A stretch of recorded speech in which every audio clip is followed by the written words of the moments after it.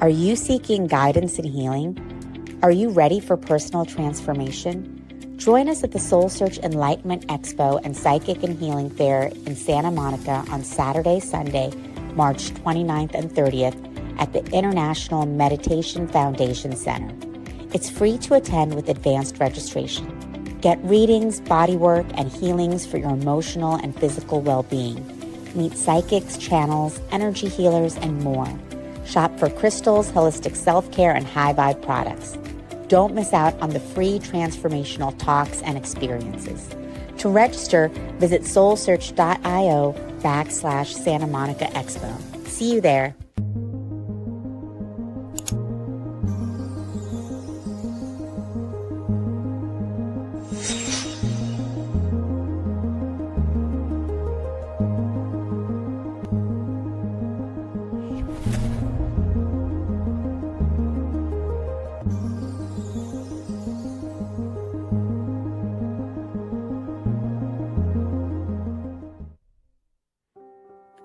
Join us every Wednesday at 7 a.m. for the Radiant Mind Meditation with Dr. John Gray, the #1 trusted relationship expert, the author of Men Are From Mars, Women Are From Venus.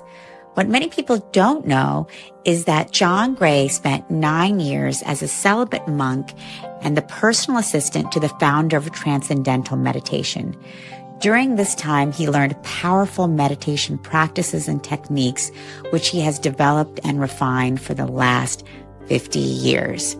He now brings us his resonance, wisdom, and energy every week on Wednesdays at 7 a.m.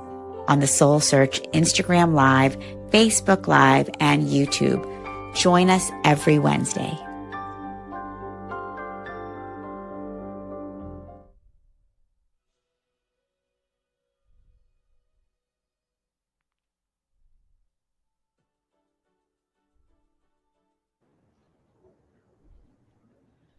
Well, hello, everyone. Good morning from San Rafael, California. We are so happy to have all of our live streamers here and so happy to have all of our amazing soul searcher community here with us live in San Rafael. Thank you all for being here. My name is Barbara. I am so honored to help our amazing founder, Tangela, bring these Enlightenment Expos to you all from all over, the United States right now, but who knows, maybe Scott, the world at some point soon. Absolutely. Are you open for that? Totally. Okay, we're down. We're. Have dog will travel. That's right. Dog passport bag. We are good. Well, I, without further ado, would love to introduce to you one of my favorite people on the planet. Scott Catamas is the creator of the Love Coach Academy and the Global Peace Tribe, gifts to the world that bless all of us. I know being a part of the Global Peace Tribe and the Awakening World Show has just changed my life, and I know the life of so many, and we are so grateful. Prior to his current work, Scott had an extremely successful career as a writer, director, and producer of educational programming, where he won multiple Emmy Awards and accolades and reached millions of people. He worked with all of the great leaders in the New Thought field and was so impressed by the transformational power that he experienced that he decided to utilize these tools and bring his gifts to the world as a full-time life coach and teacher. He has facilitated over 1,000 classes, events, and workshops, and personally coached just hundreds and thousands, I would imagine at this point, families, couples, small businesses, individuals throughout the world. He experienced a huge life shift in the passing of his beloved wife that was 2011. Yeah. And he took that pain and transformed it into power. In 2012, he created the Love Coach Academy, which trains other relationship coaches through online classes. When the pandemic hit, he just got right to work, and he partnered with longtime friend Deborah Giusti to create Saturday Night Alive for the Global Peace Tribe, which a widely popular online inspirational variety show that currently reaches 50 We go to about 150 Oh my broadcast gosh. partners and reach a few thousand each night. That's amazing. And in 2022, he started a new online series entitled The Awakening World that provides 3 streaming shows over the course of the weekend that explore important social and cultural topics with, again, guests, the greatest leaders in the New Thought world. And I know SoulSearch is feel so blessed. We feel so blessed and proud to co-host some of your shows and bring our own practitioners through your show to the world. Now, today, Scott is going to take us on a journey into harvesting what we learned in the winter, and he will guide us to prepare for a most fulfilling spring rebirth. And in the meantime, Scott, you are going to introduce the amazing Omashar. Absolutely, Barbara. Thank you. Beautiful. I'm mildly embarrassed. I'm going to have to cut that bio. Just receive it, Scott. Just receive the love. Oh, thank you, Barbara. Thank you. And we will find you in Winston after the show. Yeah, absolutely. Well, welcome to our live audience. It's great to see each of you. And we're also simulcasting, so we have a lot of people watching online. And for our online audience, they're here to see Omashar, who is an amazing musical artist. So Omashar is going to do an opening song, which you'll be able to hear. And if you're on a computer, you'd be able to see him. But we'll turn over to Omashar for an opening song. Then I'll lead a meditation and we'll have our presentation. And I'm glad you're all here. And big hello to our online audience and, of course, our beloved brother, Omashar. So welcome and happy Sunday to everybody. And this song is just called Just a Breath Away, and it's a solace for our times. And I'm deeply honored to be opening for Scott and Tangela and the Enlightenment Expo there. It's an amazing time that we all get to share our gifts and talents. So here we go.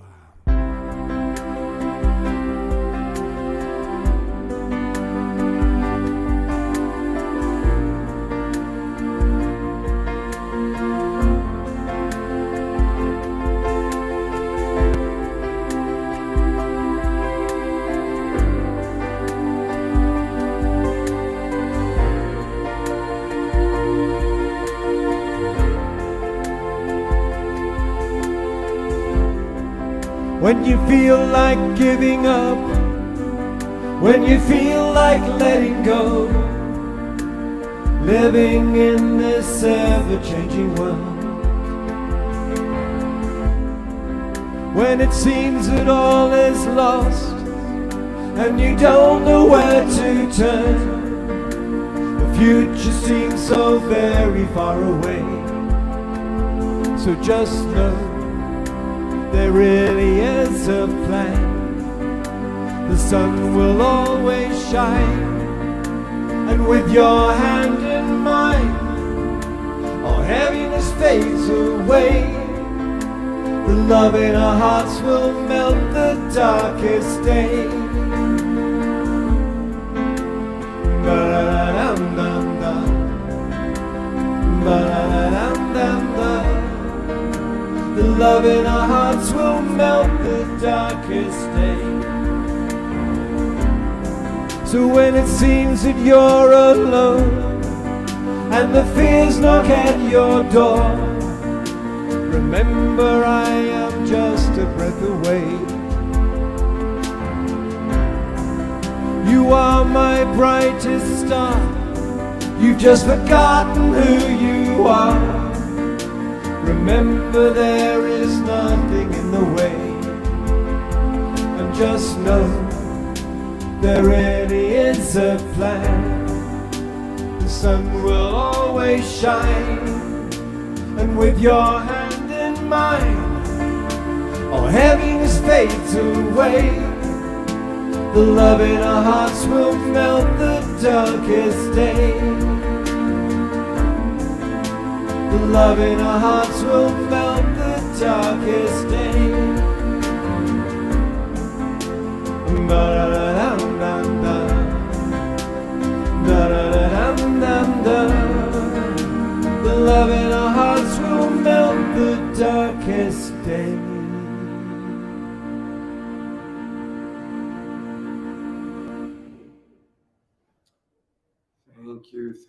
Thank you, Omashar.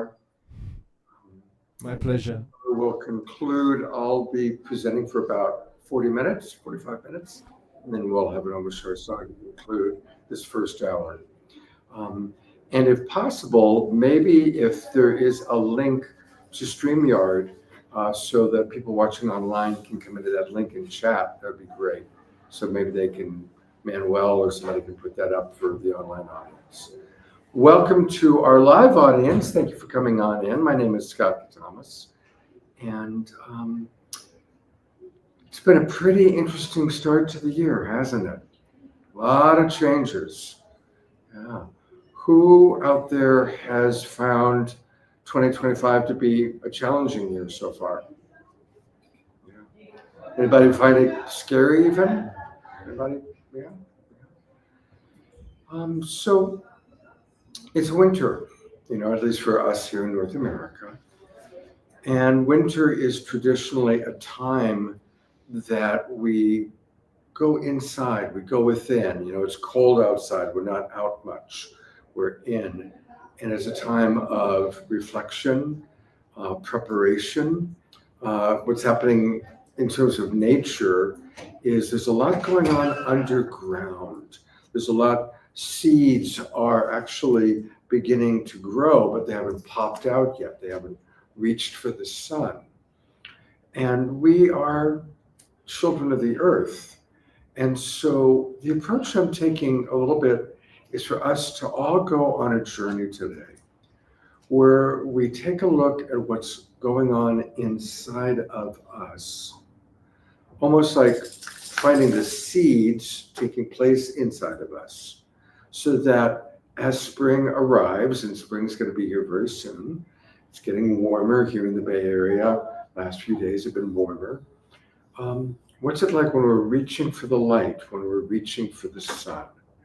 So we're going to kind of really prepare our seeds so that we can have a beautiful, beautiful spring and fully manifest our heart's desires. How does that sound?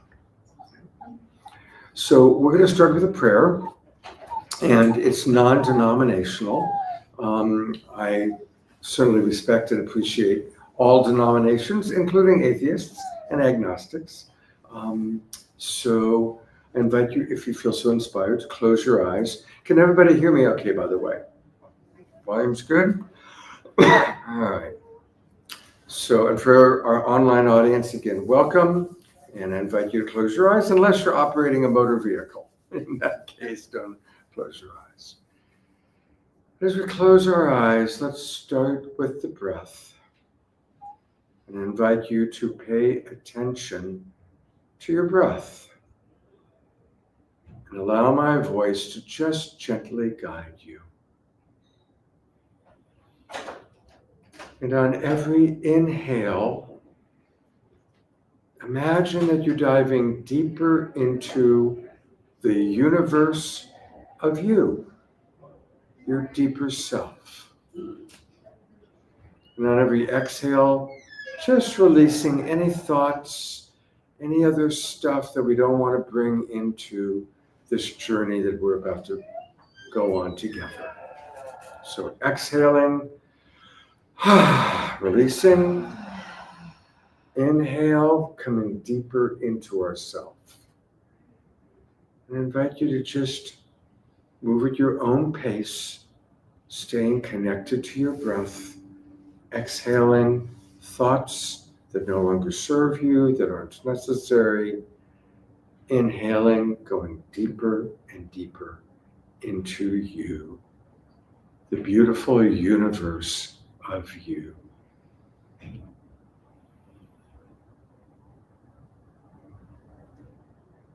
Going deeper and deeper inside of you.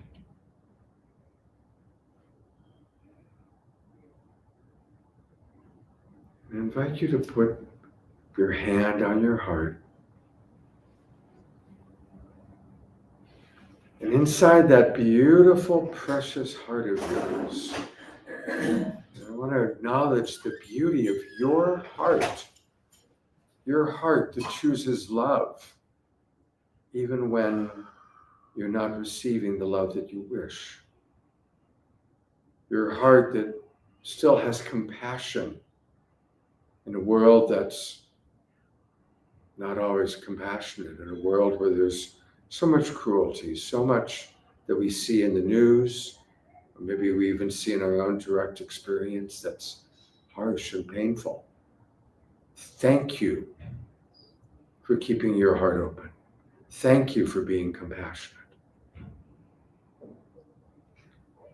And inside that beautiful heart of yours, I'm going to invite you to find some of the seeds, some of the jewels that you wish to sprout in the spring.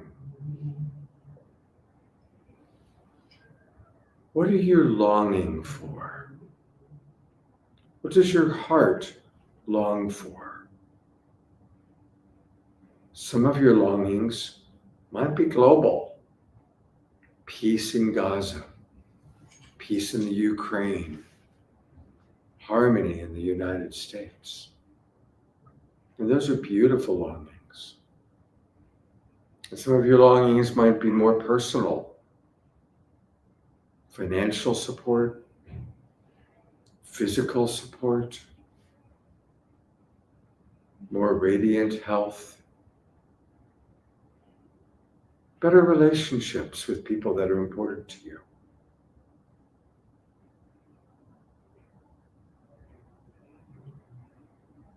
We're going to be silent for a couple of minutes, and during that time I invite you to get in touch with at least 3, we could call them seeds, we could even call them jewels, that are precious longings of your heart, your true heart's desire to sprout in the spring.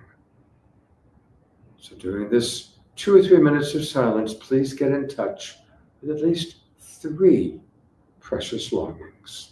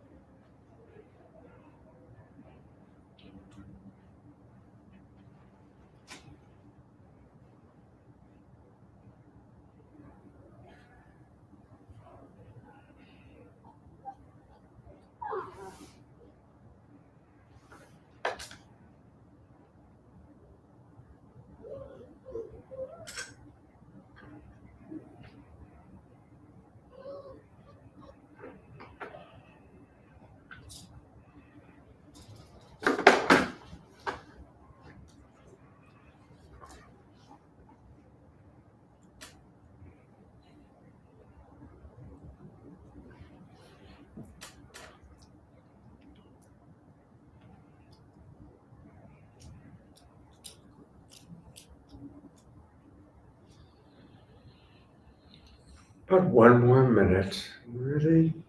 If you've already got 3, maybe add a 4th or a 5th. And know that any longing is precious. No censoring. Allow yourself to really connect to what your heart desires. Remember that even a mighty oak tree starts as a little acorn.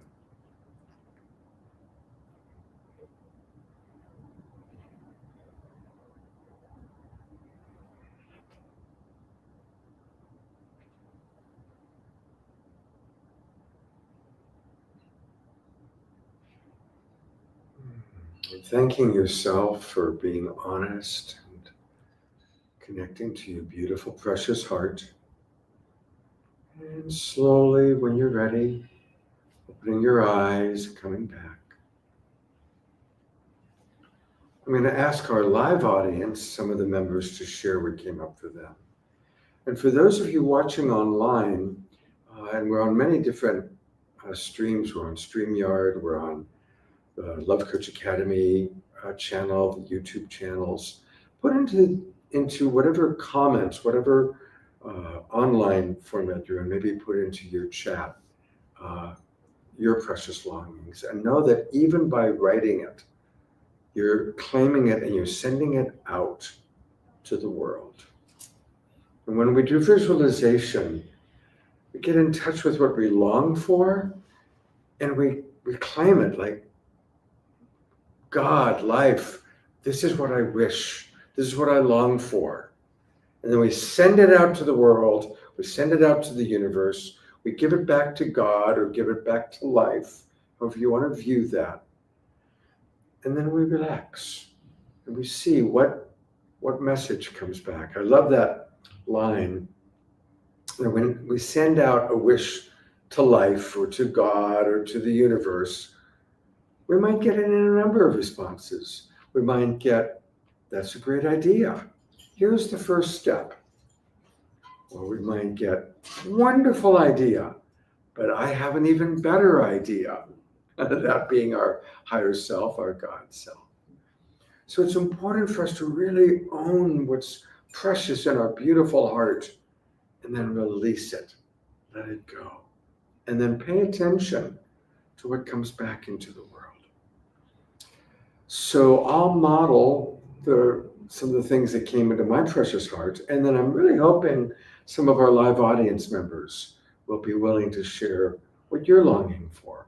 So don't be shy, and know that when you express yourself, you're giving, kind of opening the door for others to feel safe to also express themselves. Plus, you're putting it out to the world, which helps to show that you're really serious about manifesting this. So for me, of course, I went global and then local and then personal. And my global wish, I mean, I'm the co-founder of the Global Peace Tribe, and so it's, of course, it's peace in the world. Whatever steps can take place to create peace in Gaza, peace in Ukraine, peace in Syria, and even peace in our own country. It breaks my heart to see how much polarization, how much separation is taking place right here in our own country, because you're blue or red or purple. I also had a heart's desire for my Global Peace Tribe, which is for it to grow, for our Global Peace Tribe, which is our online family, to continue to grow. It was nice last night. We have a show every Saturday night, and we have people from Ukraine, people from Eastern Europe, and of course people from all over North and South America. So that's why it's kind of wonderful. It is truly a Global Peace Tribe. And then personally, be a little vulnerable, my rent is going up by $1,500. Yeah. It's time to move. Yeah. Well, it's tough because I really love where I'm living. But I am also considering, like, wow, okay, is this a nudge that it's time to move? What city? Huh? Which city? I live in Tiburon. And we have a beautiful place. We own 3 acres, with an ocean view and a hot tub and a water pool. So there's a lot of amenities, but it's the woman who owns the property has hit a financial challenge, so she's needing to just really raise the rent for us. So it's a big change. So for me, my personal thing was, all right, increased financial abundance so that I can pay this increase in my personal rent. So that's what came up for me. And I am hoping that some of our audience members will be willing to share what came up for you. What were your heart's desires? And I see this beautiful woman back there with a big smile. Now I'm looking around you. And I just would love to hear what your heart's desires were, because you've got such a beautiful energy. Thank you. My biggest heart's desire is for, like you're saying, peace, for recognition of those who feel that they're in the darkness to see the light.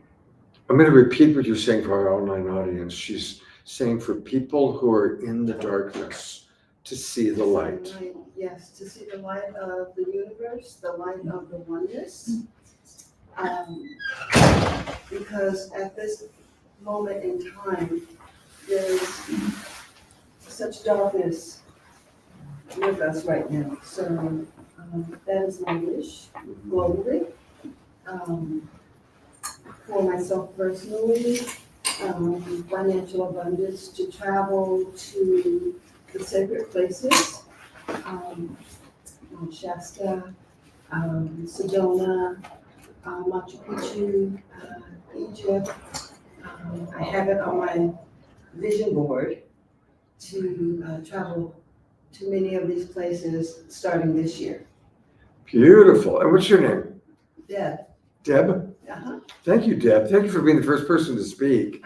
And thanks for letting me call on you. I know. And blessings. I'm picturing you at the top of Machu Picchu going, wow. I've had the good fortune to be there, and you're way up high and you look way down, and there's this little blue river, and it's the Amazon. You know, it's pretty amazing. It's I'm pretty already amazing. there. Mhm. I'm already there. Yeah, absolutely. All right. Welcome to our new friends. Sorry, we're late. We're sharing our heart's desires for what we want to have bloom in the spring. Okay, so that's what we're doing. And I have a friend in the audience, so I'm going to ask Melissa, what came up for you?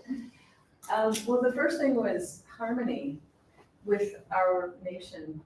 I have my own community. I'm a teacher, and I'm hearing so many disparate, difficult, emotional processes regarding what's happening. And personally, I'm from the South, and so I'm an empath, and I can feel so much about what's going on. So harmony, like bringing in all these different levels of harmony on a multidimensional level. So that's the first thing that really came up for me.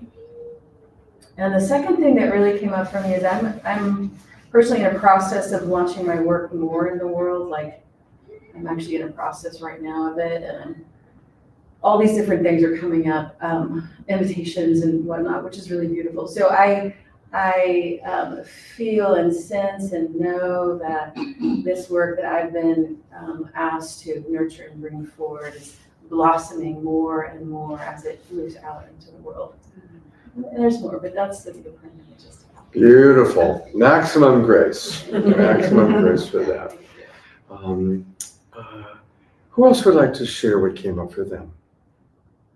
Anybody want? I could share. Great. I went through a little while back ago a major surgery and a major breakup, and so I've been working on finding my joy and happiness again. And so I'm just trying to, right now I'm working on my path to getting back there again, because I used to be so joyful and happy, and I feel like a lot of heaviness around me. So that's what I'm trying to work towards right now. And what's your name? I'm Beth. Hi, Beth. Hi.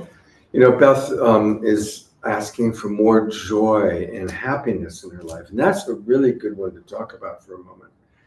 Because sometimes when we're seeing the world as so dark, right, as you mentioned, as Deb mentioned, the people that see the world as so dark, it's like, how dare do I dance or feel joy when there's so much pain in the world, when there's so much suffering? But many of the spiritual teachers that I admire say that in times of darkness is when we especially need to laugh and to dance and to play music and to bring the joy and the lightness into the world. That's a big part of the spiritual journey, actually. And for those of us that are teachers or wanting to raise consciousness or wanting to make the world a better place, I imagine almost everybody here, you're at a SoulSearch Enlightenment Expo. So you're all people who want to make the world a better place. And you're all people who are making the world a better place. So I declare joy is allowed. Joy is welcome. Joy is needed. Joy is needed. And maybe let's even take a moment to look at what does each of us need to shift to allow ourselves to experience joy. What do we all need to lift? Is it feeling guilty? How can I experience joy when there's so much suffering? Is it, I've been wearing this scratchy sweater of pain for so long, it's kind of become familiar. I don't know, it's kind of scratchy, but I've been wearing it for so long, I don't know if I want to take it off. And if I take off the scratchy sweater, I'll be naked, right? So sometimes it's taking that scratchy sweater of pain and suffering off. When Barbara introduced me, she mentioned that my wife passed away, my wife died. And when we have a big loss, and I'm sure at this point all of us have lost a mother, a father, or even a spouse, finding that balance of, and I still miss her terribly, I think about her a lot, but I also celebrate the time that we had together. And I found that my favorite way of grieving is actually dropping into the joy of the time we spent together, right? Remembering that, so, on the flip side of grief is our pain is in direct proportion to the love that we're missing. So we can pivot into the beauty of the memory of the love itself. Does that make sense? Mm-hmm. So whatever we're longing for, like we see suffering and it hurts our heart because we long for harmony. We long for compassion. We long for love. And so if we pivot into the beauty of what we long for, the beauty of the love, the beauty of harmony, the beauty of compassion, that takes us out of the deficiency thinking and brings us back into what we're really longing for, which is the remembrance of harmony, the remembrance of love. Does that make sense? Yeah. Who else would like to share the beautiful, precious jewels of their heart, the seeds? Yes, back here. Hello. Hi. And speak loud so our online audience can hear too. Okay, I can feel it. I'm probably going to get emotional. Oh, thank you. What's your name? I'm sudden. Sudden? Oh, it's like an intense cry. Oh, God bless you. Thank you. Go for it. Thank you. I am recently emerging from a dark night of the soul. I've just gone through. Oh, thank you. Some public crying. Oh, thank you so much. Your tears are completely welcome. I feel very healthy too. And that's why I felt to speak because, I went through a time that my life just didn't make sense anymore. And so I took a completely different path. I quit my job. I gave up my place. I sold all of my belongings that I was accruing for 3 months. And it was, the 3 months there was one of the darkest times in my life. And I sat with it, and it was very lonely. And I learned more about myself than I ever have. And as you said, scratchy jacket, I just started recognizing the cumulative trauma and hurt in my life. And so that became my goal to heal. And so my wish was community. And there was an event on the 2nd of this month, similar to this, and I missed it. And on Friday, this event fell into my lap, and I just felt called to be here. And so and this is community. That's my deepest wish, to be surrounded by others that are just full of love and light and intention. And so, manifesting that it's becoming my reality, but I just wanted to put that energy back into the universe. Oh, thank you. Let's all twinkle. Yeah, beautiful. Thank you for having the courage to express yourself so beautifully. Thank you. Really, and it really, Who can relate to what she was sharing? Yeah. So you were voicing. You had the courage to voice what some of the more shy members of our audience are also feeling in some way. So thank you for that. Thank you for giving me a safe space to share, everybody. Thank you. Great, wow. Thank you. Thank you so much. It is a time that we need to support each other. We've got to come together, and there's many ways to come together. I want to acknowledge all the people online that are coming together online because they can't physically come to the Enlightenment Expo. They live too far away or for whatever reason. And so it's a blessing when we can come together in person and even hug each other, And for those of you that are here at the Enlightenment Expo, there's so many wonderful psychics, healers, teachers. I know this community very well because Tanshila is one of my closest friends, and I've been collaborating with her really since she started SoulSearch. And so most of the people that will be presenting today, I've met, or they've been on my show. They're wonderful. So there's a lot of wonderful teachers, healers that you're going to receive for those of you that are live. And for those of you online, we're going to be carrying, where we're sitting in this chair, starting with myself and going all the way to John Gray. John Gray is one of the great authors. In fact, for about 10 years, he was the best-selling author in the world. He was selling more books than any other author. He, of course, wrote Men Are From Mars, Women Are From Venus, and a lot of other books after that. I've known John for years. He's a great, great guy.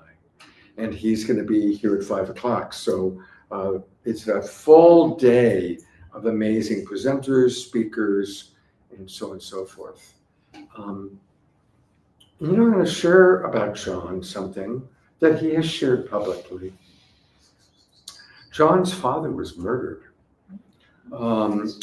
Quite a while ago, John Gray, who's going to be speaking here, his father was murdered in a terrible way. His father, somebody robbed him, and then they put him in the trunk of his own car, and he suffocated.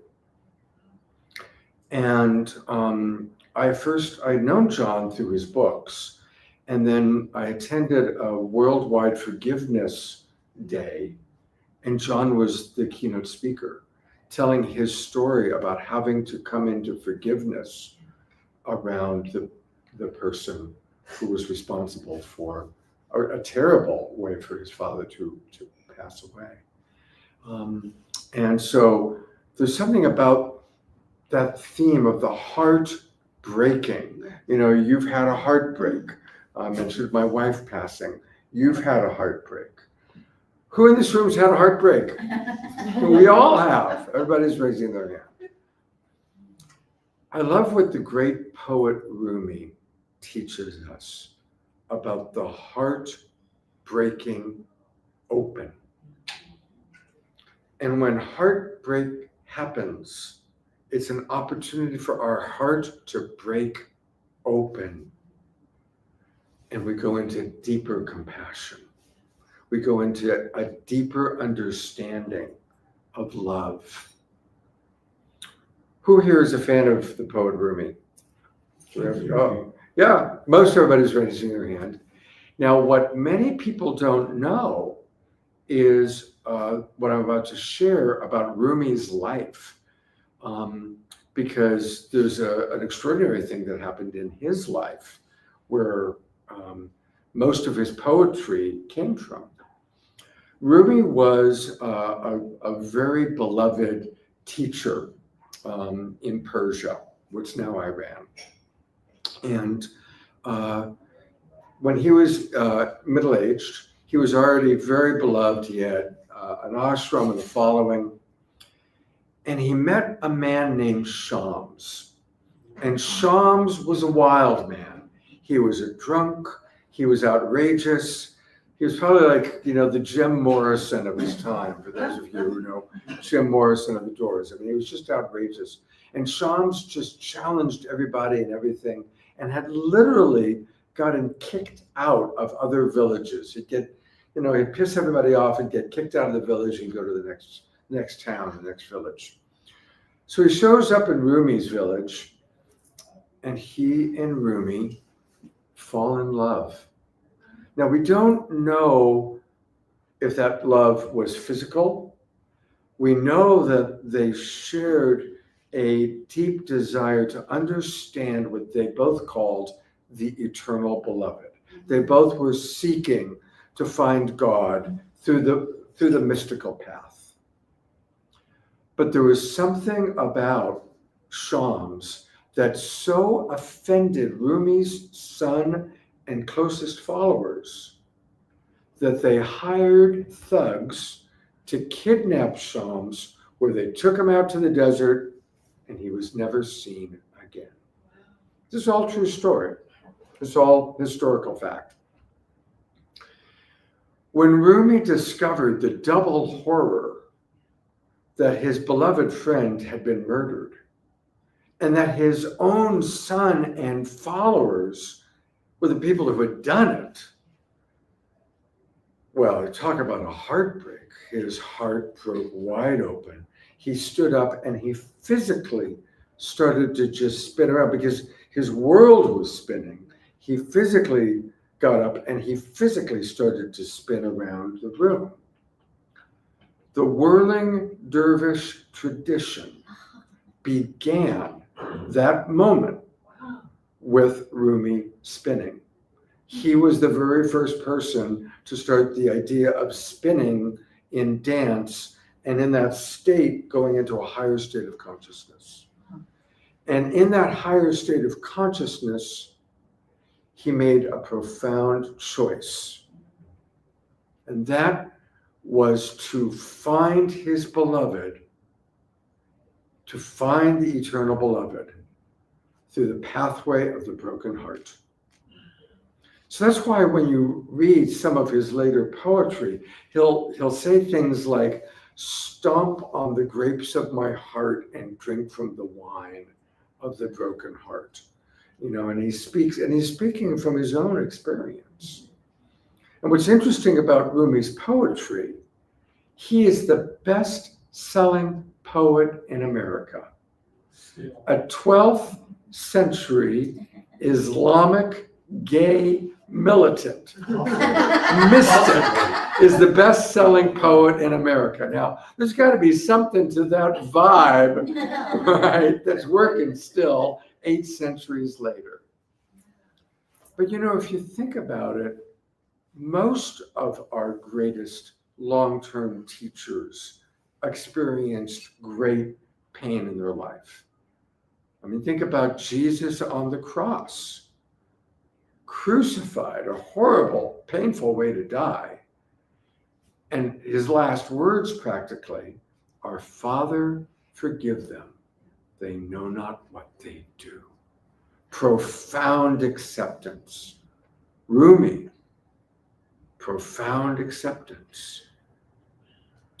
Prince Siddhartha became the Buddha of compassion when he accepted there is suffering. And that's when he woke up. That's when he became enlightened. So when we can accept the pain, when we can accept and embrace the suffering, and again, my wife died in my arms, so I know what it's like to experience tremendous loss. And I want to say that when my wife took her last breath, I had a transcendental experience because I was so bonded with her. I simultaneously burst into tears for my own pain and her own bliss. Yes. Because as she left the body, I could feel her liberation. I could feel how liberated she was to be out of the cage that her body had become.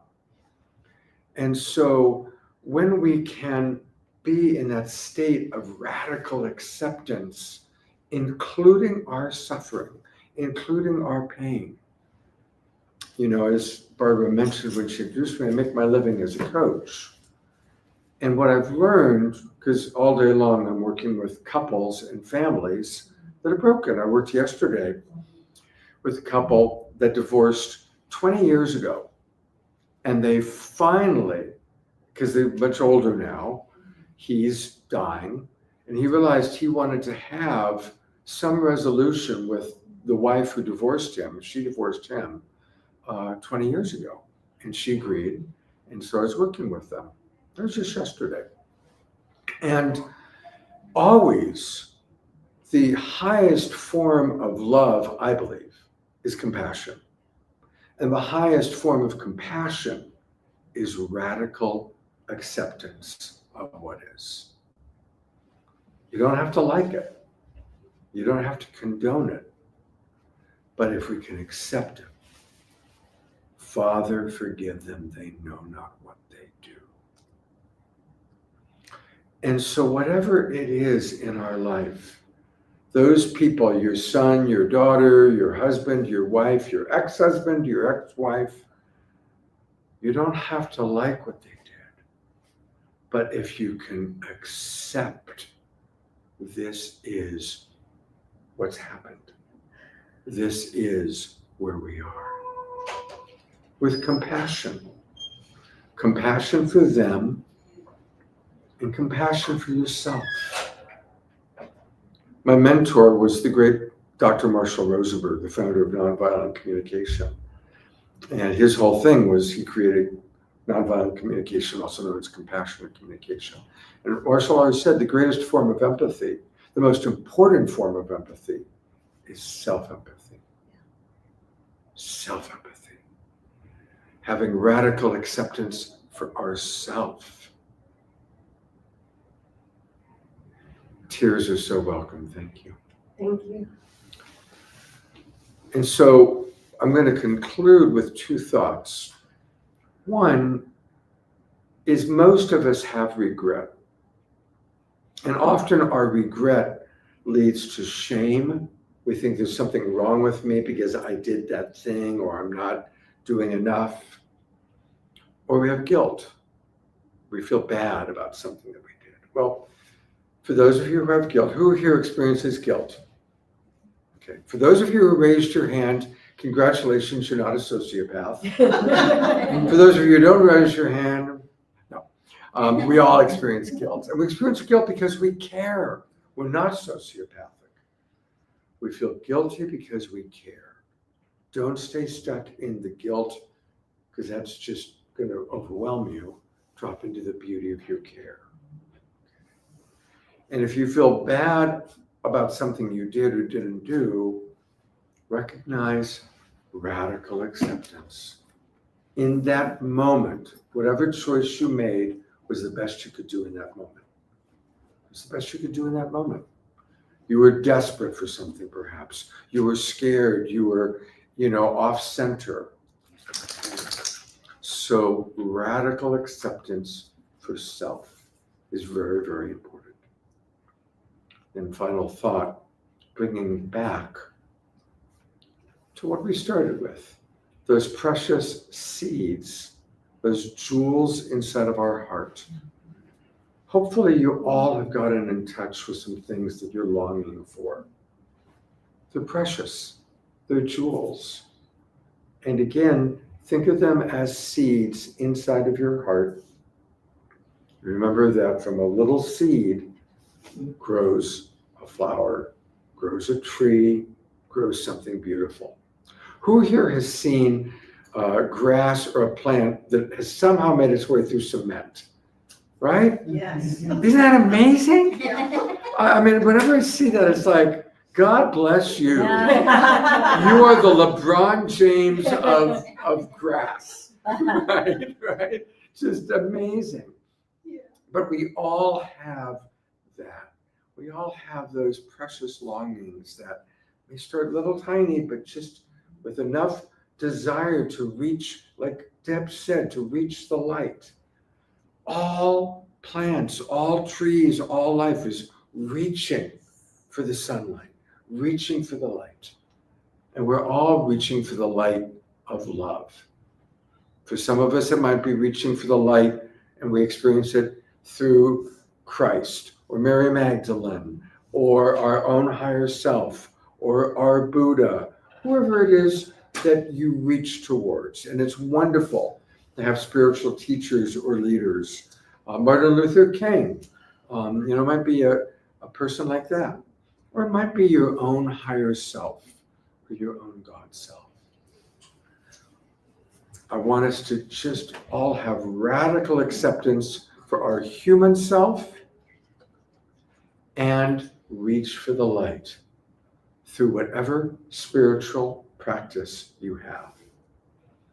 Who here has a spiritual practice? Double it. Really, during these times of transformation, during these challenging times, because we are in a huge time of change, whether you want to see it from an astrological point of view, from a psychic point of view, from a climate change point of view, from a current president that's the great disruptor point of view. It's a big time of change. And what I've learned is people who have a spiritual practice make their way through change much more easily than people who don't have a spiritual practice. So if you have a spiritual practice, double it. If you don't have a spiritual practice, find one. And it does not need to be religious. It can be playing a musical instrument. It can be doing martial arts. It can be doing yoga. It can be meditation. For me, it's time in nature with my dog, who's coming out and greeting everybody right now. This is Jasmine Bear. She's very proud. She just got her spring cut. So she's showing off her spring cut. So I want to thank those of you in the live audience. I hope that you've gotten some wonderful tools. Thank you for sharing. Thank you for your tears. And thank you to our beautiful online audience. And I'm going to turn it now over to our beloved Omashar for a closing song for our online audience and for everybody to listen to as we transition to another teacher coming in and taking my place here. Take it away, Omashar.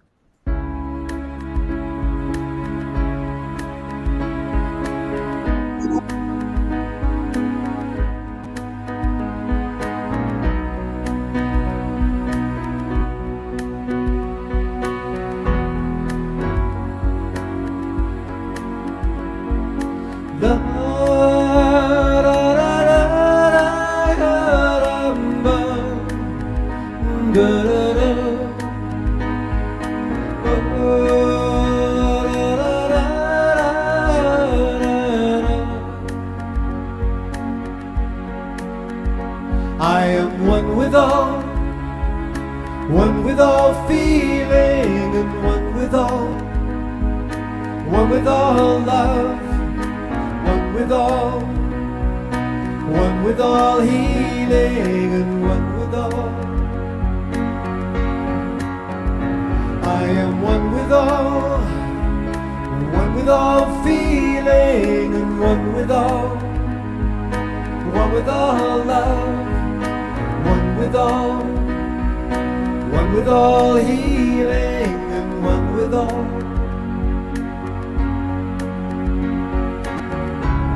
I felt alone for oh so many years, held my head high to hide the pain.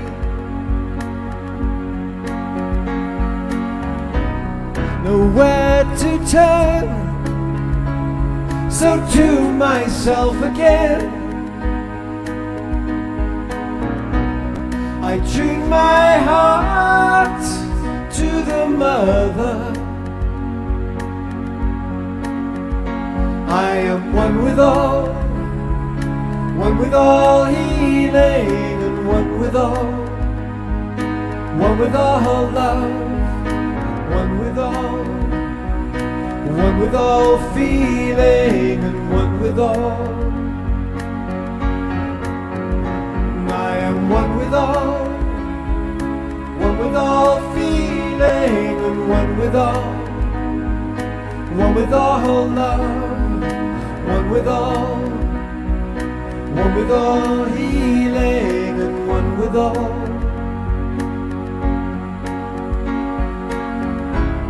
The time has come to wake my sleepy head and peel back the sheets of illusion.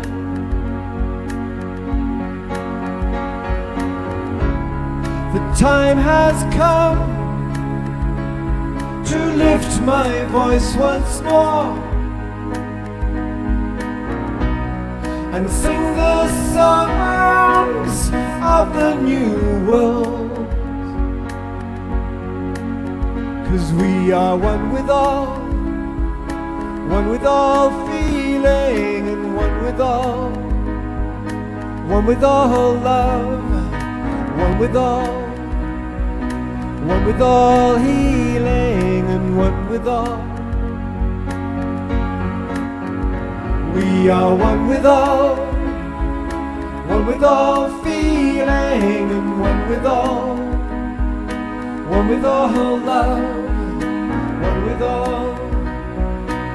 with all feeling, and one with all and healing.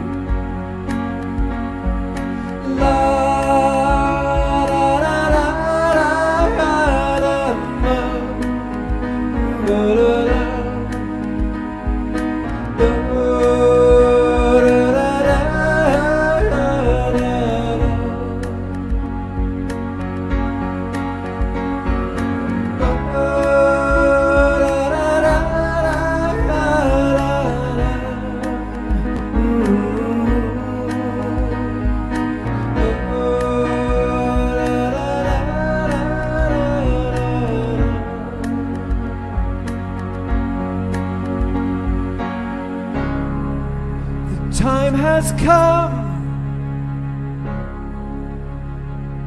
Time has come.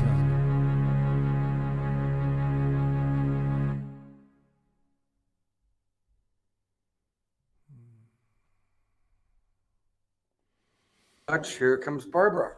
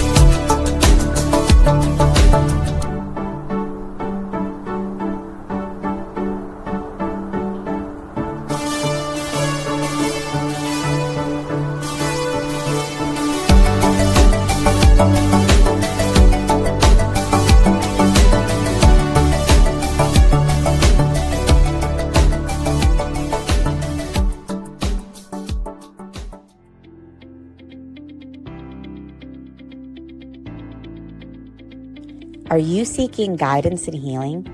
Are you ready for personal transformation? Join us at the SoulSearch Enlightenment Expo and Psychic and Healing Fair in Santa Monica on Saturday, Sunday, March 29th and 30th at the International Meditation Foundation Center. It's free to attend with advanced registration. Get readings, bodywork, and healings for your emotional and physical well-being. Meet psychics, channels, energy healers, and more. Shop for crystals, holistic self-care, and high-vibe products. Don't miss out on the free transformational talks and experiences. To register, visit soulsearch.io/Santa Monica Expo. See you there.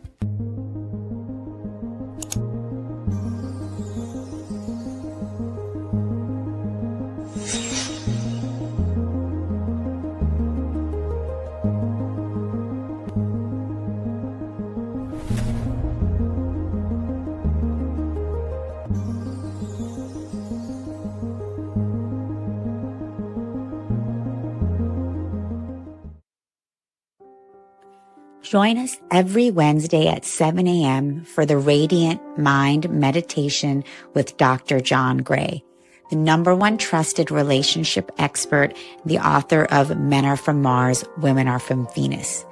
What many people don't know is that John Gray spent 9 years as a celibate monk and the personal assistant to the founder of Transcendental Meditation. During this time, he learned powerful meditation practices and techniques, which he has developed and refined for the last 50 years.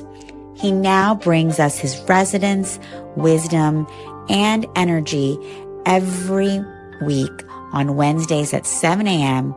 on the SoulSearch Instagram Live, Facebook Live, and YouTube.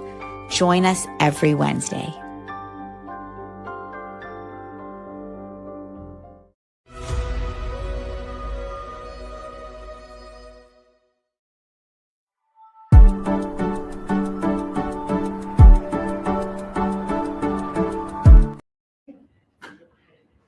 Hello, everyone. Welcome back to the San Rafael SoulSearch Enlightenment Expo. We're so happy and blessed and grateful to have you all here live, and to all of those who are live streaming, welcome. Can everybody in this room say hello to all the live streamers? Hello. Yay! You can feel the energy here. Just to let you know that we are all connected. We're all in the same space. We know there's no such thing as time or space. And so we're so blessed to have you here. I am Barbara. I'm, again, so grateful to welcome you all here today. And I'm so excited to introduce the next amazing speaker to you, Katherine Goldsby. Katherine is an amazing 5th generation Romani fortune teller with regular playing cards. She has been established in San Francisco for over 35 years, which is to the blessing of this beautiful city. Katherine teaches currently aura energy development to individuals, teams, and corporations. And today she is offering us the opportunity to come out of the psychic closet. Anybody here would like to come out of the psychic closet? I think, she's going to offer us today a fun, supportive opportunity to share our adventures in being sensitive people who are shedding the challenges of judgment and becoming more of our true selves to better serve our communities and the world. Nothing better than that. So without further ado, let's welcome Katherine. Good morning. Thank you for coming on this beautiful day. All of us are magno-electric beings. So we are fully aware that we carry energy not just around the outside of our body, but every organ and every cell of our being has this natural spark. So while you think maybe that you're in an egg, you're in a bubble, you're already connecting with all of the people that are here in this room and next to you. If you're interested in standing, I would like to energize and ground the space. If you want to do it seated, you're more than welcome to do that. And this is stand-up comedy, so this is fun, you guys. You know, we got to roll with this. There you go. Can you whistle? Pardon? Can we get a little Sweet Georgia Brown going? Do-do-do. All right, so we're going to raise our hands up. We're going to get a nice big basketball of energy from between our hands. We're going to bring it down, down, down, down, down. We're going to put that ball right here on our shoulder. Releasing negativity and judgment. Bring it across. Releasing all that static cling. We're going to bring it up again. And behind the head. We always seem to forget our backside. Got to protect the backside too. Bring it up. Energy coming down, down, down, down to the heart center. Love, I love you. I love you all so very much. Love you too. Down to the belly. Yummy, yummy, yummy. But now let's bring that ball over here. And over here. And do-do-do, do-do-do, do-do-do. All the way around to the back. Good, you got to protect that backside at all times. Here we go. Up, up, up, up, throw it away. Good job, have a seat. Or not, do whatever you want. Okay, there you go, beautiful. Hi. I cannot read your mind. I don't know all your dirty thoughts, sorry. That's often what happens when you say, hey, I'm a psychic. Yeah. And so as a Romani gypsy entertainer in wine country, I always just kept it very low key, oh, it's not me, it's the cards. I actually have people draw their own cards when they do the spread, and I show them how to do it. So I've always played it down that it's not me. Mm-hmm. But what happens is they start to say, hey, wait a minute, you're starting to tell me something here. You're getting outside information that's coming in, and how could that have possibly been in these cards? I'm looking at how they sit. I'm looking at how they dress. I look at how they speak. Are they coming to me? Am I the authority?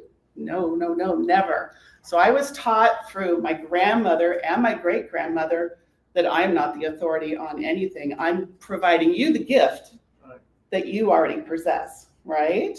It's all you the whole time. But then someone will say, are you a psychic? And I say, nope. Yeah. Uh-oh. The next words that come out are, but everybody's a psychic. Mm-hmm. So am I a psychic then? Yes. Yes, because everybody is. And so who is already working in the psychic arts here? One. Who knows? Other than breathing, yes. There you go. So that's what we're going to talk about today, is the difference between energy work and psychic work, or just a psychic life or an energetic life.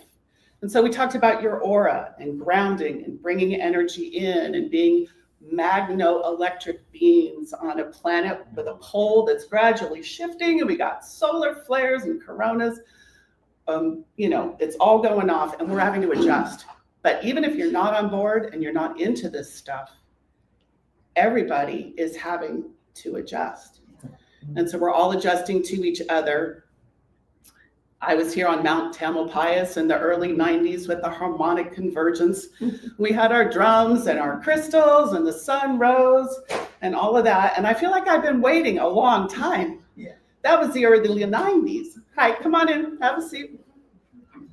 And here we are now. It's like, well, thank you for keeping our cosmic agreement. Thank you for showing up. Thank you for being here right where we are supposed to be right now. We are here now. This is it. Next frame, into the future again. So what's happening in science is a lot of talk about time, the loops of time, quantum physics, and all these words. And I could go into all of that kind of stuff, but that's what's happening right now, is that we're all getting this validation. The ancients actually knew what they were talking about. The astrologers, the herbalists, all these people already were living in harmony with nature. They were already channeling their ancestors, channeling their spirit guides. They were channeling the energies of the animals, the plants, and the earth. We have been disconnected. Here we are in this electric building on concrete. I like the natural fibers you have going on. A lot of us are, letting go of polyester. But what's happening is that everybody's disconnected from the earth all the time. We're in our car, we're in our apartment, we go to our job.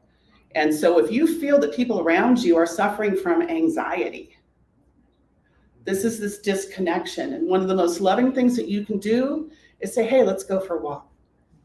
The more that we can get ourselves outside and on contact with the earth, even if you've got the most plastic shoes on, just get outside, get around those trees, get near some water, especially. And so these are the kind of ways that you're going to be able to just be a regular person, still kind of in disguise, if that feels better, a little safer, to then help someone near you. The other thing that you can do, instead of saying, hey, don't chew your nails, is to say, hey, how's it going? Should we take a walk? Just be present. That's what we mean by being present. Non-judgmental, loving, energetic beings that can just hold space for someone. Just get out in that sunshine. I sell supplements all day long. That's my day job. We have a straight job is what we call it. And so I work in the healing arts by day as well. And people want that magic in a bottle off the shelf. And I say, how much broccoli have you had lately? I can sell you these different herbs and tools, which is fine. Those are support. That's why it's supplemental, but it's not the whole package. And so here we are talking about the difference between energetic work, Reiki healing, massage therapy, acupuncture. Everybody find this spot right here. Get your fingers, 2 fingers. Give us a tap. Got any tappers in the room? We love a good tap. Okay, so this right here, this spot, this divot is our main chi connection to all of the other pressure points or points that they use in acupuncture, acupressure in the body. The more that you can do this right here, you're stimulating your kidneys. Sorry if you have to go to the bathroom after this. Kidneys, liver. All right, shake it out. We can be weird. It's fun. And so what's also going to happen is that you feel out of balance. You want to tap, and it's like, who's going to see me doing this weird thing? Who cares, right? Good point. Well, you might actually, by revealing your true self, open the opportunity for someone else to feel comfortable in being who they are. You know, you're sitting there at your desk making some kind of prana sign or whatever it is, you know, you're touching your third eye. They're like, what the heck? That gives you the opportunity to explain that kind of thing. Now, we have our different routines where we come into spaces like this and we feel really comfortable because we're gathering with like-minded folk. All my peoples are here. You know, we see all the crystals and beautiful things, but now we have to take this out into the world where everybody's waking up. We're all doing the work. It's happening even more than ever. And I have people coming up to me and actually saying, I see you, sister. They can like see that I'm on board. So what I was taught was stay in your egg, be protected, but you still have to be open and loving. You have to be ready to receive. You can't be completely shut off. And you can feel when people are completely shut off. And we feel for them, but that's their protection mechanism. And we all have that. How do you be both? Protected, but open and receptive. And then the other day I had someone named Ruti, hi Ruti, if she's watching, come up to me, meet me for the first time, and I felt like I was in an airport scanner. Wow. She was just pelting me. I was like, okay, girlfriend, you know, shields up, Scotty. So that's called psychic voyeurism. I did not give her permission to look at me that much, but that was a second thought. In other words, maybe I had, maybe because I wasn't as guarded and protected, or maybe because I was so open and receiving, I allowed that opportunity to learn again. Once again, I got to learn something because everything's a learning experience. Every experiment has a result. It might not be the result you wanted, but you got a result, and so you can learn and grow from there. I did feel the need to shield, but at the same time, I wanted to give her the opportunity also to feel loved and accepted for who she was. And so some people talk about, you know, I tell someone I'm psychic and I lose a friend. That happens too, because it's just too weird for them. It's just too much. The coincidences keep happening. The synchronicities are on fire. Energetic work, again, I mentioned, you know, the Reiki, the acupuncture, anything that has to do with our force field is energy work. But now let's talk about being psychic. You're getting information from the outside. This is here you are, you're open and receptive or not. Someone's knocking on you. Hello, this is me. I'm going to talk to you now. Well, lo and behold, you really are all psychic. If you don't think that you are yet, it's just tuning in that frequency. You've been fuzzing out that radio for a while. You didn't want to hear it. You didn't want to know. So now we're tuning in just a little more, just catching that buzz. And it might be, oh, it's too much. And you back off again. And that's okay. You know, that's how a flower blooms. It goes big and then it comes down big, comes down big, big, big. So your personality is being channeled. You are the angel being driving around in your body, and you are channeling yourself. That is psychic. Okay, so now, how do you know when you're channeling someone else? Who is that? Who's trying to get in here? What's going on? Metatron, hello. That sounds egoic. That sounds like, well, who the heck am I to be channeling Metatron? Well, I can, and I do. So this is when we get into time-space continuum. What is God? And then that gets a little iffy there too, because some people don't want to talk about that stuff either, but they will. So we're getting there now where when they catch on that you're more open to it and that you're ready to discuss it, they really want to talk about it too.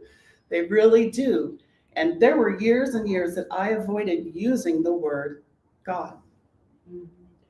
Tried to call it nature, which is true. I'm a pagan. I'm like a Stonehenge pagan. I'm not the Wiccan kind of pagan. I'm like full on.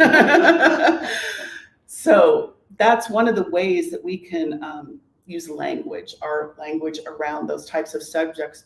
But I'm pretty sure that all of us are aware at this point that we are all one, and that we are division and a fragment, expressing these growth patterns and experiments through each other. And wow, sometimes it's a bummer. People die. Oh my gosh, who set that up? Here we have all these beautiful births and wonderful babies and children, and then there goes great grandma. We all go through it, and we have to love and support each other through it. We can't analyze someone else's process based on our perceptions, right? Our grief is our own grief. Our love is our own love. They may not grieve or love the same way. They've been grieving for such a long time. This is getting annoying. Well, that's them. And so that's part of this process of being psychic as well, is when we use the term sensitive. There's empathy, compassion, and being a sensitive. And so I'm from a full-on family of sensitives, where it didn't skip a generation. Sometimes we have, generational things where it seems like grandma had it and then someone didn't have it and then you did. Everybody has it on both sides of my family, but they had different ways of expressing it, of being honest about it or not. The bad news, the sad news, this is when I put my hands together. This is how I maintain my energy and my stress level, is that my grandmother on my father's side was channeling angelic forces and non-earth beings in the late 50s. Wow. And was put in an institution and given electroshock therapy. Yep. And so this is when we start getting into generational trauma. So there's DNA memory, then there's the stories that come down through families. So just know that today we're going to stay on the subject of coming out of the psychic closet. But when you see me in Rohnert Park in April at our next SoulSearch event, I'm going to be talking about generational abuse and what it's like to grow up in a family where all this trippy stuff is normal or not. Maybe you were in a really conservative family and you were the trippy one. It can go both ways. Everybody can express it differently. My father was very psychic. He played it down. It was his mother that had the electroshock therapy. So because of that, he was like, nope, and she survived. It did give her epilepsy, but she was okay. And she stuck by it. She was Summer of Love, deep in Golden Gate Park. Here I am. So, and we were all in Marin County for a long time too. So we definitely had a lot of that influence. But Dad was an executive there at SFO. And so what he was doing is he was using his empathy, compassion, sensitivities, but also a certain boldness because of he was getting extra information to work his way up and become a high-end business executive because he managed his people so well. So there's ways that we can facilitate and use these arts in many, many ways. Now, When I became a deadhead, he wasn't too happy about that.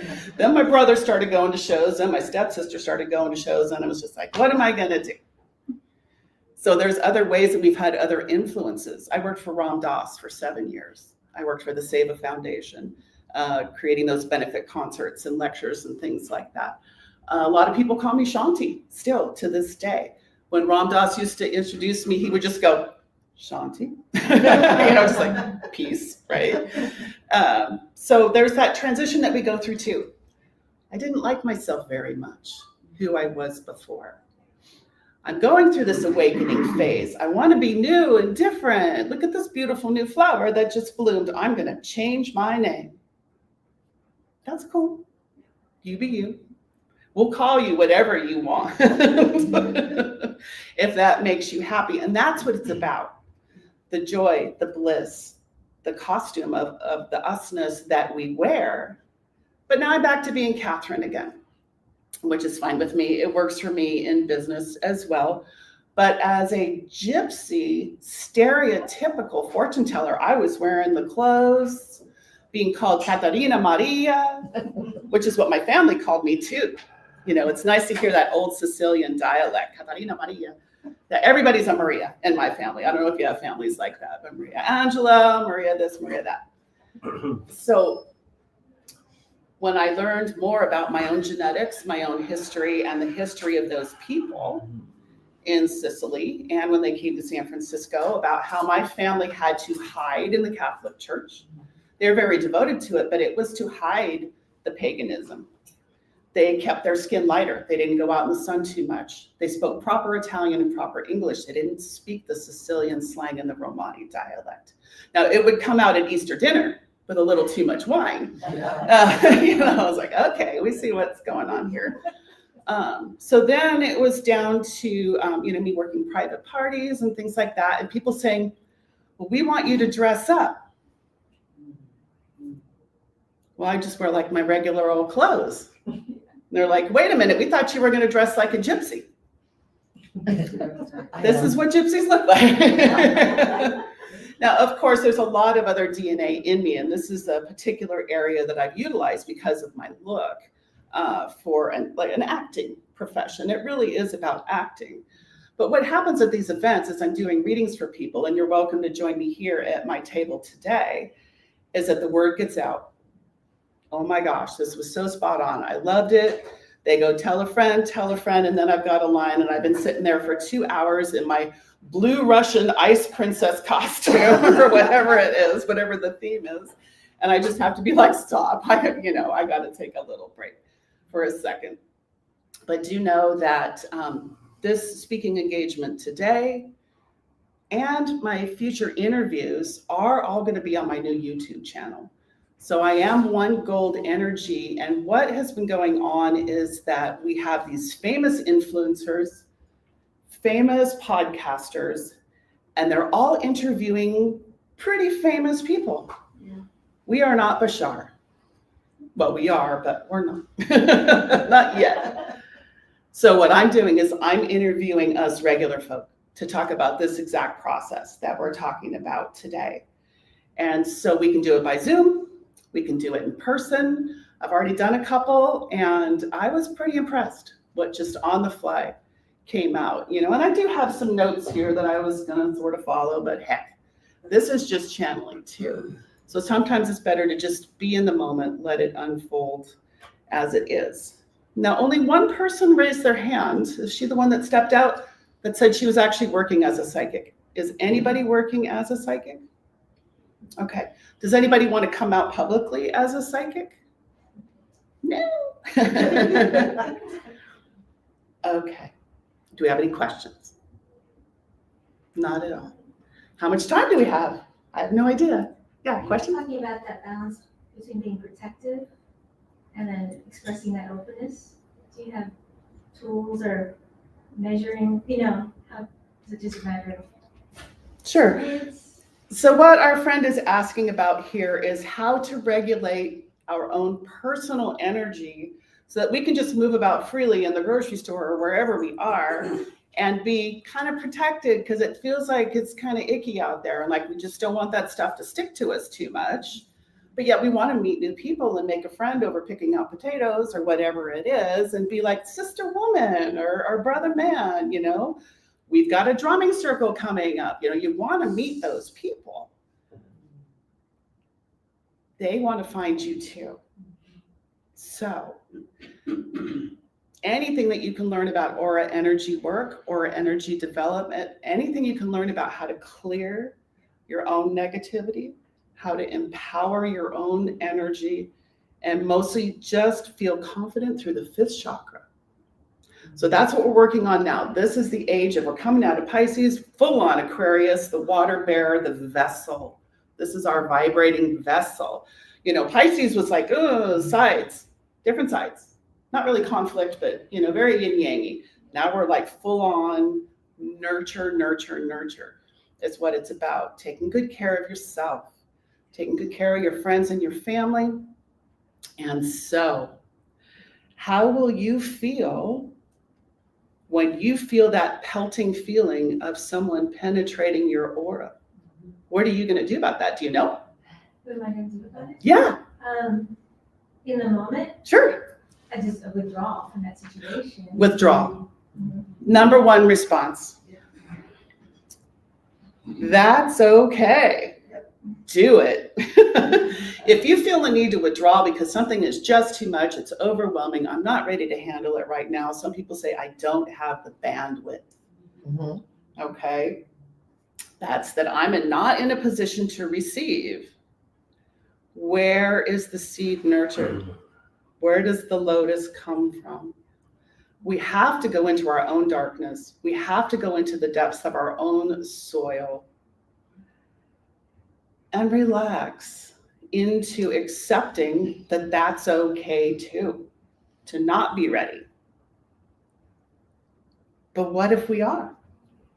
And what if that friend is cool? Question? No, I was going to say, doing this myself all the time because I'm wide open, but I'm learning to be better protected. I've had so many people teach me and then I forget, but whatever tools I use, I've gotten to the point now where through breath, I can ground quickly and I can throw out a white light or whatever far enough away and it's white. That's restoring innocence. It keeps the open part, but it also buffers me. But it after we listen to all this advice, we can find our own, but it does take even one deep breath and whatever tool you use, and that can be done quickly after you practice. Very good. And you find what works for you. Could everybody hear that okay? Yeah. That was incredibly profound. That was absolutely beautiful. Thank you for reminding me about the forgetting that I forgot to mention about forgetting. We forget. We do. We get born and we're just this beautiful, glowing, fresh out of the womb, wonderful psychic being. And then, right? Sometimes we tune out, sometimes we don't. But a lot of times we do. We start to feel our grade school friends making fun of us for just looking for crystals in the dirt or whatever it is. Mine was drawing with chalk. They were all doing hopscotch. I was drawing mandalas and I did not know what they were, but that's what I was compelled, was to draw sacred geometry with my grade school chalk. And so it's fun to be the weirdo as much as you can. And so the more that you can nurture that, and remember just to take that breath. Yeah. Because a day is going to come when instead of retreating, you're really going to be there for someone. Because the reason that they're opening up to you, right, is because they need you. Well, one more thing. What's happened recently, it just came, like things come, is this is who I am, and now I've claimed it with words, is that I've always walked around with "tell me" on my forehead, but all of a sudden I'm saying, well, no, I don't gossip, I don't do these things, but what do I do with it? Is that I'm walking around saying, tell me, trust me, is actually where I'm at. And I think that's telling me that I can walk around with "tell me" and maybe even save a life. And trust me is really important for them and me. I have to know I'm trustworthy, but also I'm now protected enough that I can really tell me, trust me, shine. But I needed this literally physically to know I was actually there. That just came, those two parts. So let's talk about white, because there was the mention of white light. That is the speed of light. So in the aura energy work that I do, the first thing that we see, I've been able to see auras since I was a little kid, by the way. So I do have slightly different eyes. Some people say that I'm from the future. I say, no, I'm just an old animal. I'm just a cat in the dark. And I really can walk in the dark without a flashlight just fine. It kind of trips people out, but I actually prefer it. So what it is that instead of going, I want to see something, I'm trying to be psychic, like a cosmic dump. That's not how it works. Surprise. I know you knew that. It's the relaxation. White holds every color. All the colors of the spectrum beyond the rainbow that we can see, even more spectral light, including gold and silver, are in there. And the more that you can breathe deeply, the more that you can relax fully while you're picking out the potatoes at the grocery store and this person is starting to yap at you about that their mother's dying, whatever it is, you'll start to see colors when you slow down. Now I'm starting to get into energy work instead of psychic work, because the psychic work is when it's coming in from the outside and you're having to receive ancestors or guides or aliens or whatever you want to bring in. It's knowing how to do that. That is being psychic. We are all energetic beings in energetic moments, but you have to be able to see that person and see in their aura, because they're asking you to. They gave you permission, by the way. You're not being a psychic voyeur in that moment. Of like, oh, wow, their back is not protected or their knees are bothering them. Like other information will start to come in. And so that's when we're actually combining the energy work and the psychic knowingness of then, I'm thinking about it down here. My brain is receiving, sure. It's just a receiver. It's just a computer.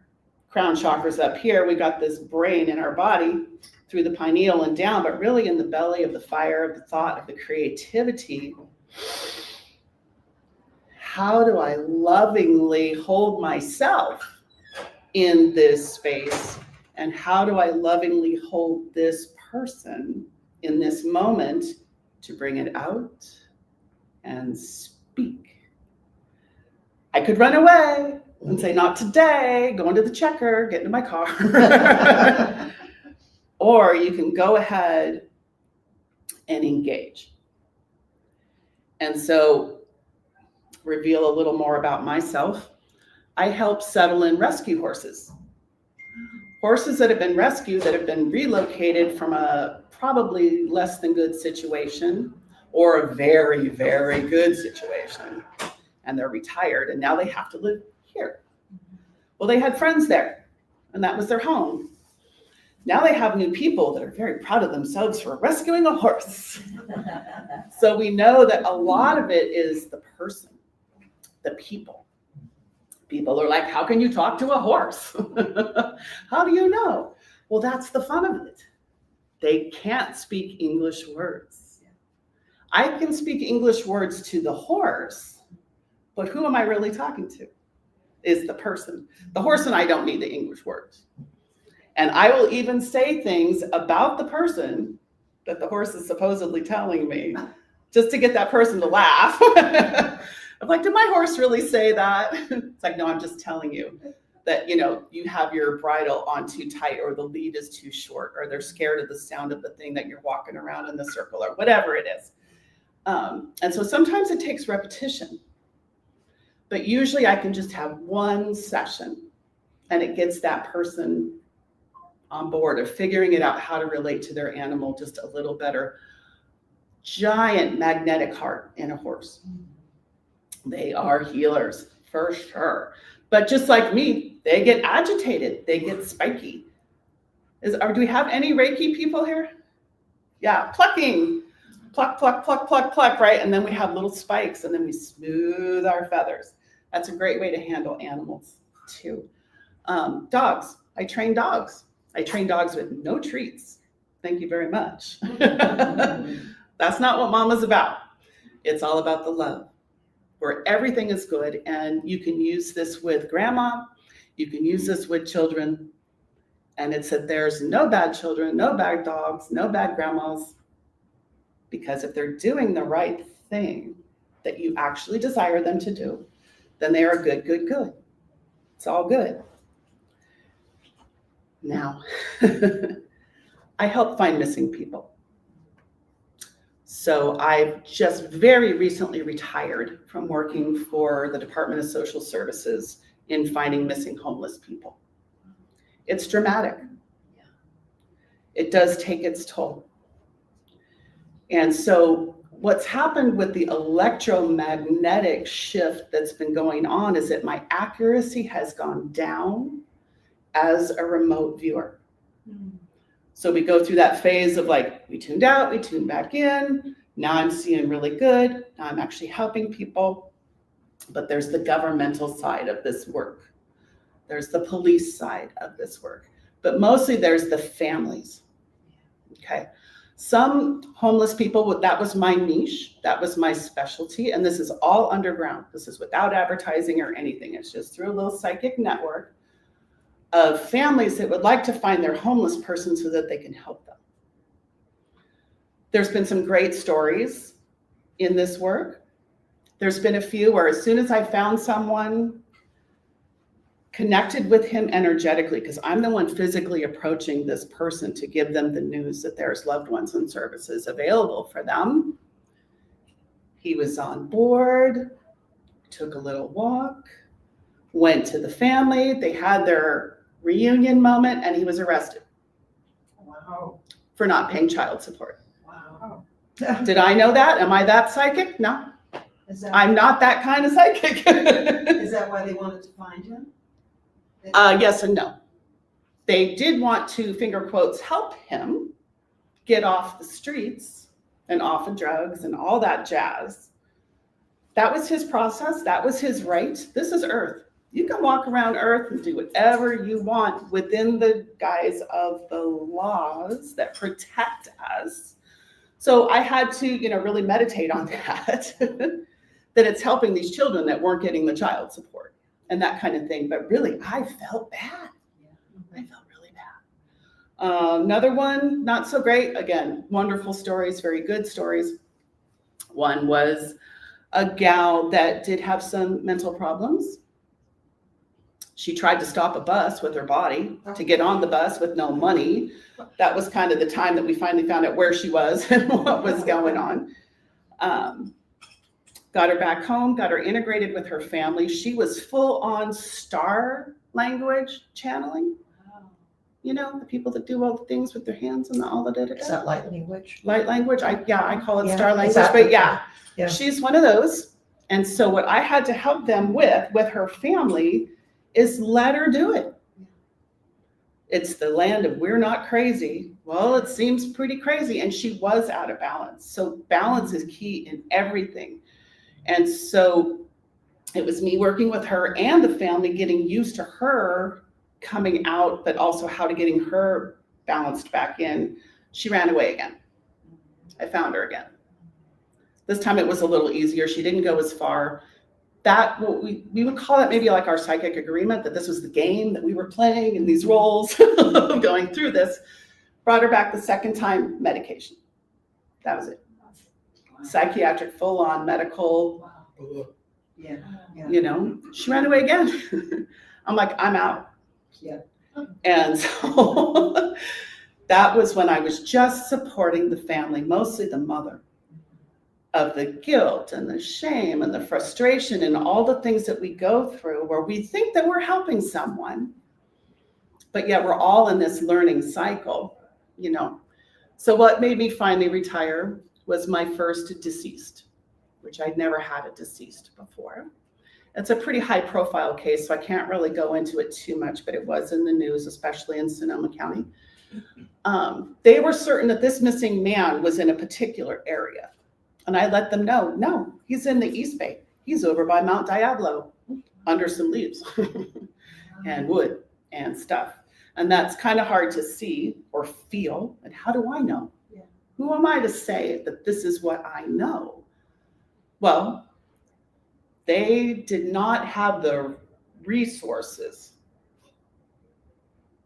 They chose not to take dogs to that area. They did not really believe me because they were still so on that he must have drowned in the river or whatever it was. So again, what I've learned through this process is supporting these families. And that's actually what the heavens above brought to me, is that that's my actual role, is helping the people that are missing someone for some reason. Somebody passed away, perhaps.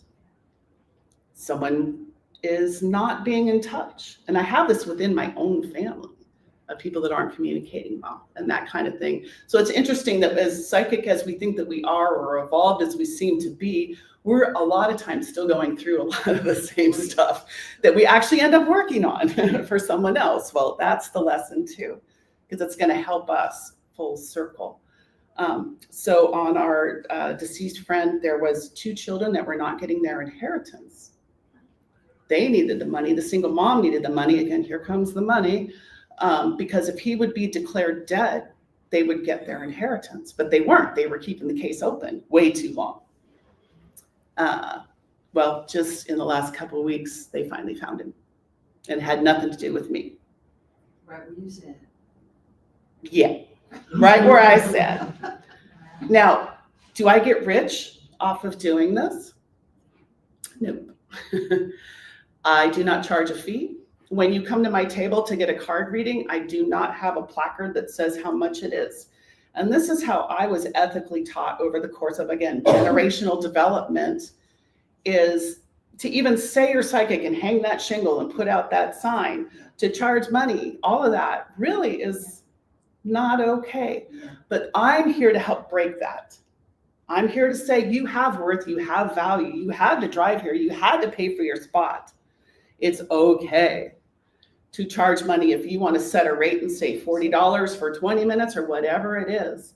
I'm still choosing not to, and I earn very well. And so that's my prosperity consciousness. That's my give and take. You know, if you can only give me $5 and we make some progress, great. I do very, very well.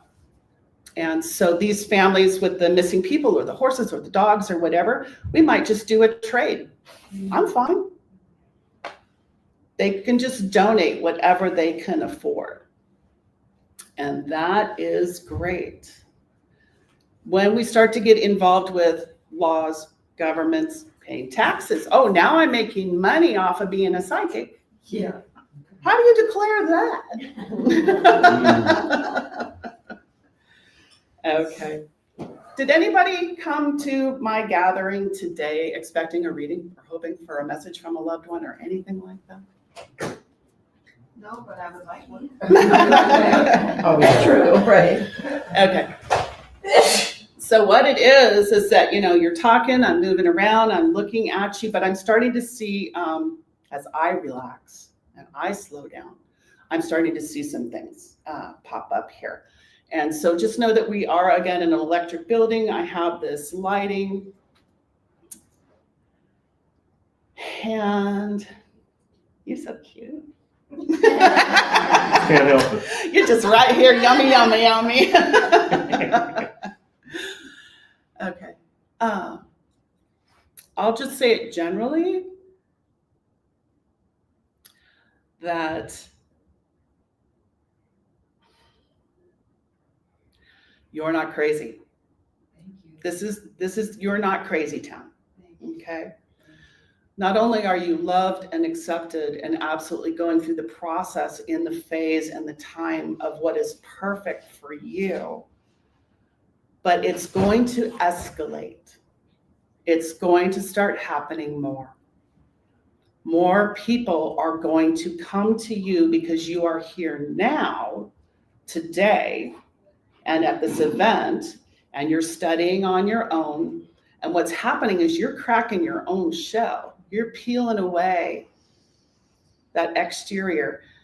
It's crunchy. When a snake is emerging out of that old skin, it's uncomfortable, right? We kind of go through these phases of like, okay, this is so uncomfortable that I'm just gonna take a break for a minute. And that's okay. Could be a couple weeks, couple months. And then it's gonna get crunchy again of like, I am not being my true self. There's more damage that you can do by suppressing and pushing down who you really are. Literal disease can be formed from us not being our own true selves. Energetically, we want to flow better. We want to integrate. We really don't want to be alone. You know, that's the biggest crisis in humanity right now, besides sitting our butts behind those computers, is loneliness, where people feel separate and alone. Young people, what a crazy world to be in. I have no purpose. This all sucks. Why should I even be here? Elderly people, seniors, I've done it all. I've seen it all. I've seen too much. All of my friends have died. My younger family people, they don't even send me a Christmas card. Everybody's scattered across the country. Now we're scattered across the world. We're not living in those strong communal bonded situations like we used to be. Those people are also splitting the planet by their own hand. So there's the natural causes that we create. You know, we create our diseases, right? Yeah. Okay. Mhm. You got to get out of here somehow. But we still want to be lovingly nurturing and supporting everybody. So we're winding down today. I have time for one more question, if there is one. Yes? I would like to ask, if it's not too personal, when you are dealing with these traumas of others, how do you protect yourself? The way that I protect myself from the traumas of others is by gratitude. Thanking them for giving me the opportunity to learn and grow in love together with them. That is the most intimate, raw time for someone. And I have seen people die. I have seen, you know, a lot of things. We all have dealt with stuff. And wouldn't it be better to be more loving and grounded and accepting of their situation and your own, including apologizing? I'm sorry, I'm a little off right now. This is a bit much for me. Let's take a breath together. You're off, I'm off. Let's do this together. Again, I am Katherine Goldsby of One Gold Energy. You can find me at onegoldenergy.com. You can email me at Katherine@onegoldenergy if you would like to be interviewed to talk about your generational experiences and your growth in these times right now. And I'm going to head out to my table. I'm going to be doing some readings for people today, so you're welcome to join me there. Is it one number or one ONE? ONE. ONE. Okay. I love you. Thank you so much. All right. Take care. I love you. Thank you. Excuse me. Do you have a reading?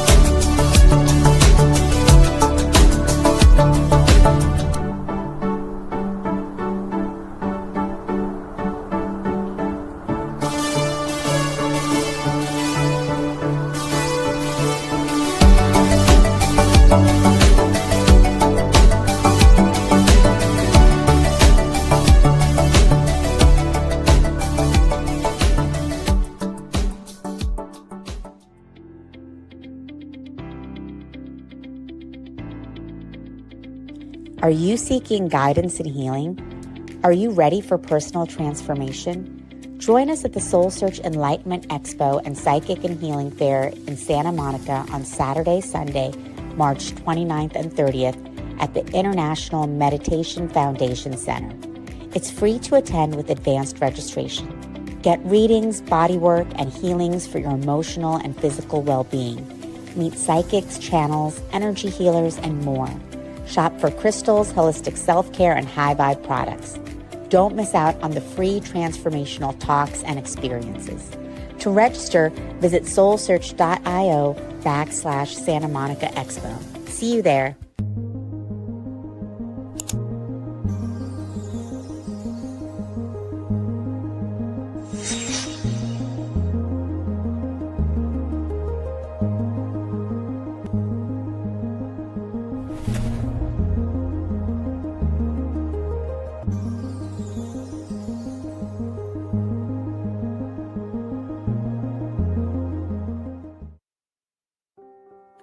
Join us every Wednesday at 7 a.m. for the Radiant Mind Meditation with Dr. John Gray, the #1 trusted relationship expert, the author of Men Are From Mars, Women Are From Venus.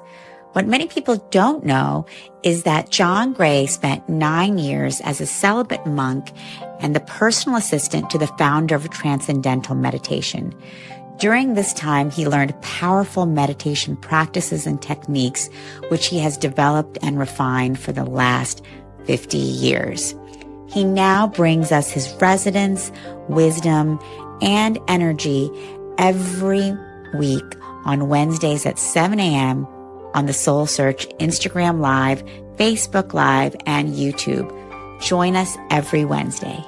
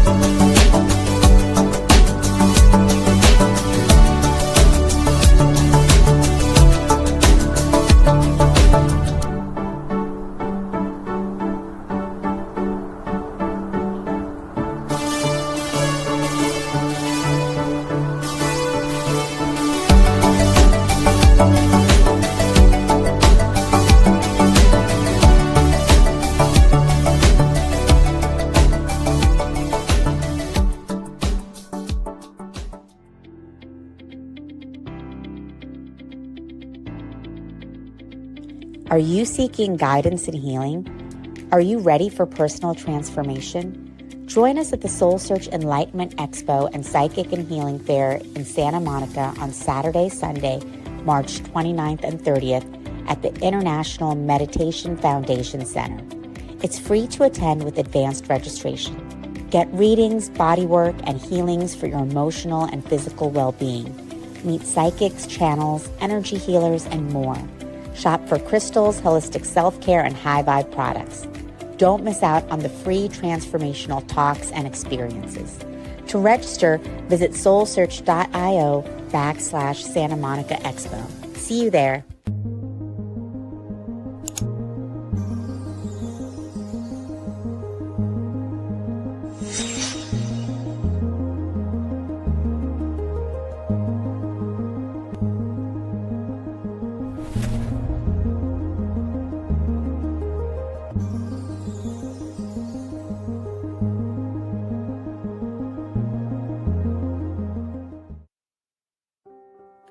Join us every Wednesday at 7 a.m. for the Radiant Mind Meditation with Dr. John Gray, the #1 trusted relationship expert, the author of Men Are From Mars, Women Are From Venus.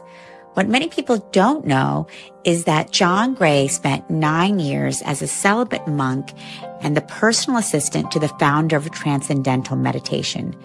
During this time, he learned powerful meditation practices and techniques, which he has developed and refined for the last 50 years. He now brings us his resonance, wisdom, and energy every week on Wednesdays at 7 a.m.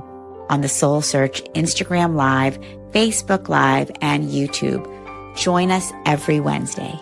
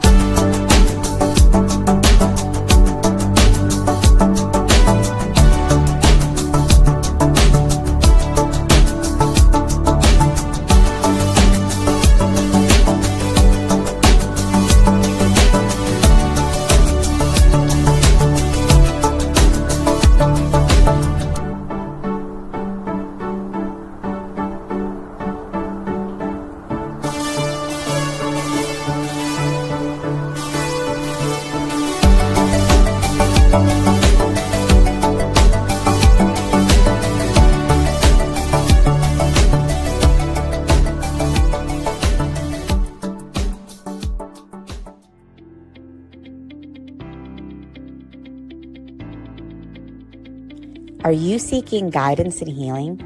Are you ready for personal transformation? Join us at the SoulSearch Enlightenment Expo and Psychic and Healing Fair in Santa Monica on Saturday, Sunday, March 29th and 30th at the International Meditation Foundation Center. It's free to attend with advanced registration.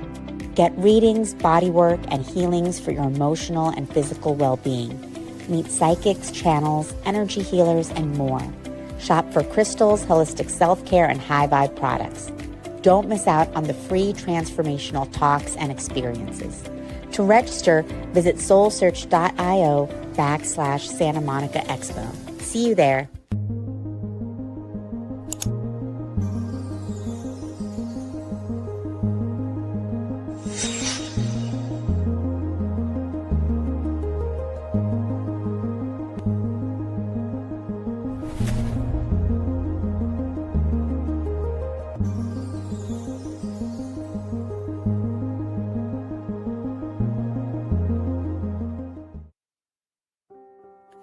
Join us every Wednesday at 7 a.m. for the Radiant Mind Meditation with Dr. John Gray, the #1 trusted relationship expert, the author of Men Are From Mars, Women Are From Venus. What many people don't know is that John Gray spent 9 years as a celibate monk and the personal assistant to the founder of Transcendental Meditation. During this time, he learned powerful meditation practices and techniques, which he has developed and refined for the last 50 years. He now brings us his resonance, wisdom, and energy every week on Wednesdays at 7 a.m. on the SoulSearch Instagram Live, Facebook Live, and YouTube. Join us every Wednesday.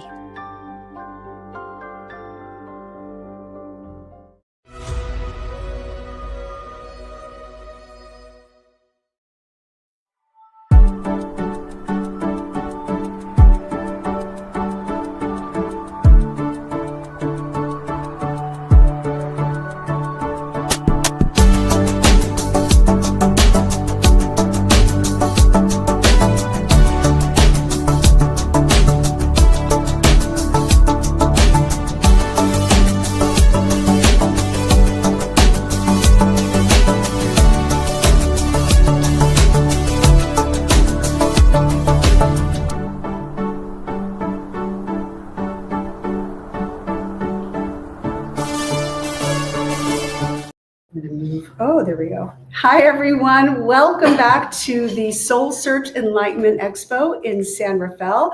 Welcome to everyone joining us live, and welcome to everyone joining us via live stream.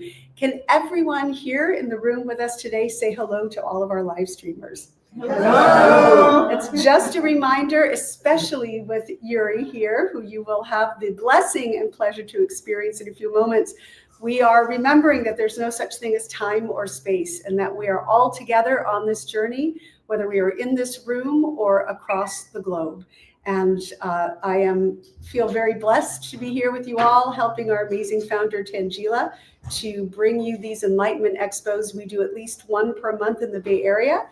So stay tuned for our upcoming events, and just welcome. We hope we can provide a safe and sacred space for you all wherever you might be on your consciousness journey. And without further ado, because I want you to get the full impact, I am going to introduce Uri Lee to you. Uri has been featured in a variety of networks such as Fox 5, CBS News 8, KUSI Good Morning San Diego, et cetera, where she discusses and shares holistic health, nutrition, herbs and superfoods, mental health, emotional well-being, and spirituality. With the blessings of an Apache elder, she developed Vortex Breathwork. This practice incorporates holotropic breathwork with her own personally developed system of highly effective light code meditations, which she channels through her own traveling journey through multidimensional time and space. Today, Uri is going to take us on a past life regression and time traveling journey as we discover the significance in those practices in healing past wounds and patterns. It is a profound experience you are all so blessed to be a part of today. And without further ado, let's welcome Uri. Thank you. Just the one thing that I did want to clarify is that this one is a lecture. This is a workshop, and I'm introducing all about past life regression and time traveling, and the methods how to do that. We are not going to time travel right now. just so you know, okay? So my name is Uri, Moon Priestess. As she mentioned, that I practice different types of shamanic ceremonies and practice, very concentrated from my life in Sedona, and that's where I got to open up and start understanding the law of the universe and time and space and the energy. However, I am actually clinically certified hypnotherapist by trade, and I hold 7 different types of modality as a certified practitioner. Anywhere from holistic lifestyle coach, emotion coaching, breathwork facilitators, and then hypnotherapy, inner child healing. All of those I practiced in Sedona for private retreats. I started my journey when I was 35 years old, as my soul was crying for something other than the life that was given to me. I was working as a fashionista in downtown LA, and I was doing fairly well as a young woman and created substantial incomes, apartment on the beach, and a great lifestyle. But my soul was aching. My soul was sort of crying, which a lot of people experience these days as well. And that got me to re-engage with my challenges at the time and revisit what's going on with my life that I'm not fulfilled, also not fulfilled in my relationship. Because in my mid-30s, everybody at the time, that was almost 20 years ago, everybody started asking about what is wrong with you that you're not getting married? Why don't you have a boyfriend? Why are you single? And those type of very known questions hit me to I actually understand, like, actually, what is wrong with me?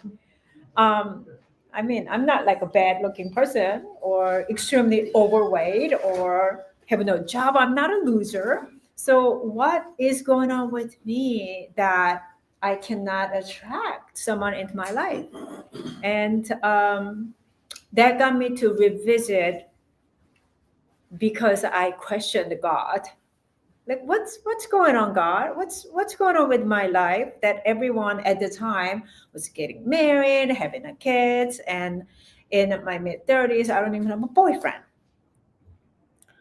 And because of some of the practice that I studied, the meditation, deep meditation and prayer, I got to actually surrender to the ideas and kind of step out of what was given to the young woman in our late 20s and 30s as you have to get married. And I accepted the possibility of I could get married, I could be single for the rest of my life. God, whatever you have on me, I surrender, I accept. And at the time, surrender wasn't even a popular word. I basically sort of let go of the social expectation, the family expectations, who I needed to be. And that sentence that I put out to the God, the universe, or divine, or whatever you call it, respond to me in a way that was life-changing. So I was in this room, air conditioning room, traveling in Florida with that consciousness going through, just a working trip. In the middle of the night, I'm dreaming or waking. I don't know what's going on, but I am engaging different energy than what I'm used to.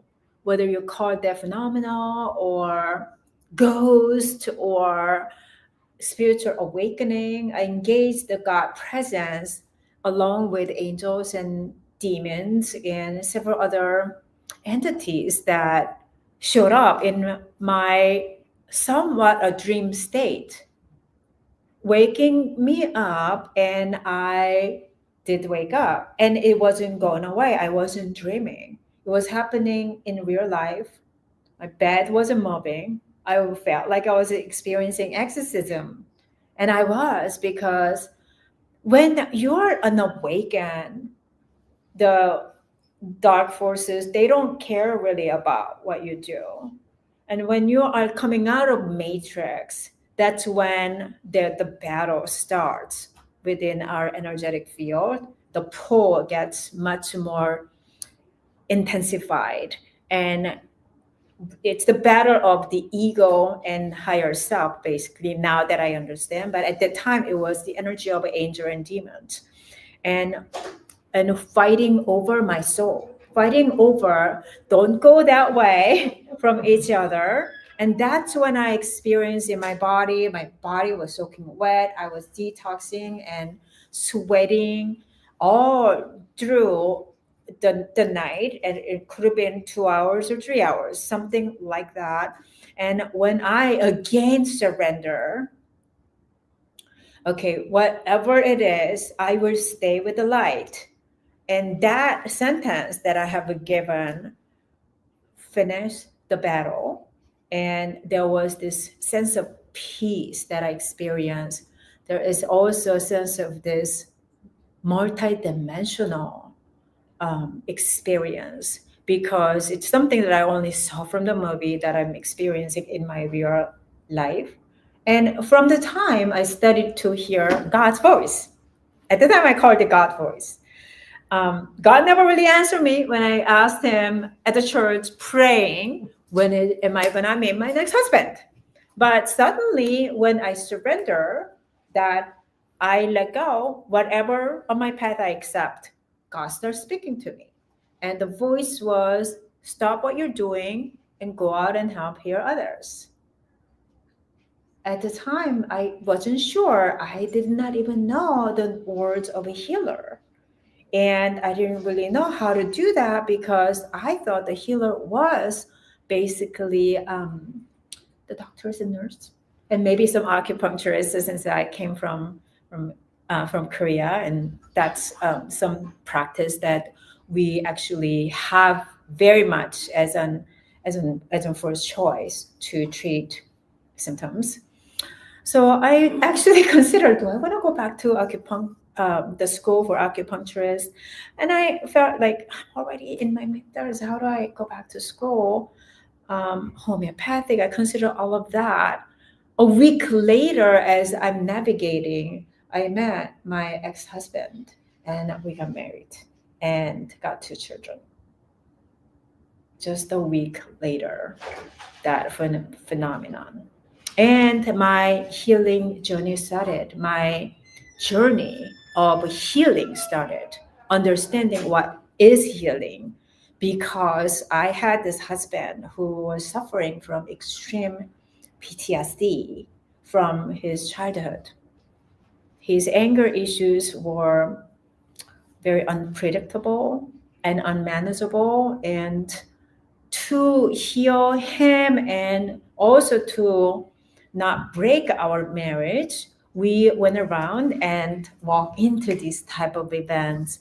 Conscious Life Expo, we actually traveled the world to find the cure, because it wasn't on my path to get divorced. I came from Korea, from my country. If you get divorced, you're red marked, not acceptable. My mom still don't talk about I am divorced. So it's something that was very shameful, even for 10 or 15 years ago. It was not very common in my cultural base. So I wanted to save it as much as I could, and I actually ended up becoming a healer. And that is the reason why I studied so many different things, because I wanted to save our marriage. Rather than saving our marriage, what I experienced throughout the journey was my body got sick because I was not treated as first. And it was all about treating him and taking care of the kids. And after 10 years of the marriage, my right side of the body almost became paralyzed. And the last healer at the time warned me that if you really care about your children, you might want to consider looking at what's going on in your personal life, your relationship, because I've been treating you for almost 9 months and you're not getting better, you're getting worse. He was a gua sha healer, and physically the gua sha removes the blockages in your physical body that opens up. So if you have but inflammation or circulatory illnesses, it heals. It helps. It helps heal. But it was beyond the physical, because I wasn't a very sick person with bad lifestyle habits. I'm not overweight. I don't have a very, very stressful job, and I should be healthy in my early 40s. So why do I have to go see acupuncturist, massage therapist, chiropractor every weekend to be normalized, which doesn't even work? It will last for 2 days and I would go back to same by Friday. And I was going to see a massage therapist every weekend. And that's not just my story. I know it's a story of many. And this is when I navigated to understand what is going on. I eat very healthy, organic food. And like, why am I getting this?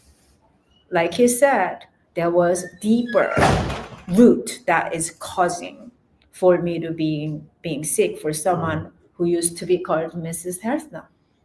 So with that advice, I called it off and again surrender.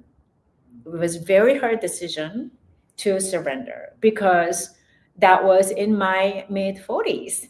And I'm like, okay, I am getting divorced in my mid-40s. Who's going to love me? Am I going to be single for the rest of my life? That question came back, what I was struggling with in my 30s. And again, I decided to surrender. If that is what I meant to walk, being a single, I accept. What am I going to do? Am I going to control the situation? I will accept. And I moved away from the marriage and wanted to find a way for me to be well. immediately freed me up, and I got healthier, and I started to exercise again, and I walked the path as a Mrs. Health Nut.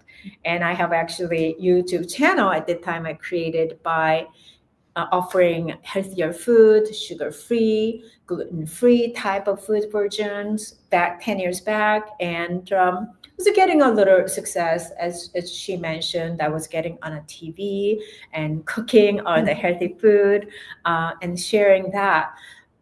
And that's when I also noticed, as I started dating again, I was attracting similar type of energies again.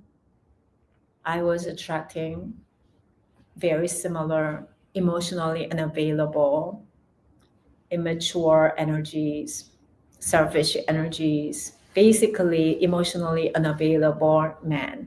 I was still attracting that. I got very frustrated, and that's when I met God again through plant medicine journey. So it started 8 years ago, although I was first engaged ayahuasca about 18 years ago with my husband. Remember, I was saying we were going around and we experienced all the plant medicine from 18 years ago. Ayahuasca, San Pedro, peyote, mushroom. There was nothing that my husband did not try. I didn't try, but my husband tried everything.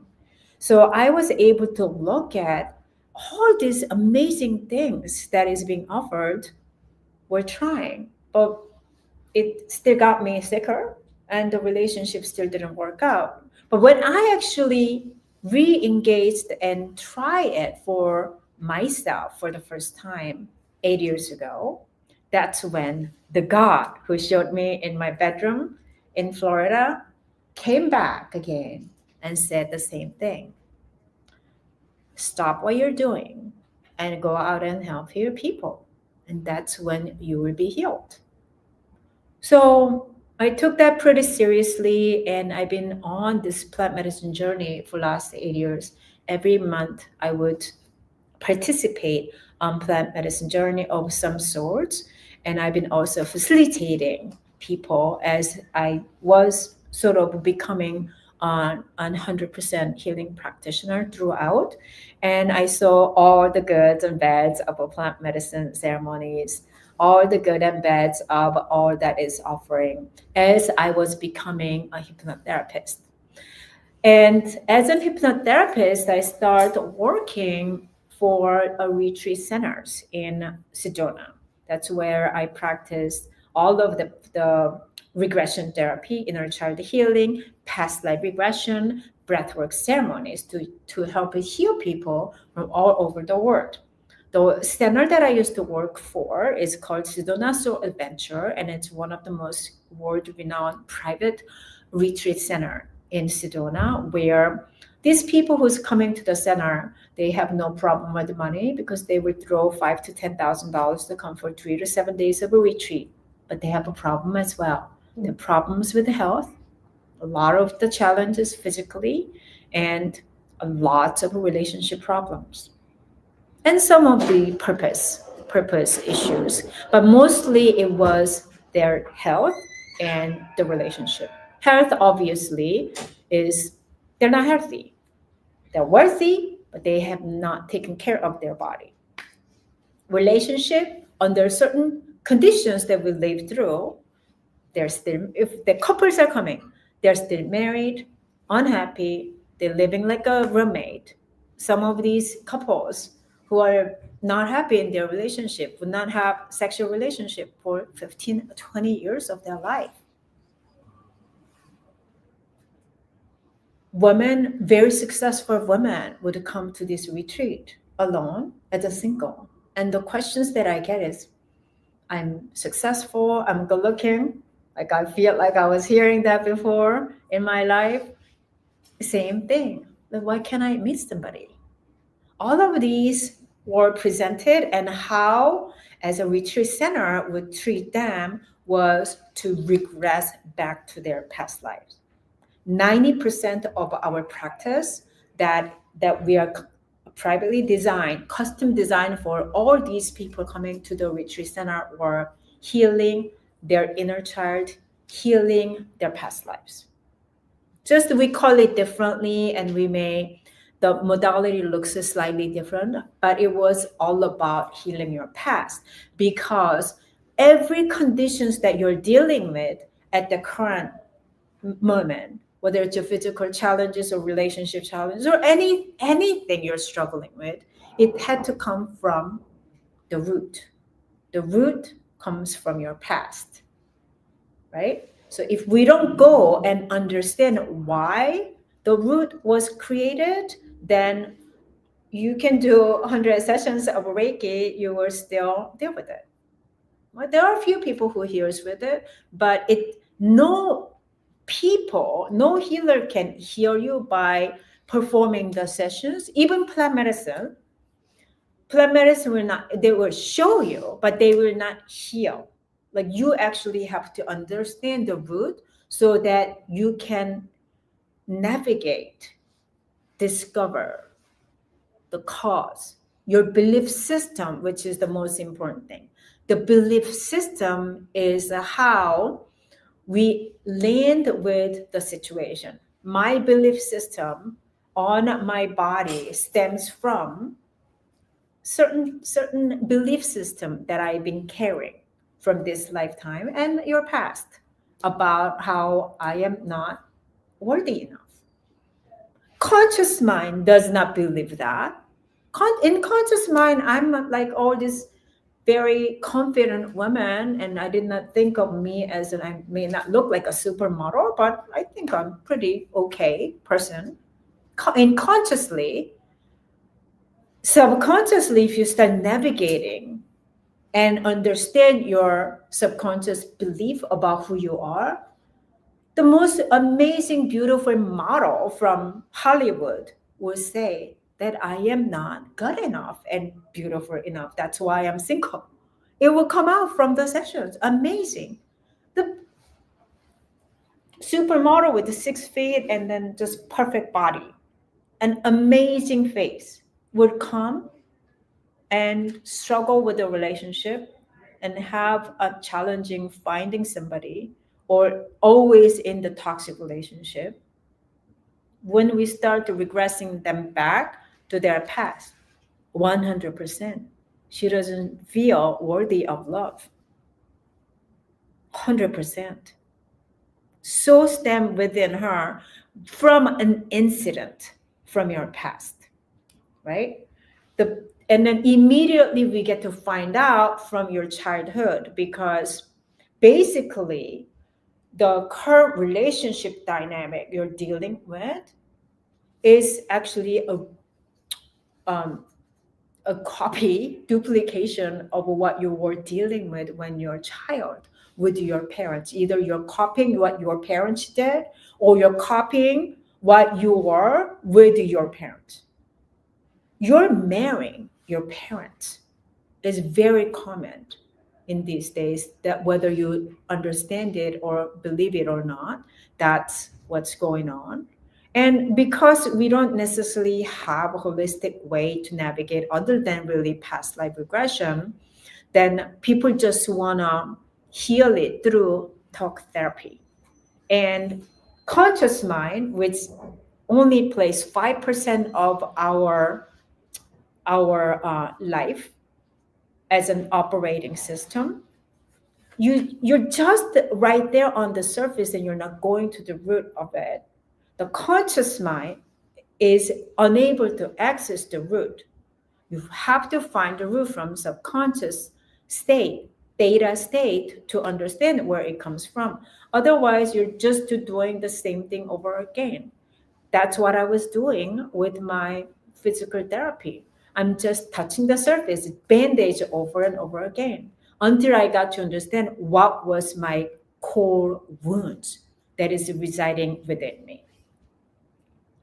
So I grew up with this most beautiful woman in my country. She could have been a Miss Korea. She's very beautiful, a lot beautiful than any of her daughters. She had 3 daughters, including myself. And I was born as a first daughter in my country. Back then, even though it was a lot modern, we were still disappointed when I was born. Oh, she's a daughter, but with a very disappointing energy behind, because there is this consciousness of we must carry on our bloodline was so distinguished. I could hear it when I was regressed back, when I was born, a 1 minute year old baby. Oh, I better act as a son, otherwise I won't be loved. That belief system would be created. And then how I ran my life was like a masculine. I did not want to be controlled by a man. I needed to be the man. I wore the pants in my marriage. I was so independent as a modern day working woman, and I did not want to be treated as a woman. I would open the door myself on a date because the wound was so deeply embedded in me that I need to play the boy that my parents were disappointed. It's just a one wound. The other biggest ones that I suffered from was my mother, how she was being. She wasn't very narcissistic or bad person at all, but because she was so beautiful, and what a little children saw of her mom was, oh, if you are not beautiful, she's not going to be treated that way. Because what I'm observing is how people treat her based on her outlook, her beauty, how she dressed her. And she gets energy from how she's being treated. And that becomes my wound, which I never understood that. I thought it was a great thing in conscious mind. But that became my biggest wound. So I can attract people into my life because I never thought I was good enough or beautiful as my mom. And it would create certain blockages for me to be able to engage with people. And I ended up marrying my mom. My ex-husband was this most gorgeous man that you can meet. When I met him, I was like, oh my God, I cannot even be with this person. So too gorgeous, too handsome. Everyone is just drooling over his look. He was a model, supermodel at the time as a male. And obviously, what happens? I am married because my wounds are being reactivated in that relationship so that I can learn through. But I did not know all of these things until I started practicing past life regression through past life regression therapy or breathwork ceremonies. Those were the two that I engaged first that was showing me all about how it's relating my problems or challenges with my childhood. And then it doesn't even start from there. It starts from my different lives from my past. Not only from my countries, but in different country, different background, different star system. So hundreds of years ago, or thousands, I have one client who did a regression that I don't know where it's coming from. I feel helpless. That was his biggest wound. I just feel helpless. Whenever I want to do something, I can't because I feel like I don't have help. His past life regression was this. He was like some sort of an alien from a star, and he landed alone in one of the deserted star, and there was nobody there.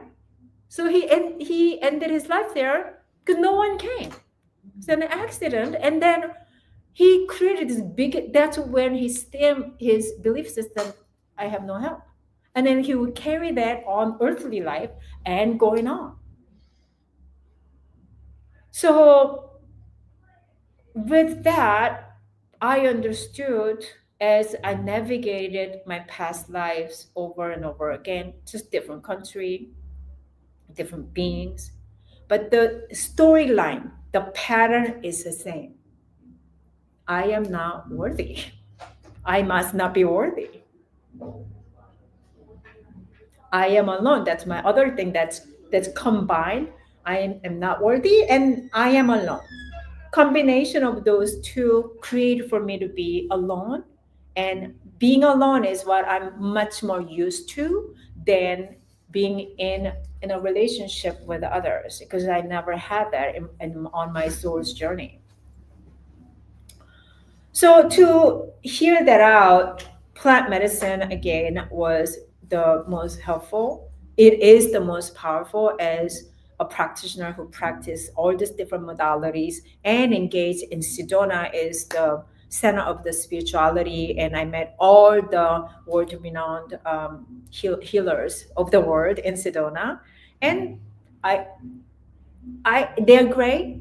All the modalities are helpful. And some people are at where they need to be with those modalities.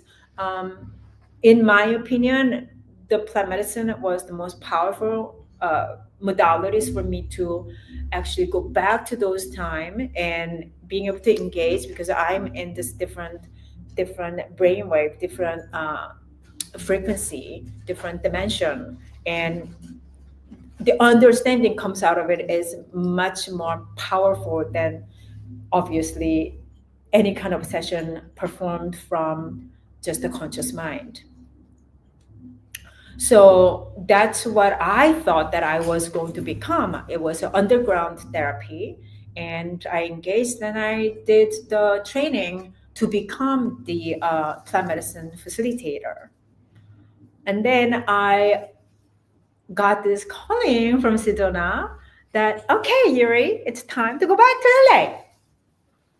The God spoken again as I had achieved a certain level of practitioner in Sedona, doing full moon ceremonies, breathwork ceremonies, and private retreats.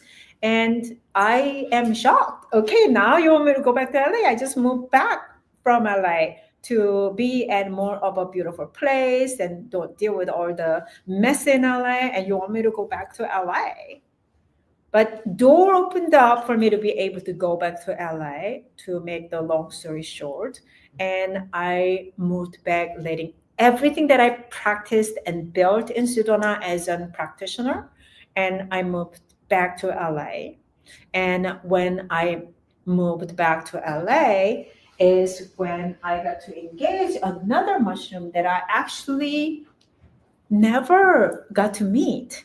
But we actually had these in our children's storybook and our phone as an emoji, called Amanita muscaria. So they appear to me as I'm trying to navigate, okay, what do I do in LA? Because there's no retreat center in Los Angeles, but there are a bunch of people. So what do I do next? I started to go to like yoga studio, try to see if I can do some breathwork ceremony, try to build private practice. And introduced by this magical mushroom and start having a relationship with the spirit of the mushroom. You know, the mushroom, they all have spirits. And I start kind of engaging, like I have an engagement with the divine. I start having a relationship and building a relationship with this Smurf-like spirit. And they start they're very demanding actually, for me to take certain path.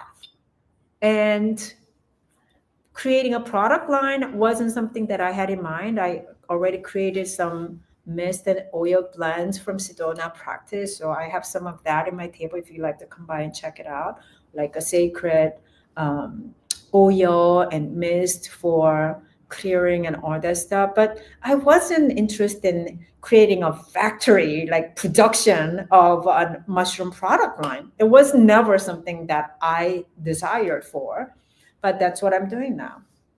And then how they are navigating. I just received a bag of this tea at the time when I first received from this Siberian Russian man. And after that, he took off and then he's gone. And then I'm just start having this relationship with them. What are you? Who are you?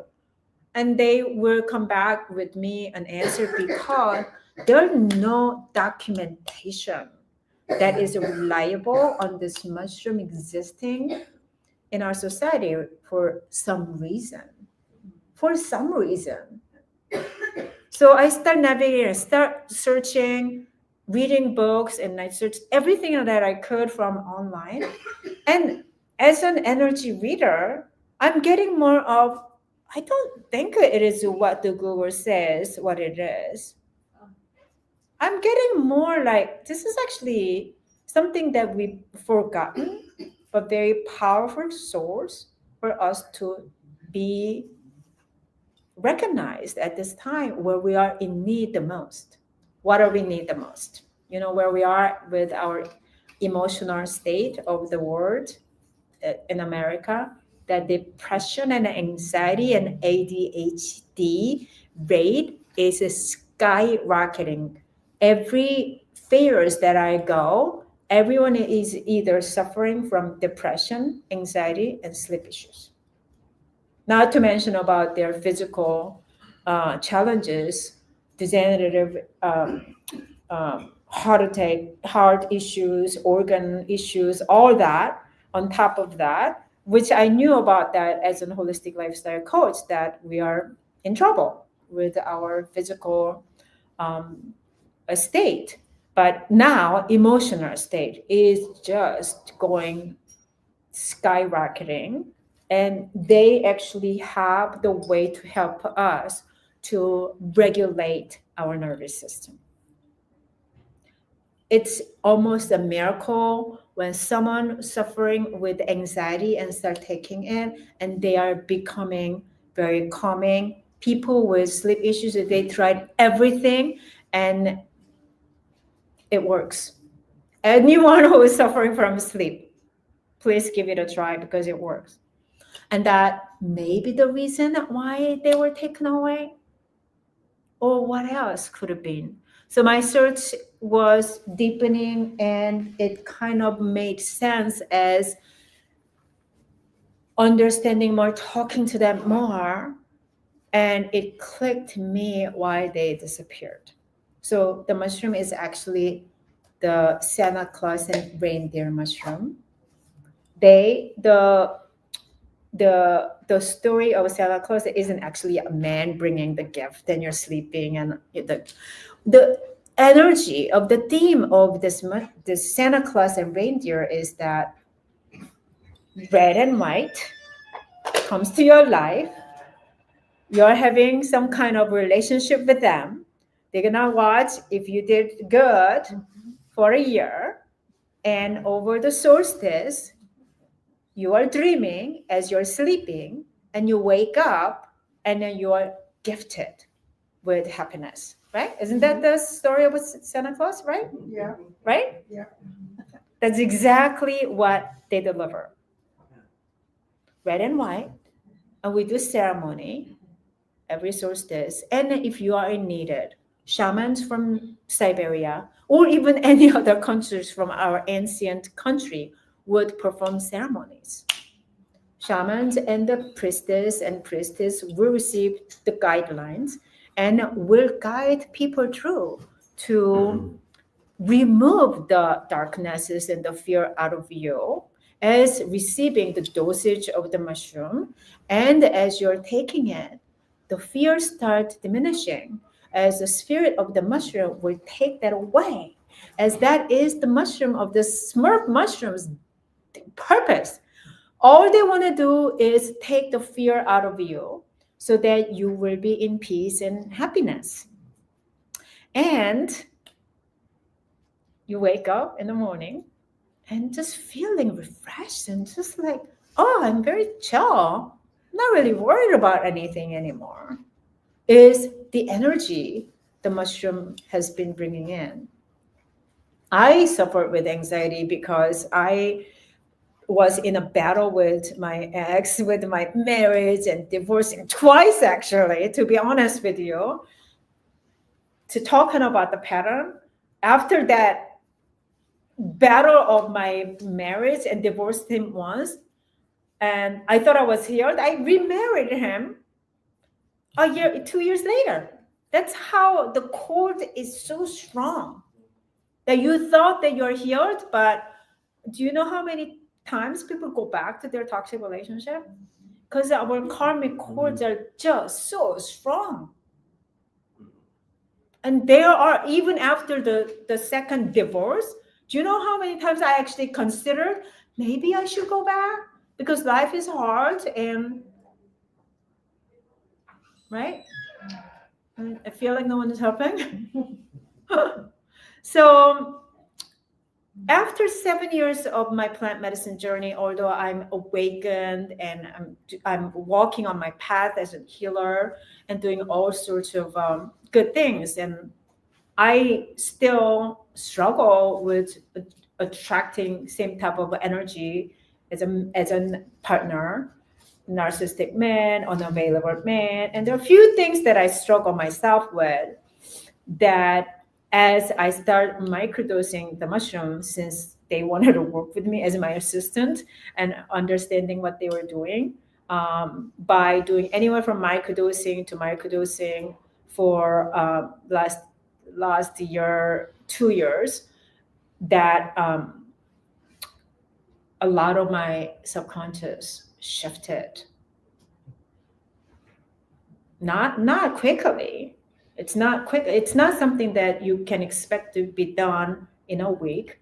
But as I start having them in my life, there are things that I was never able to really allow myself to stop. There are addictions. We play a lot of this addiction with us knowing or not knowing, that I had myself as with, like dieting. Everybody diets. Everybody diets because they have this belief system that I'm not good enough, right? I had that too. And I lived my entire adult life dieting. And I have the addiction, the sugar or dessert addiction when I am upset.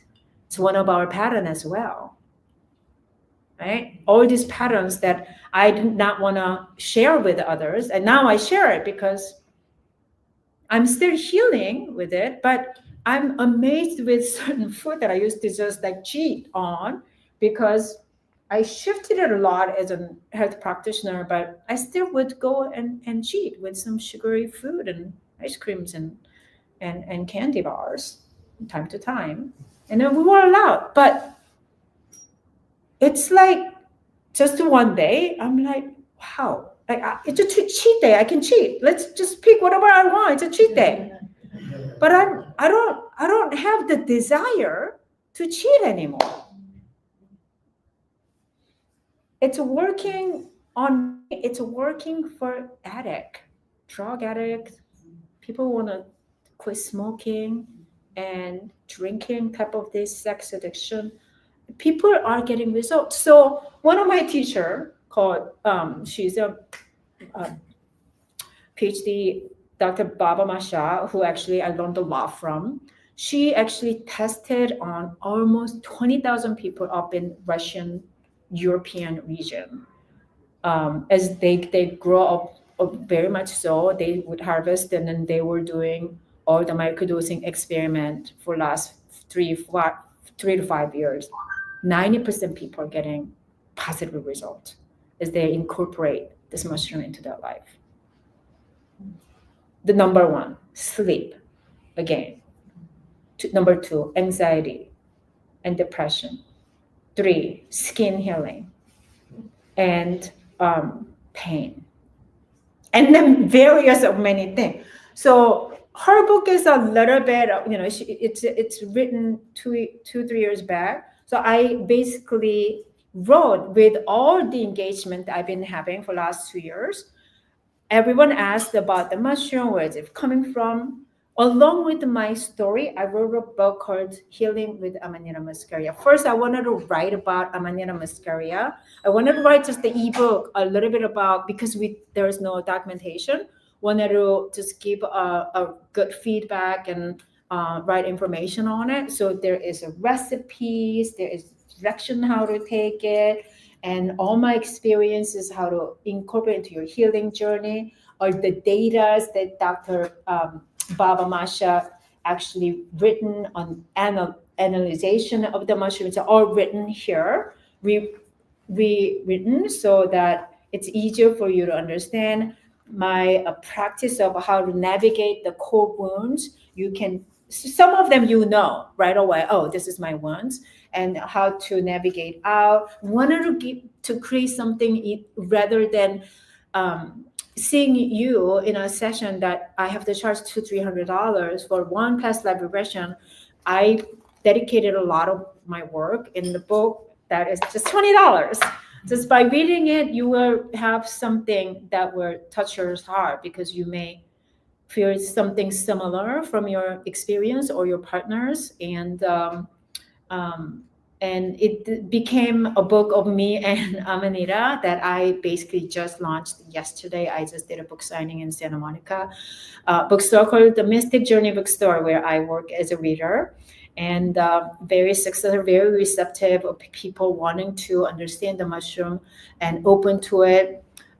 Because again, when you Google this mushroom, it's going to come out as a toxic and deadly, but obviously it is not. It's such a misinformation that they write it based on just what do you call it, toxic, because you vomit. All the plant medicine you take, you're gonna have this kind of side effects, whether you call it vomiting or purging. Purging is the main thing the plant medicine does. And because it will do that, you want to call that toxic? I don't think so, because all the plant medicine you purge. You purge because it's been blocked, and plants and mushroom are toxic, so you're purging. Plant medicines are opening your path so that you start flowing it again. So they have this amazing information that we can bring it into our subconscious, where you may not even need to go to ayahuasca ceremony. I used to promote ayahuasca ceremony all the time, which I still do. If you have a great practitioner and center that you can go to, please do so. It's a great experience. We all know about it, and why not? You're a human being living in this lifetime. Once in this lifetime, go ahead and experience it. If you find a great practice, because there are still a lot of practice, just like everything else on the earth, that because it's powerful, they're all good and evil, exist at times. So you want to be careful with that. But it will actually give you, in my opinion, whether if you choose to work with the Amanita as a microdose, which is so, like, there is no effect. You're not going to throw up having a tiny bits of this, and then having it as your emotional support and spiritual vitamins. We don't have the vitamin C. We don't take vitamin C looking to feel like differences overnight, right? We take vitamin C because we understand the need for it for physical well-being. And we take it, and then people who take it for 3 years, they are different than people who don't take it and eat junk food, right? Mm-hmm. It's very similar to that. The sacred sacraments that all our ancestors, which is in the storybook as well, about where it was, wherever we had temples and sanctuary or church, they all used it. It was only put away because those smart spirits will give you loving energy. And they want to accomplish the mission of getting rid of the fear. What happens? We don't have fear. It's very difficult to control the human beings. That is the reason why they were disappearing from our history. At the same time, our storybook, our fairy tale books, story disappeared because it was ordered. Just like we all now, like, is there going to be a World War I world order happening? Yeah, just like that. We did that. We did that with the fall of Atlantis. We did that when the mushroom disappeared and we start having a World War I and II and all that, right? We did that. And we're doing it again right now. I'm in a battle because I'm the carrier of this mushroom. So pharmaceutical does not want this to get out. So I'm in battle with that, but I cannot let it go. If I let it go, I feel like I'm going to give it up. So I'm carrying it, even though I'm in danger. So I would love to have you guys check it out and give it a chance, start having some relationship, and either expand your consciousness to another level or heal yourself. And would love to have you join me as in collaborators to make the world a better place. So that's about my presentation. If you have further questions, I have a booth inside. You can come and try all my mushroom tincture, flower tinctures. There are mushroom coffee that is delicious. And I'm sampling all of that. So I invite you to come. And thank you very much. Thank you.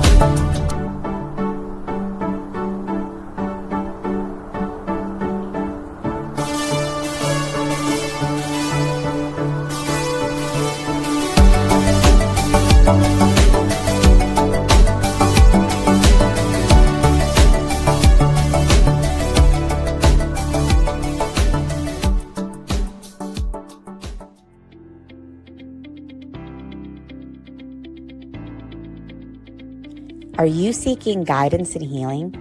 Are you ready for personal transformation? Join us at the SoulSearch Enlightenment Expo and Psychic and Healing Fair in Santa Monica on Saturday, Sunday, March 29th and 30th at the International Meditation Foundation Center.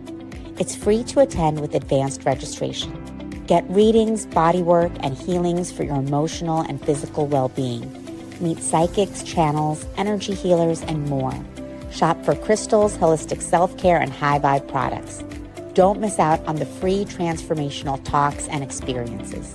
To register, visit soulsearch.io/Santa Monica Expo. See you there.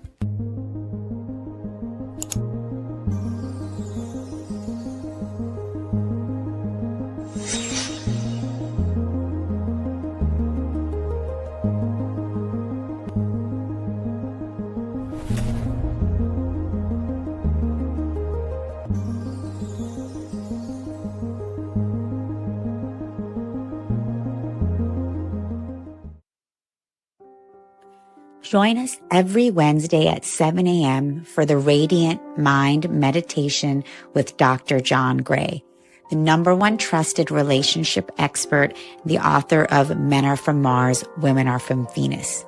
What many people don't know is that John Gray spent 9 years as a celibate monk and the personal assistant to the founder of Transcendental Meditation. During this time, he learned powerful meditation practices and techniques, which he has developed and refined for the last 50 years. He now brings us his resonance, wisdom, and energy every week on Wednesdays at 7 a.m. on the SoulSearch Instagram Live, Facebook Live, and YouTube. Join us every Wednesday.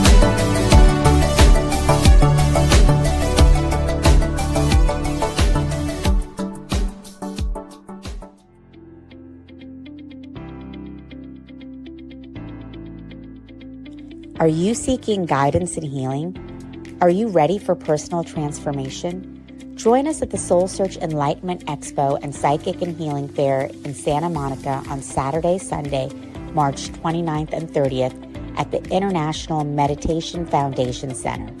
It's free to attend with advanced registration. Get readings, bodywork, and healings for your emotional and physical well-being. Meet psychics, channels, energy healers, and more. Shop for crystals, holistic self-care, and high vibe products. Don't miss out on the free transformational talks and experiences. To register, visit soulsearch.io/Santa Monica Expo. See you there.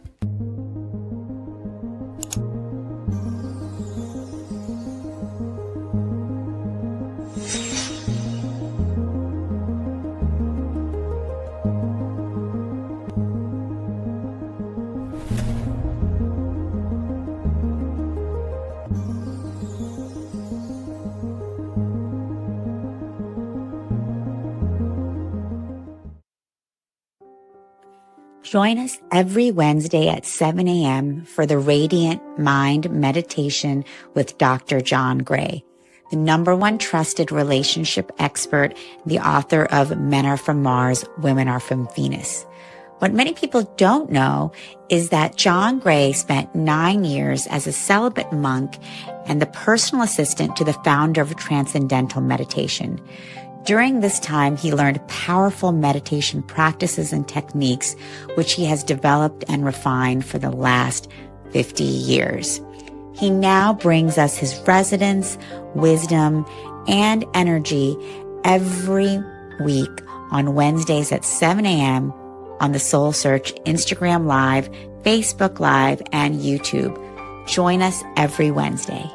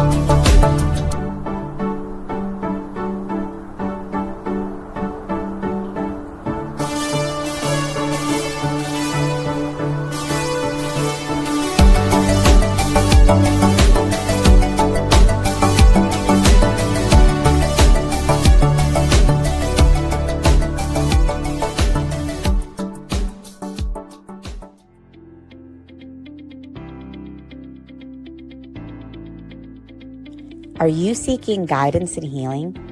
Are you ready for personal transformation? Join us at the SoulSearch Enlightenment Expo and Psychic and Healing Fair in Santa Monica on Saturday, Sunday, March 29th and 30th at the International Meditation Foundation Center. It's free to attend with advanced registration. Get readings, bodywork, and healings for your emotional and physical well-being. Meet psychics, channels, energy healers, and more.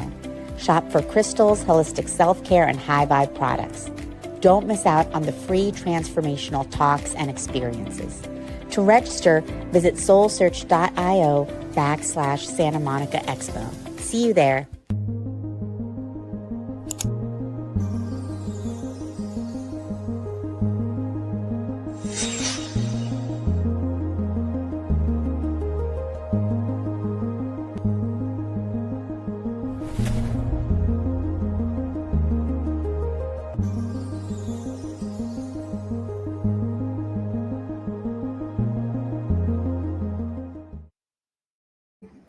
Tell me, I'm make sure I pronounce your name. Perfect, that's right.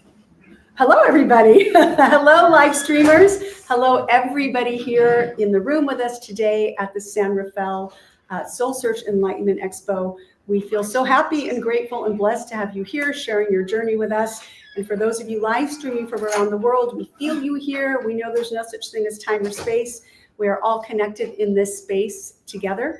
Thank you for sharing your journey with us, especially on such a beautiful day here in San Rafael. We have other expos coming up. Make sure to check our schedule. We do at least one a month in the Bay Area, and we're always so happy to see returning family members. So thank you once again. My name is Barbara, and any questions you might have, I'm here to answer them. And again, welcome. And we have a few more people coming in, and I am just feeling so blessed to introduce you to Anastara Ka. Beautiful name, and there is a history behind that name, which I'm sure we will find out about very shortly. Anastara is a multi-dimensional being in service to humanity's awakening. She has a myriad of credentials that kind of are about as long as my arm. They include a BA in psychology and philosophy.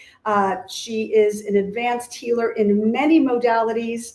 Oh my goodness, it just goes on and on. You can check out her profile on soulsearch.io where you can connect with her. She's also the Golden City Ambassador and Intuitive Channel. Today, we are going to experience the phenomena of you're not crazy, you're just awakening. We're going to realize our full potential and rise into our empowered leadership. Anastara is dedicated to supporting individuals in their awakening journey and helping them step into their highest timeline. And speaking of highest timelines, you can feel the vibration here in the room, and I hope you live streamers can feel it as well. I'd like to introduce to you Anastara. Thank you. Hi, beloved. You want to take a moment and stand up with me? We've all been sitting a bit today. I just want to get in our body. Let's ground in. I'd like to take a power stance. Whatever feels good to you. Hand on heart, one on belly, power stance, and just take 3 deep breaths in a pose that feels good for you. This is how we get into our empowerment and our confidence. Yes. And again, really embodying it. So good. Yes, thank you. So I know some of you are here because you may have been judged by others as crazy. Right? I mean, it's a common theme in our family, our galactic star family, and those who feel like we are on a mission for something more. Something more. Yeah, it's true. And if I don't mean that in a mean way, it's but, okay. you know, Yeah. That's kind of. Yeah. Or your old life doesn't make sense anymore. You're in a job that with a boss that doesn't appreciate you. But I feel for those that feel that. Exactly. Yep. And your relationship might be suffering, or you're in a home that you don't resonate with anymore. These are all things that we are going through in our awakening process as we raise our vibration and frequency. Old things don't align anymore. And it's just like a radio station, right? It's like your frequency is going up, and yet that old station, that more stagnant 3D round station just isn't connecting anymore. And so how many of you feel like people have said you're crazy? You start seeing and hearing things. They're like, oh, what? You're talking to aliens now? Or whatever it is your story is. Yeah? Can I see a raise of hands? Yeah? Okay. Well, this is a safe place. And today I wanted to start off by sharing with you that basically I want to share my story and my struggle with finding myself, stepping into my confident leadership, and really the journey of my awakening. And so my name is Anastara Maka. I'm the mother of 1111 Unified and Ascension University. And my life is amazing right now. I have wonderful clients in the university. I'm witnessing their growth and transformation daily. And my husband and I have been together 21 years. Our son Cadence is 9, and we travel often together. So I make my own schedule, and I really just live my life on purpose and feeling fulfilled because I'm fulfilling my mission. And so, well, previously I owned 2 businesses. One of them was called Holistic Hooping. Yeah, I said it, hooping, hula hooping. Yeah, that thing, right? And Holistic Hooping, I taught a modality called Kundalini Hoop Dance. And it was all about clearing your chakra energy using that spiral energy of the hula hoop. Well, lockdown happened. How many of you, your whole life changed during lockdown? Yeah? The whole world took a breath. And at that moment, when all the live events ended, all the festivals, all the retreats, all the, live events, suddenly my business had no business. And I began to go through a dark night of the ego. I say the ego because I believe that the soul to already be pure and whole.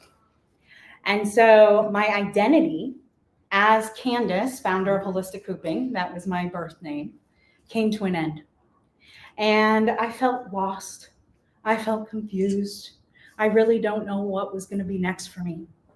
And one day, I was in the garden with my husband. We had been arguing more often. There were things to fight about.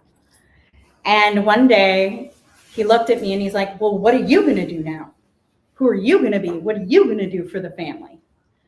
And I looked at my son and I saw his face, and he had shame and disappointment in his eyes. And it really hit me hard. I felt the weight of his words on my shoulders. I felt my toes curl into the soil. And I just felt this overwhelming feeling of fear of the unknown and what was next. And this overwhelming feeling of being confused or lost. And this self-doubt started coming in. This inner critic started coming in. And that night, I cried myself to sleep. The next morning when I woke up, I said, you know what? This is not going to be my life. I'm not going to spiral down into depression or alcoholism because it's in my family blood, or worse. I needed to take a stand for myself, for my family, for my community, and begin to take responsibility for my life. Now, before lockdown, I was going to go to Egypt.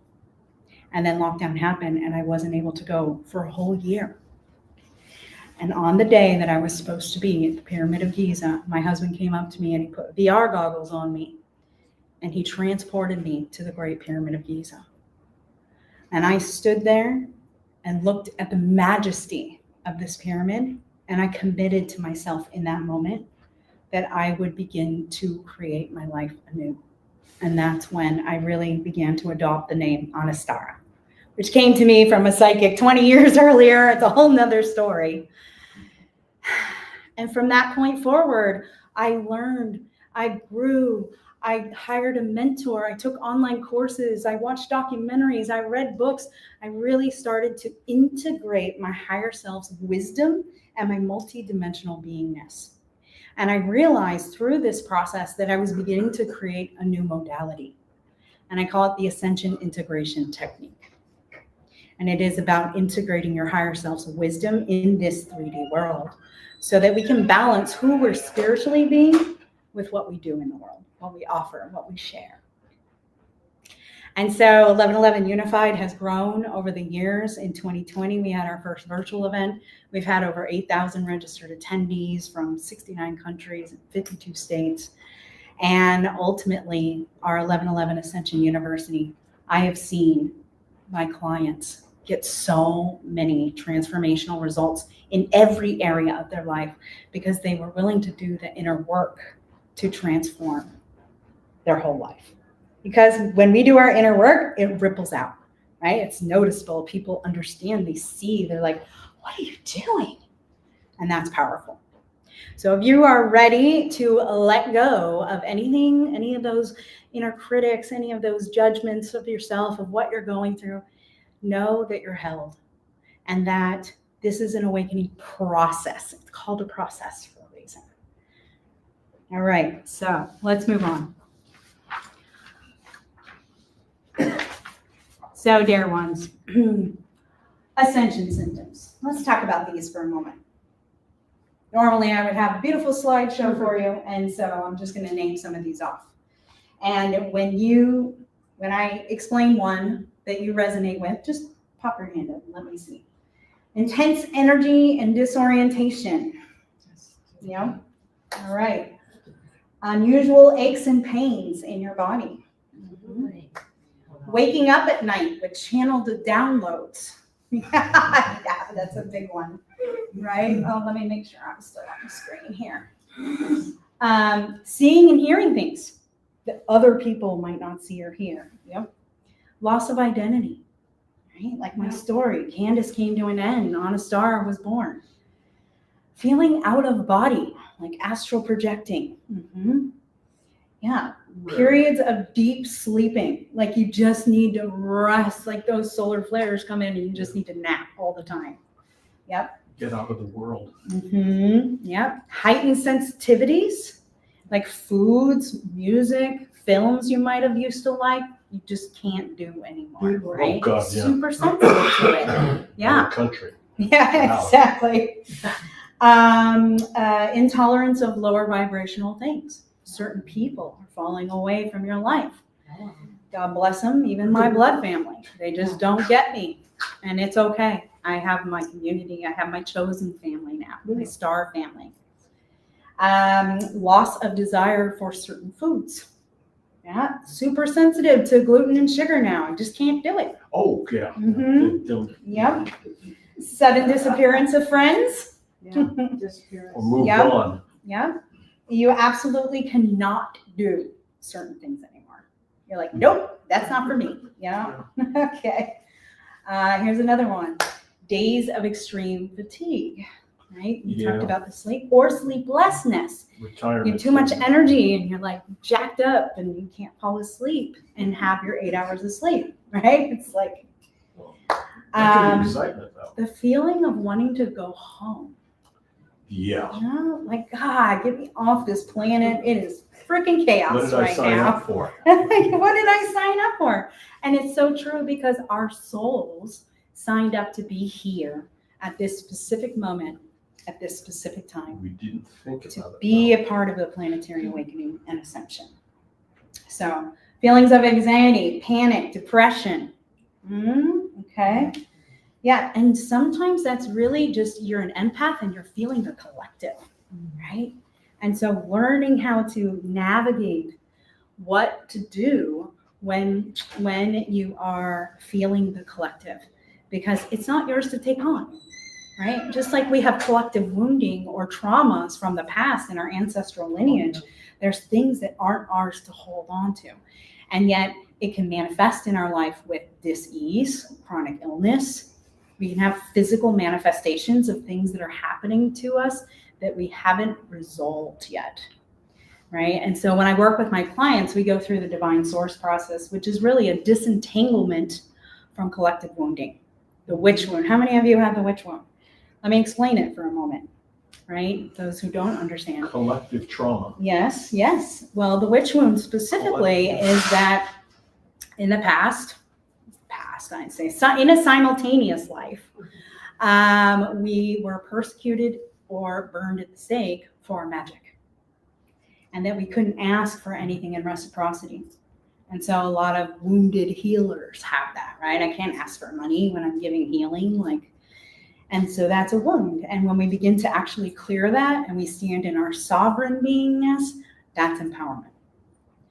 So vivid and wild dreams, sometimes even violent dreams. Plans suddenly change, like all over the place. Ringing in the ears. Yeah, okay. I have a very interesting ringing in my right ear. I started losing hearing when I was very young. And when I have my good ear on the pillow, all I hear is muffled sounds, if they're low, bassy sounds, but I can hear very high frequencies. I can hear the mice in the attic, even though I can't hear my husband speaking to me laying next to me in bed. And when the ringing happens in my ear, I suddenly become very aware of my surroundings. And I find that I save myself from falling down the stairs. I saved myself from a car accident because of that ringing. And so I transformed this being a problem or a challenge or a struggle or a symptom of something, tinnitus, that the medical system would tell me. I transformed it into, it's my now awareness alarm system. Because it's true. Every time I hear a ringing, I'm like, oh, there's something I got to pay attention to in my surroundings. Another client, two clients suffer from migraine auras. Migraine aura is when a light starts coming into your vision and you cannot see clearly. Everything's fuzzy. And so she can't walk, she can't drive, she can't do anything but sit and let it pass. And through the formulas and processes that she learned during my group coaching course, she really decided that her gift from that is pure presence. Can't do anything else but be present with it. So we like to start transforming these symptoms, these struggles, these challenges into our new earth superpowers. And it's a really fun process when we start getting into that work together. So let's see. My friend Jody Sunshine, she became a friend after she was my client. She came in struggling from that inner critic and really feeling like people looked at her. She's a heavy-set woman. She's given me permission to share this story. And from, when she was younger, she had a lot of trauma, sexual trauma. And so she just packed on the weight so that she didn't get that attention from people. And here it is, she's in her adult life now, and she really wanted to clear this.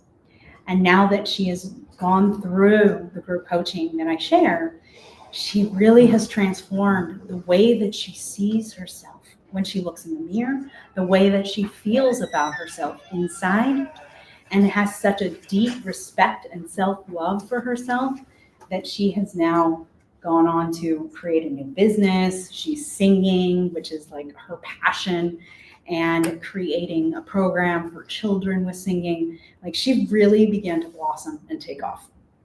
So the power and magic of transformation.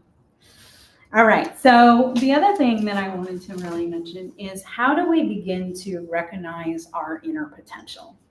How do we start that transformation? And so, reflecting on those symptoms that you raised your hand about, begin to ask yourself, what lies beneath that? Like, really? Okay. What really lies beneath me waking up in the middle of the night and getting these channel downloads? Well, you're receiving them for a reason. And if you believe that, then you can begin documenting them. And you can journal. I use an app called Otter, where you can just put your phone right next to you, hit record. It records your voice while also transcribing. Really helpful tool. And so you're receiving these channel downloads for a reason. These are messages and codes specifically meant for you. When I ended up going to Egypt, I finally got to go a year later, and I landed in Cairo, I felt at home. And when I went to certain sacred sites that I resonated with energetically, I felt something crack open inside of me. Literally, my codes were activated, my DNA codes. I was able to access my Akashic records. I had the opportunity to sing inside the King's Chamber. I went up, the group got pushed out quickly. Security guard walked over to me, and he's like, you're good energy, come here. And he brought me and he sat me against this sarcophagus. He says, I make quiet for you. And he goes and he turns all the AC units off. And I'm like, something's about to happen. I'm just going to hit record, right? I'm going to hit record when that message is coming through. And I just started singing. And I realized in that moment that I have been there before, and that is a sound healing chamber. That's the original intention of it. And when I walked out of that experience, any physical pain I had in my body as Candace, the hooper for many, many years, dancer, ice skater, gymnast, was gone. I had torn ligaments in my left knee and ankle, have not felt pain from it at all since. And so when we travel to sacred sites, lane lines, power points on the planet, we're feeling that heart calling, that soul calling to go there for a reason. One of the things I did when I was there is I have this big purple amethyst, and I hit pieces of it off, and I brought little pieces with me. And whenever I was at a site that really resonated with me and I wanted to connect with the energy of that site again, I would place it. I would find a little crack or a crevice to put it in so that I can tap into that by being present with the larger stone at home when I got home. And so when you're receiving these messages, pay attention to them. How many of you see 1111? Yeah? like all the time, right? So it's an awakening code. Those master numbers, angel numbers, 555, 333, 1234, 1111. These are master numbers leading us on our awakening path. My husband and I have been hosting an 1111 event for 15 years now.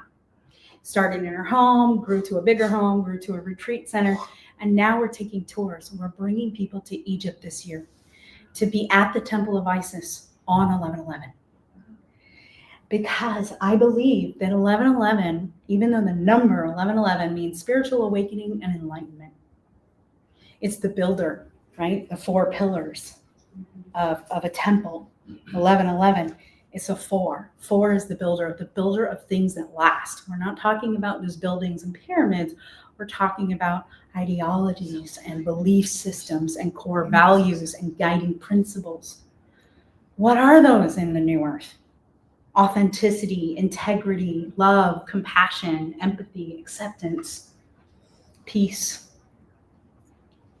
If we want to experience these things in our outside world, we need to feel them from within first. And so I'm very excited to be bringing people to Egypt. So recognizing our inner potential, we begin to look at what lies beneath that belief, that limiting belief, that thing that keeps you stuck, that keeps you blocked, right? My mom used to say, money doesn't grow on trees. Well, we live in Northern California. I've seen it grow on bushes and trees, right? I mean, it's so abundant. We live in an abundant universe. And yet, if I kept that limiting belief, it would have blocked me from what I have created in my life. And so you really begin to start looking at what lies beneath. And then you reflect, and then you say, okay, pull that up. And then you say, okay, I hear that. I understand that. That is a limiting belief. Where did it come from? Just like the example of my mom. I have one client, she felt she was struggling so much with, I'm not worthy. I'm not enough. Where did it come from? During a theta healing session, she discovered that it came from when she was very young. Her mom used to compare her to her sister. Why can't you be like your sister? She has good grades. She has the boyfriend. She's in style, la, la, la, right? And so she never could compare to her sister. And she carried that with her into adulthood. And that's what has been blocking her from her business, from her relationships, all of it. And through coaching with me, she's now happily married and has really determined like what's next for her in her life. So recognizing those limiting beliefs, recognizing the ascension symptoms, recognizing the things, and then saying, okay, where does this really stem from? And this can all be done like through journaling. It's deep self-inquiry, deep self-discovery, right? And then we go into a pattern disrupt, right? So let me give you an example. Don't worry. Don't worry. Okay, am I trying to say something positive here? Why am I using 2 negative words? The human language is or English language is so bizarre like that. Why aren't we just using the positive? And so it takes some time and effort to catch yourself. Catch yourself. Oh, I'm in that pattern again. Okay, this impatience with my son is coming up. Let me check in with myself. What do I need right now? Okay, I'm going to take a deep breath. Okay, I'm going to talk to him more smoothly and quietly and gently and maybe even hug him, right? That pattern disrupt. So being aware and starting to do that.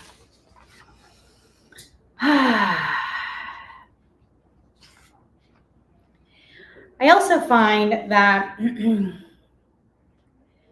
when we are in the process of awakening, it is so valuable to find community to be with.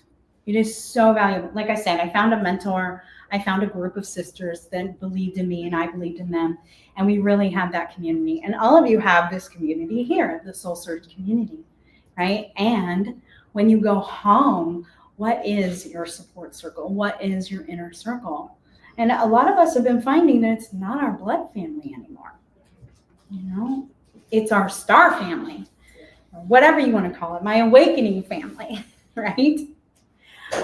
And so having that support system is so important. Let me ask you real quick. What is one of your biggest takeaways so far? Takeaway. An aha. Somebody just yell something out. Community. Yeah. Anybody else? New identity. New identity, right? Joe Dispenza says, in order for the new identity to emerge, the old one must die. I'm going to actually go be in a live retreat with him next week in LA. I'm very excited about it. Anybody else? Aha moment? Yes? I think that your trip to Egypt is interesting to hear about. Uh-huh.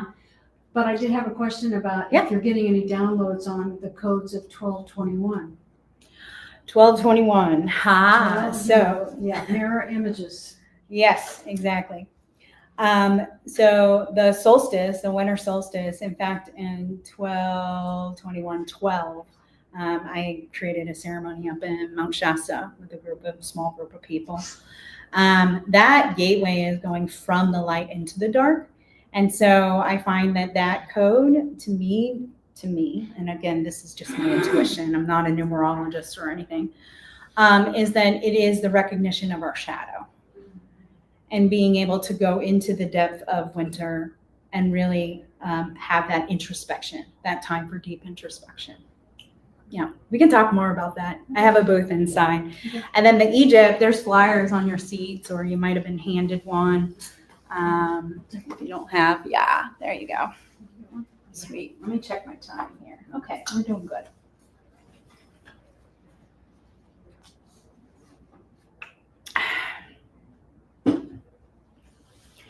So, actually, I'm going to move on to the next piece. I have my little notes here. So the third key, so to speak, the third thing that I wanted to talk about is visualizing your future, right? So you're working on in the past, how can you deal with it now, that pattern disrupt, and then, okay, how am I going to create the future? So it's interesting because I hear all these people like past life regression and this and that, and yet I find that if time is an illusion and there is no past, present, or future, there really is just the present, then how do we embody that in the idea that it is possible to completely clear your past? You can literally change your future by changing your past, or at least the way you perceived it. I've seen women who have had extreme sexual trauma get to a place of, it's just something that happened to me. I'm not holding the heaviness of it anymore, right? So when we think about the future, yeah, come on in, honey. Yeah. When we think about the future, visualization, such a powerful technique. How many of you visualize? Visualize, yeah, right? So I'm going to give you an example. When I was younger, I was an ice skater and a gymnast. I was a competitor. And I would practice my routine over and over again on the ice or the stage. And then on the way to my competition, I would play my music in the car and I would listen to it and I would play it over in my mind. I would close my eyes. I would see the whole routine, every beat, every this, every that, every right? And at the end, and then walking up on the podium and leaning over and feeling the weight of the medal on my neck, feeling the weight of the trophy in my hand. Guess what? It freaking worked. It so worked. Like every time, first and second place. That power pose that we did earlier, that was something that I did too. We got invited to go and perform. It was opening night for Cirque du Soleil's Humanity. It was on the rooftop of New York Hotel in Vegas. And I got to perform in front of all the producers and the choreographers and the performers. I was like, wow, I'm really nervous. Like these are like stellar, internationally, epically beautiful circus artists. Lily all me, like I'm okay. And before I got on stage, I was so nervous and I just did that power pose. I just embodied it and I went up there and I rocked it. So visualization is so important. Getting into the body, the embodiment of who you want to be. Who do you want to be? Right? When I stepped from Candace into Stara, into On a Star, so many things just stopped happening. Like the arguing with my husband. We are in such a beautiful place. There's so much peace in our relationship now. We are a team. The pain in my body that I explained, gone. Certain ideas, certain limiting beliefs, just gone. Because I decided, I made a choice to step into this new identity as Anastara, multidimensional being of light here in service to humanity's awakening and our planetary ascension. That's my mission. And so I get to live it every day. How are you living it in your life? How are you showing up? How are you showing up in your relationships? How are you showing up in your jobs? How are you showing up in your community? What is the service that you're offering now? And so that's what I love to work with our community on, and just really defining that. Like we go through a process called the Discover Your Dharma formula. And we begin to really look at, like, this is my zone of genius. This is what I'm really good at. This is where I lose time when I'm doing it. This is what I believe the world needs. And this is what I used to do to make money. And yet there's certain skill sets that we utilize now into, that sweet spot in the middle. You know, you get to write your life purpose, your life mission statement. And every chapter of our life has perhaps a different purpose. And yet there's the overarching umbrella of, this is what I'm meant for. This is what I'm meant to do. This is who I am, and this is how I'm showing up. So it's a choice. And what are you choosing? What are you choosing? So as we visualize our empowered future, let me just take a look at the time. Okay. Let's do this together now. All right. Go ahead and just get comfy for a moment and close your eyes or lower your eyes, whatever you choose. Take a couple deep breaths.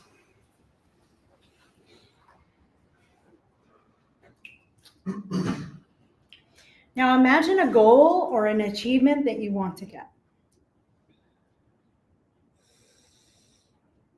Think of that moment in time.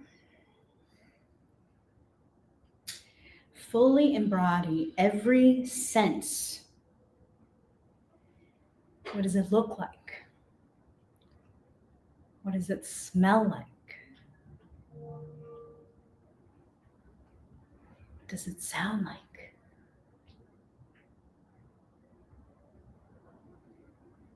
What do you look like? What are you wearing? Make the picture as real as possible.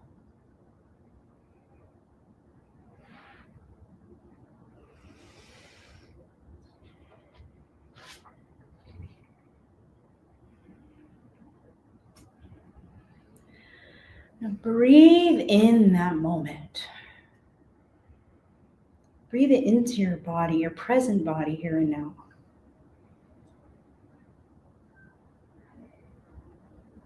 Really feel it in every sensory level possible.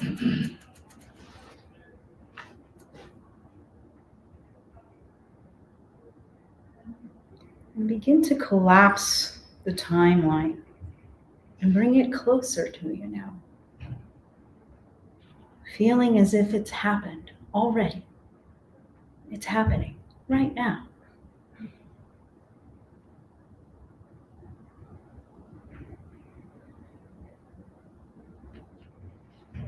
Fully embodying it in your body.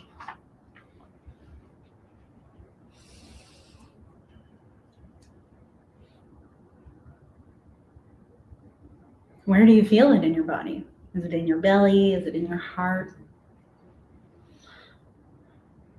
Now begin to take that energy and ground it into Mother Earth. Grounding, centering, stabilizing this vision. Knowing that you can return to this anytime you choose. And the more you do it, the more you draw that moment in time closer to you. With the next couple breaths, go ahead and come back into this room. Wiggle your fingers and toes if you'd like.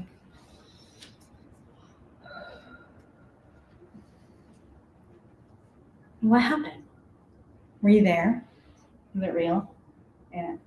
One of my favorite ones is that I'm on a tropical island and I can feel the wind and hear the ocean. I can smell the salt and I can taste the coconut water.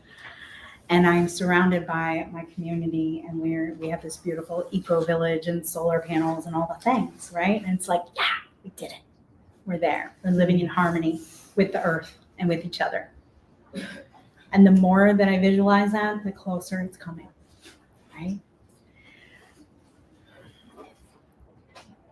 They say what fires together wires together, right? So if you really do this on a daily practice, you saw it took 2 minutes. Just visualizing it. In the morning, I like to do Tony Robbins, the priming. It's like 14 minutes, and this is part of it. What happens is our brain cannot tell the difference between dream state, imagination, visualization, and this 3D reality, all of us sitting in this room right now. And so we can begin to program ourselves and our subconscious that what we just visualized is safe to achieve. Because our subconscious wants to block us from it. Oh, I'm just going to keep you safe. I'm going to keep you safe here. You're going to stay right here. Right? And yet, when we begin to reprogram our subconscious that it is safe to get to that place, to have several $1 million, you could be a philanthropist and give to charities around the world, whatever your vision is, that it is safe for you to obtain that, to have that. So, take a sip of water.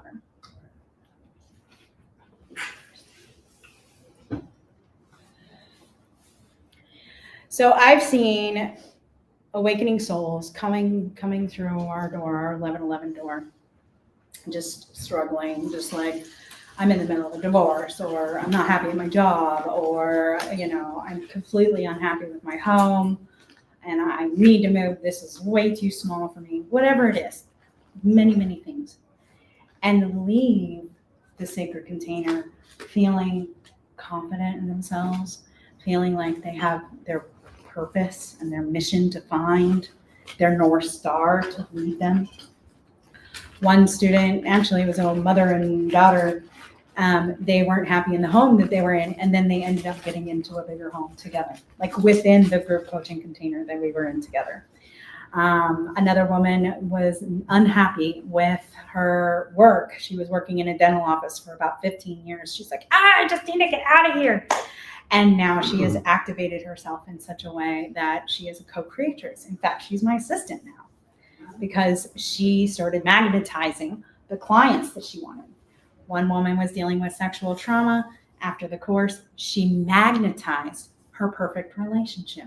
And perfect, right? Mm-hmm. The man of her dreams entered her life, and they're very happy together.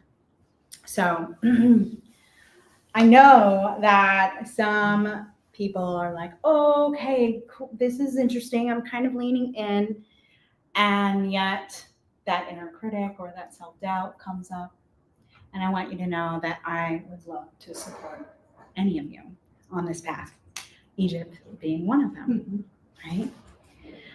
And so when we begin to dream big, and we dream big inside a community container, then magic happens, because not only are you visualizing that, the whole collective is doing it with you. And so that dream gets really big and it draws to you even closer, even faster, right? So let's get activated together and bring in those 1111 codes. So I realize that some of you are like, okay, what is this really about too? And mentorship, right? Group coaching, being in a community. This is what I have to offer.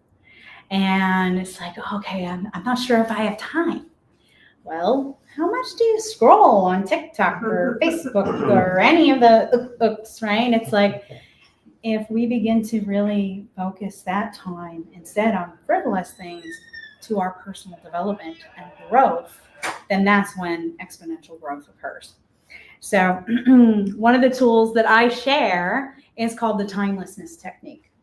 And through this technique, you learn how to condense time and space to the point where, condense and expand simultaneously, to the point where time becomes your friend, where you suddenly have more time for your self-care, your creative projects, your family, whatever lights you up and fills your cup. And I have found there's a few clients who are literally, they're like, I don't even use words. I don't have time anymore. Because I've learned how to delegate. I've learned how to have boundaries. I've learned how to X, Y, Z. And now I have all this time that's freed up and I can do what I want to do and be who I want to be. It's incredible. So I know that we live in this 3D world too that has to do with money. Okay. How could I do that? I'm leaning in the how. Well, the how is the overthinking brain. The how tells the universe, you know what? I actually don't trust you. I don't trust that when I say I want this and I have to work out how before I actually do it, then we're in fear. We're telling the universe we're in fear. And so instead of the how, I invite you to be in the wow, right? Because wow, I said I wanted to go to Egypt and here I am. I just allowed it to unfold naturally. I allowed those signs and synchronicities like 1111 to lead my path to it. I've been dreaming about Egypt since childhood and I'm finally here. So if you're leaning into your yes, if any of this is resonating with you, then I invite you to book a call with me. It's called the Sacred Activation Session. And during this session, we'll talk about what are those struggles? What are those challenges? What are those ascension symptoms that you're facing? And then what is that goal or achievement, the thing that you visualize?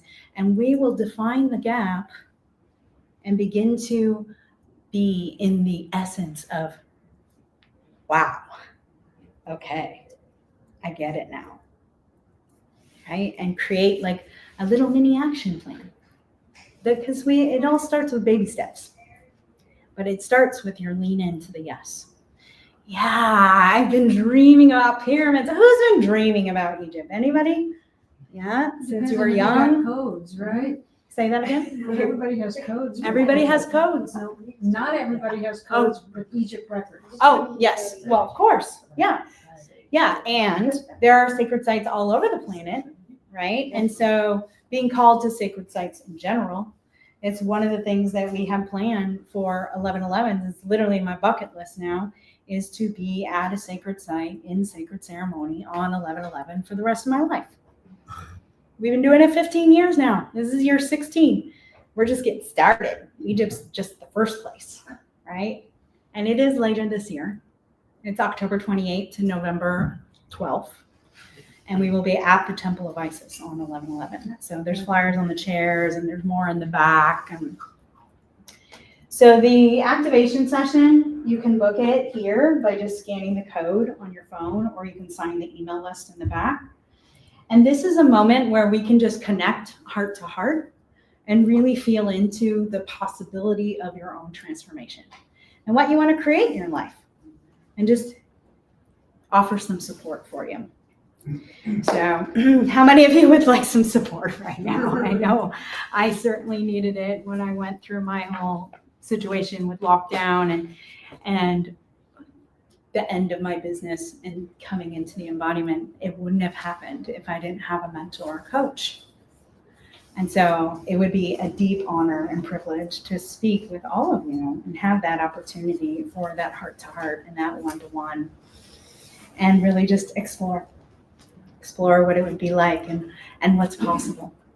What's possible for your life when you have a community of awakened souls that you are connected to deeply, and who holds that vision with you. So thank you so much, beloveds. And I wanted to ask you any questions. Thank you. Yeah. So why don't we end by standing and doing that power pose again? Yeah. And whatever that pose was for you, getting into your body, come into the vision, the visualization that you had, that moment in time, that moment when, right? Come back to that place and then get in that power pose, that power stance, right? And just breathe into that visualization again. Breathe into what's possible for you.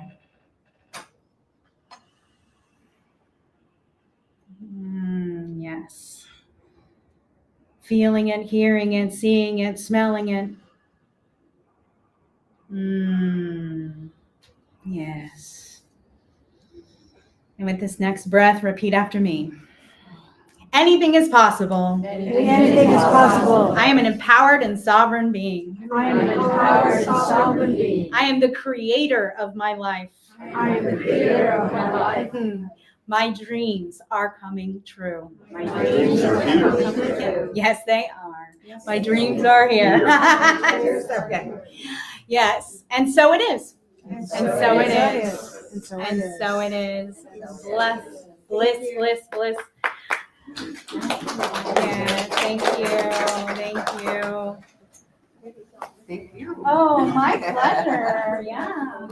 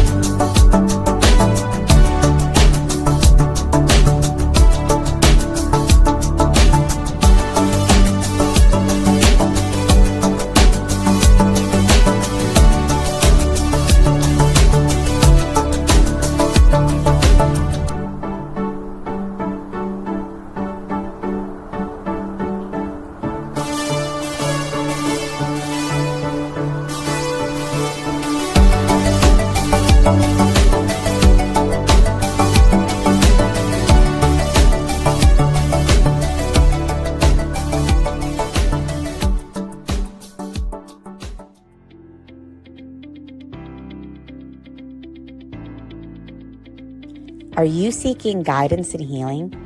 Are you ready for personal transformation? Join us at the SoulSearch Enlightenment Expo and Psychic and Healing Fair in Santa Monica on Saturday, Sunday, March 29th and 30th at the International Meditation Foundation Center. It's free to attend with advanced registration. Get readings, bodywork, and healings for your emotional and physical well-being. Meet psychics, channels, energy healers, and more. Shop for crystals, holistic self-care, and high-vibe products. Don't miss out on the free transformational talks and experiences.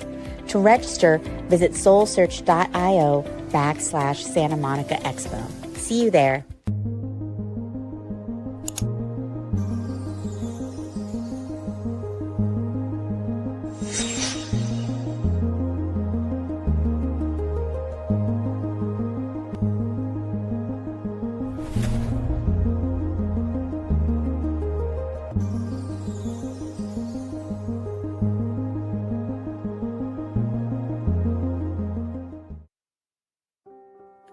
Join us every Wednesday at 7 a.m. for the Radiant Mind Meditation with Dr. John Gray, the #1 trusted relationship expert, the author of Men Are From Mars, Women Are From Venus. What many people don't know is that John Gray spent 9 years as a celibate monk and the personal assistant to the founder of Transcendental Meditation. During this time, he learned powerful meditation practices and techniques, which he has developed and refined for the last 50 years. He now brings us his resonance, wisdom, and energy every week on Wednesdays at 7 a.m. on the SoulSearch Instagram Live, Facebook Live, and YouTube. Join us every Wednesday.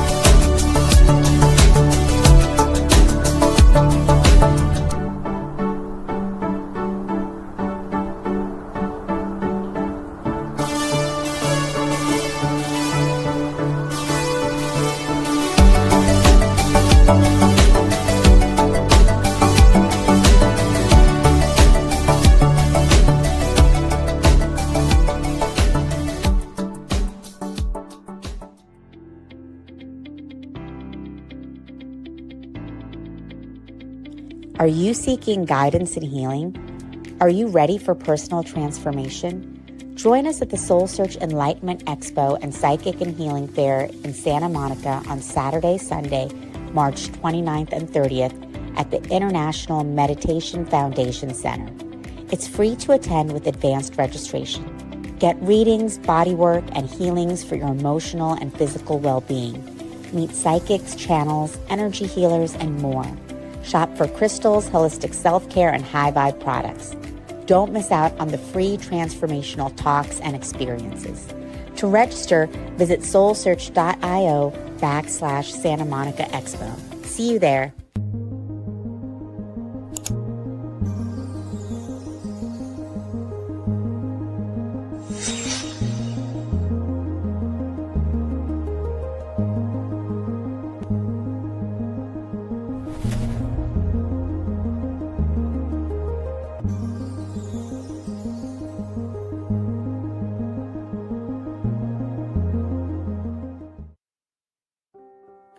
Join us every Wednesday at 7 a.m. for the Radiant Mind Meditation with Dr. John Gray, the #1 trusted relationship expert, the author of Men Are From Mars, Women Are From Venus.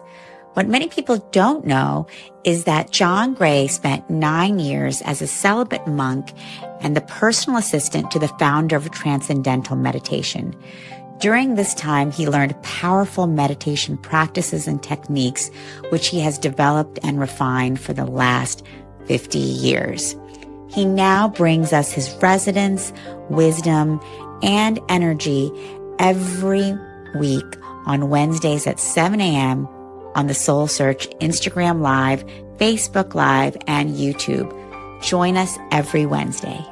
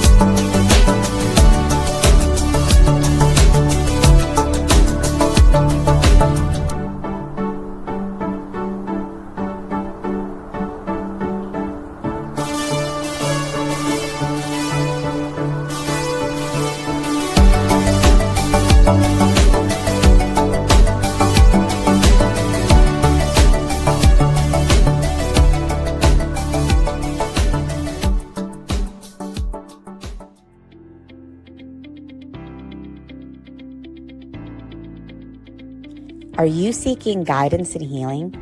Are you ready for personal transformation?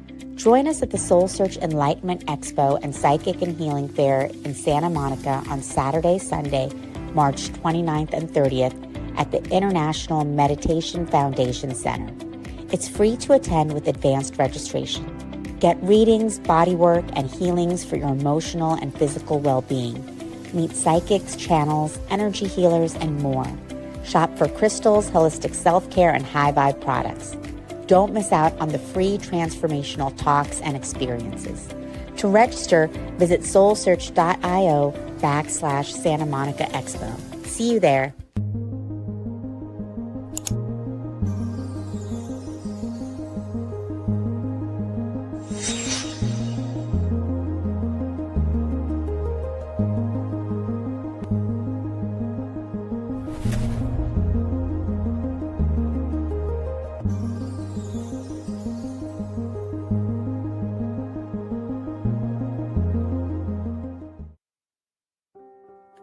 Join us every Wednesday at 7 a.m. for the Radiant Mind Meditation with Dr. John Gray, the #1 trusted relationship expert, the author of Men Are From Mars, Women Are From Venus. What many people don't know is that John Gray spent 9 years as a celibate monk and the personal assistant to the founder of Transcendental Meditation. During this time, he learned powerful meditation practices and techniques, which he has developed and refined for the last 50 years.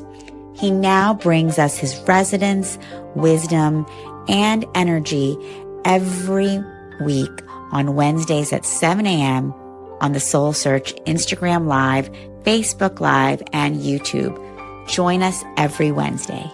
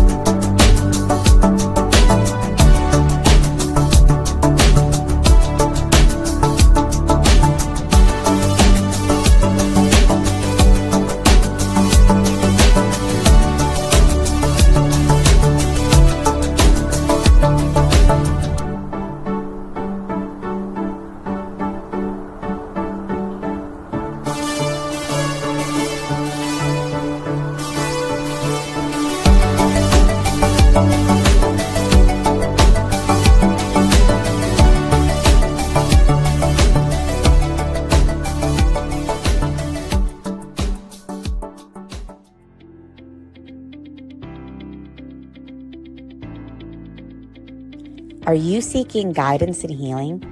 Are you ready for personal transformation? Join us at the SoulSearch Enlightenment Expo and Psychic and Healing Fair in Santa Monica on Saturday, Sunday, March 29th and 30th at the International Meditation Foundation Center. It's free to attend with advanced registration. Get readings, bodywork, and healings for your emotional and physical well-being. Meet psychics, channels, energy healers, and more. Shop for crystals, holistic self-care, and high-vibe products. Don't miss out on the free transformational talks and experiences. To register, visit soulsearch.io/Santa Monica Expo. See you there.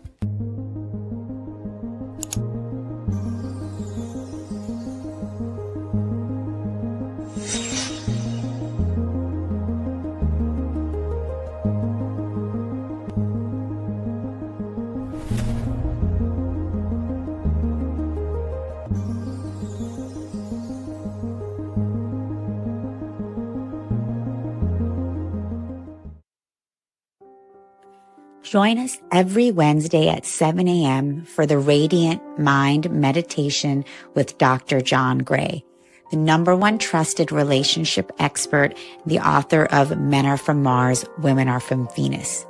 What many people don't know is that John Gray spent 9 years as a celibate monk and the personal assistant to the founder of Transcendental Meditation. During this time, he learned powerful meditation practices and techniques, which he has developed and refined for the last 50 years. He now brings us his resonance, wisdom, and energy every week on Wednesdays at 7 a.m. on the SoulSearch Instagram Live, Facebook Live, and YouTube. Join us every Wednesday.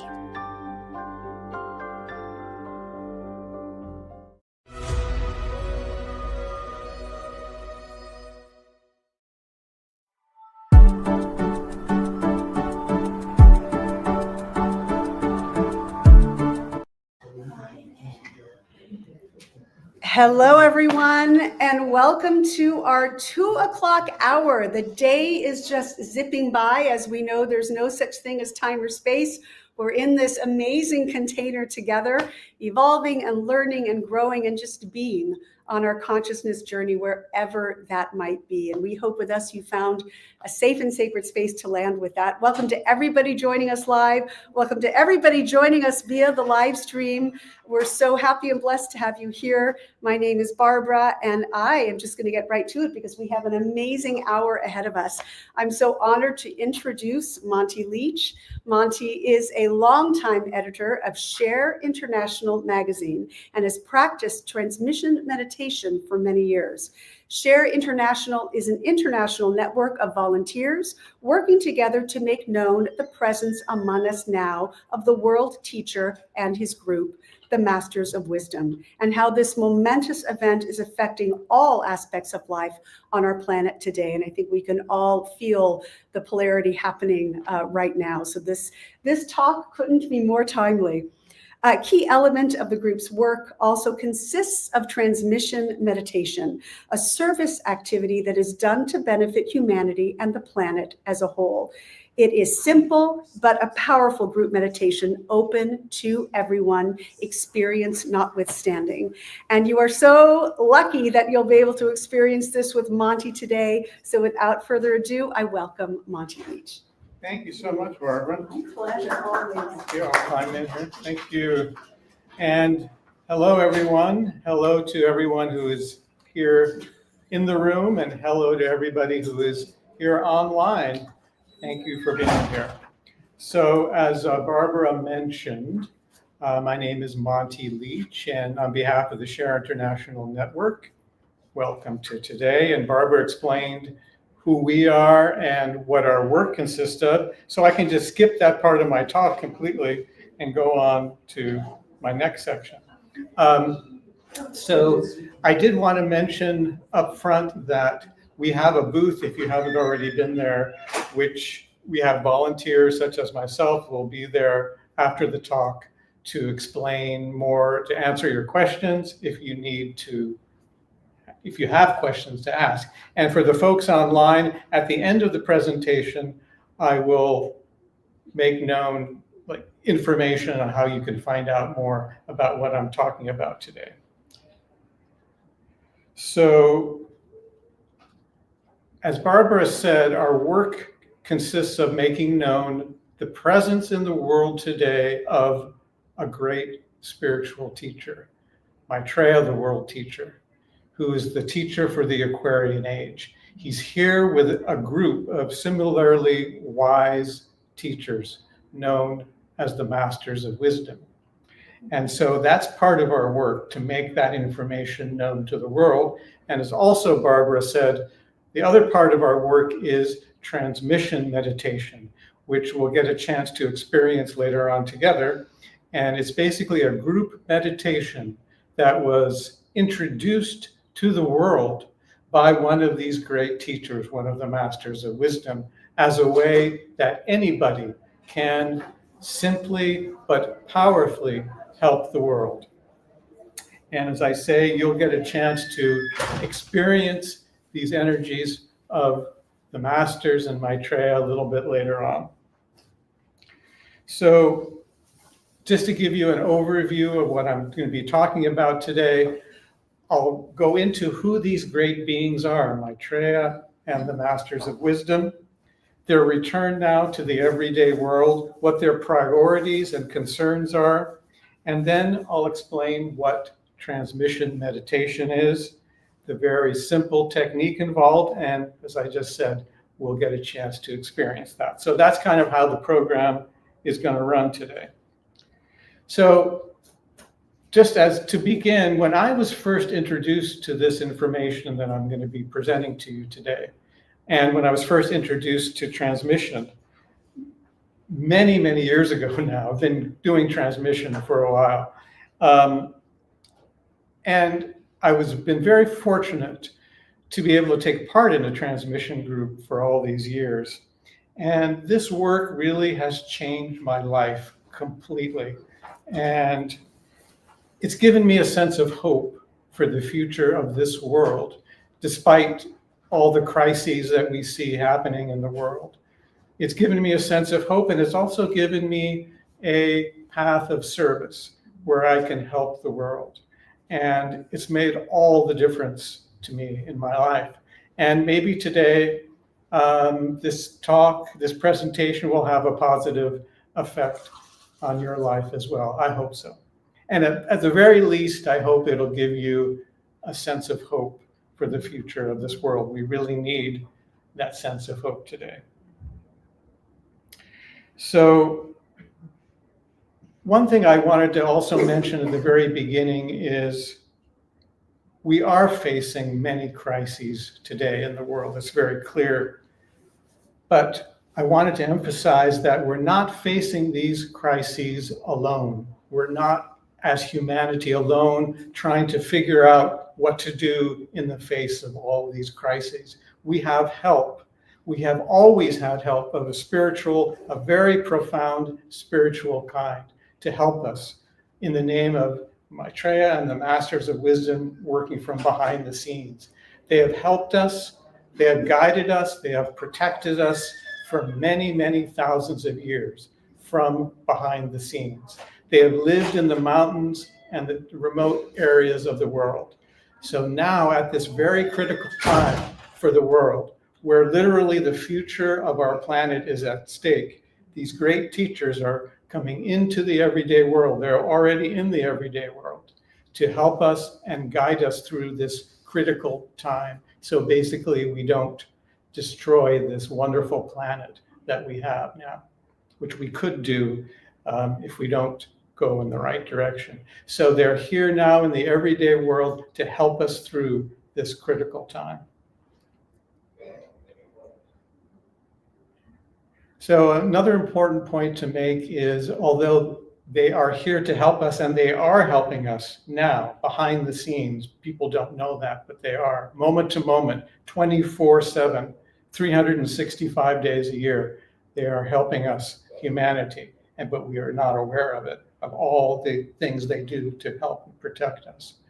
But they cannot save this world. They can't save us. That's up to us. We have to save ourselves. We have to make the right decisions. We have to take the needed actions in response to their inspiration and guidance. They cannot do the saving for us. They can only inspire us and guide us. But we have to do the work. And I just wanted to make that clear, because sometimes people think, well, these great teachers can come and just save the world for us. It doesn't work that way. They can't do that because it would be an infringement of our free will as humanity. It's like if it's a teacher, if you have a teacher in a classroom, the teacher can't do your homework for you. You don't learn anything, right?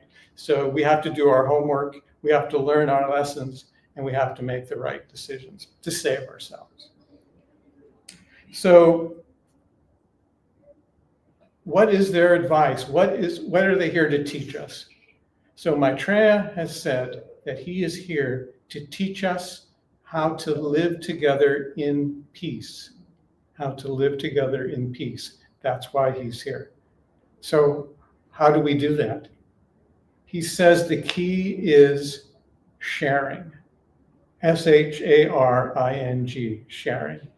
Sharing the earth's food, other resources among all the world's people, so that everybody has enough food, shelter, healthcare, and education to live the basic necessities of life that we all need to live. And Maitreya is here to inspire us to do that. Because he says when we share, we create justice in the world, economic and social justice. When there's justice in the world, we can create peace in the world. And if we don't have peace, as we can see now, we have nuclear weapons that can destroy the whole planet. So if we don't have peace, we don't really have much of a future. But Maitreya knows that we will come back from the precipice of where we're at and make the right decisions and choose to take that path of sharing to save ourselves. He knows the hearts of humanity, and he can see that we're going to make the right decision to do that. Another way of looking at this is when we take the first steps towards sharing among the nations of the world, we build trust among the nations. So when we have trust building among the nations, we can work together, we can cooperate to solve all of our problems. I mean, all of the major problems that we're facing in the world are global problems that take cooperation to solve. So if we have that level of trust, which we can get through sharing, then we can work together to solve all of the world's problems, including the climate crisis as well. And when we trust each other, we don't have to spend trillions of dollars on weapons, on the military that we're doing now. We could put that to meet human need. and we could solve all of our problems that way. So it's sharing leads to trust, leads to peace. That's basically Maitreya's message, the world teacher's message for this age. So it might seem a bit far-fetched that we will share the world's resources. If we look at the world now, it doesn't seem likely that people are going to want to share the resources of the world. It will take a change of consciousness, a change of heart, really, among humanity to do that. That's what it's going to take. And that's really why Maitreya and the masters are here, to help us have that change of consciousness, that change of heart, to help us change our view of the world, to allow us to see that we're all one human family, brothers and sisters of one family. And in a family, in a human family, in our own family, if somebody has more than they need, we share it with the other people in our family who may not have enough. It's just a natural, intuitive action that we take. But we don't tend to see people on the other side of the world who are going hungry as our brothers and sisters. They're over there. We're over here. We're not connected. So Maitreya and the masters are here really to help us see one another as we truly are, which is one human family. And so Maitreya and the masters will inspire that change of heart, that change of consciousness that we need to begin to implement sharing and change the world. So I just wanted to talk a little bit about who these masters and Maitreya are, because probably people are not familiar with, who they are. It's not really commonly known. So the existence of the masters of wisdom was first written about in the West by a woman named Helena Blavatsky in the late 1800s. She lived with the masters in the Himalayas for about 3 years. She wrote books about their teachings, which are called the Ageless Wisdom teachings, because they go back eons of time and they underlie all of the world's religions and philosophies. So she introduced the existence of the masters.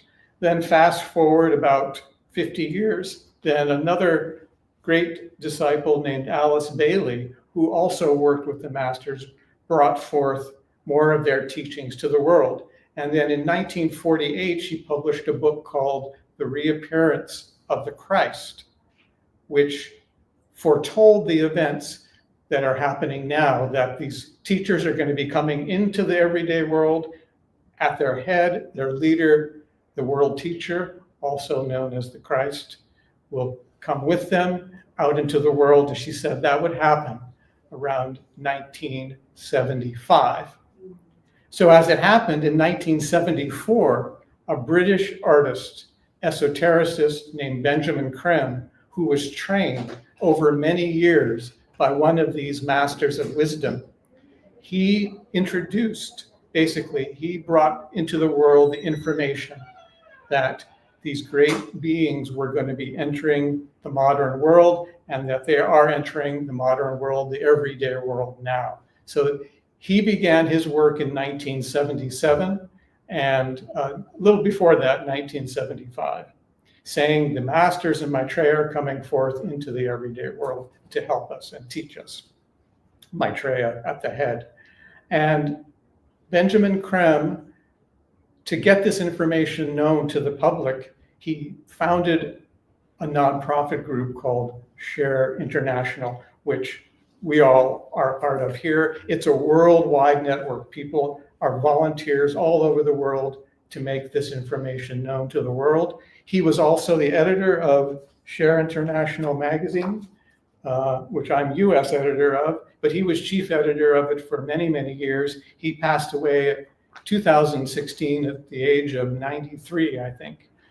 But the magazine is still going, getting our information out to the world. And just to point out, he wrote 12 books. He did lectures all over the world. He was editor of the magazine, and he received no compensation at all. He was a volunteer, like we all are volunteers. So there are groups all over the world now working to make this information known. But it was really begun by Benjamin Creme.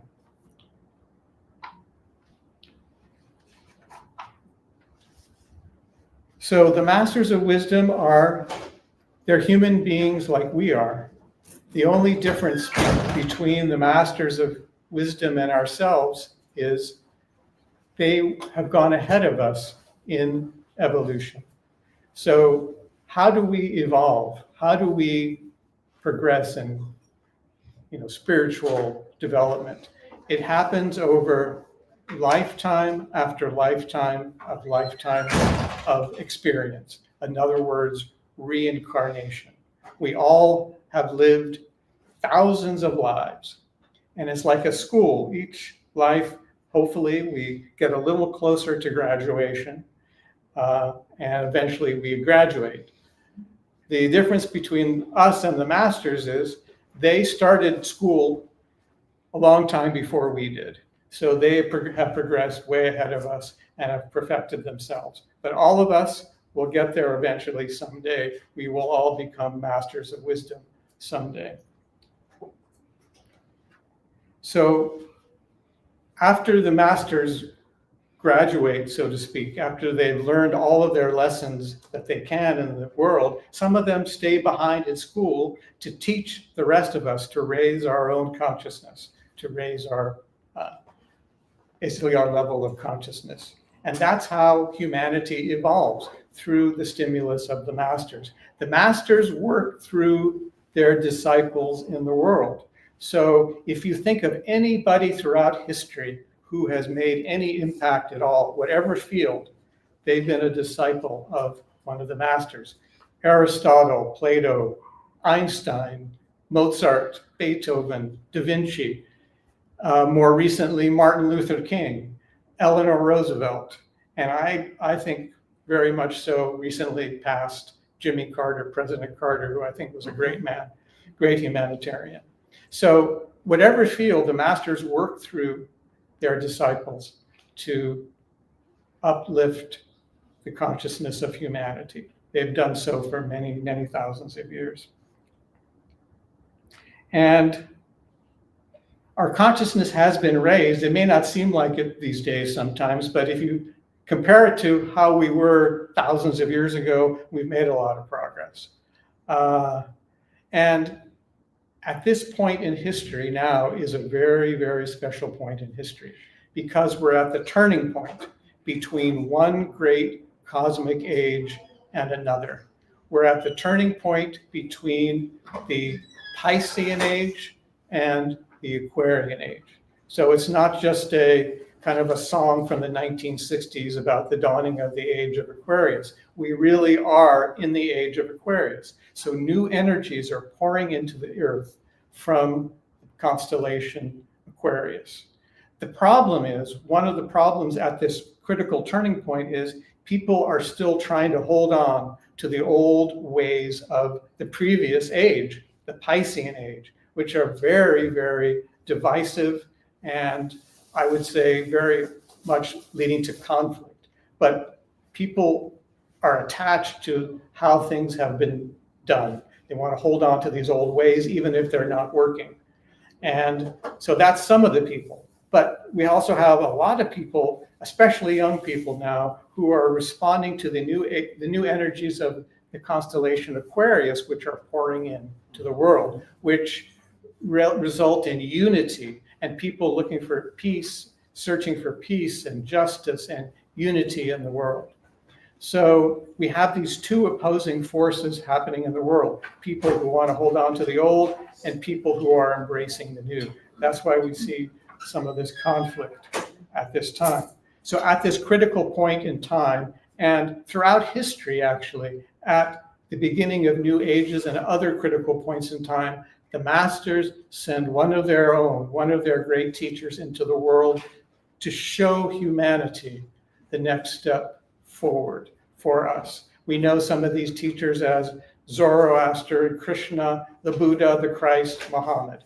at this time, right now, where we can destroy this planet, this critical time, the masters have sent the master of all the masters, Maitreya, the world teacher, into the world, and Maitreya, the world teacher, is here now among us, living among us in a physical body. I point that out, not just as the Christ spirit, but actually in physical form.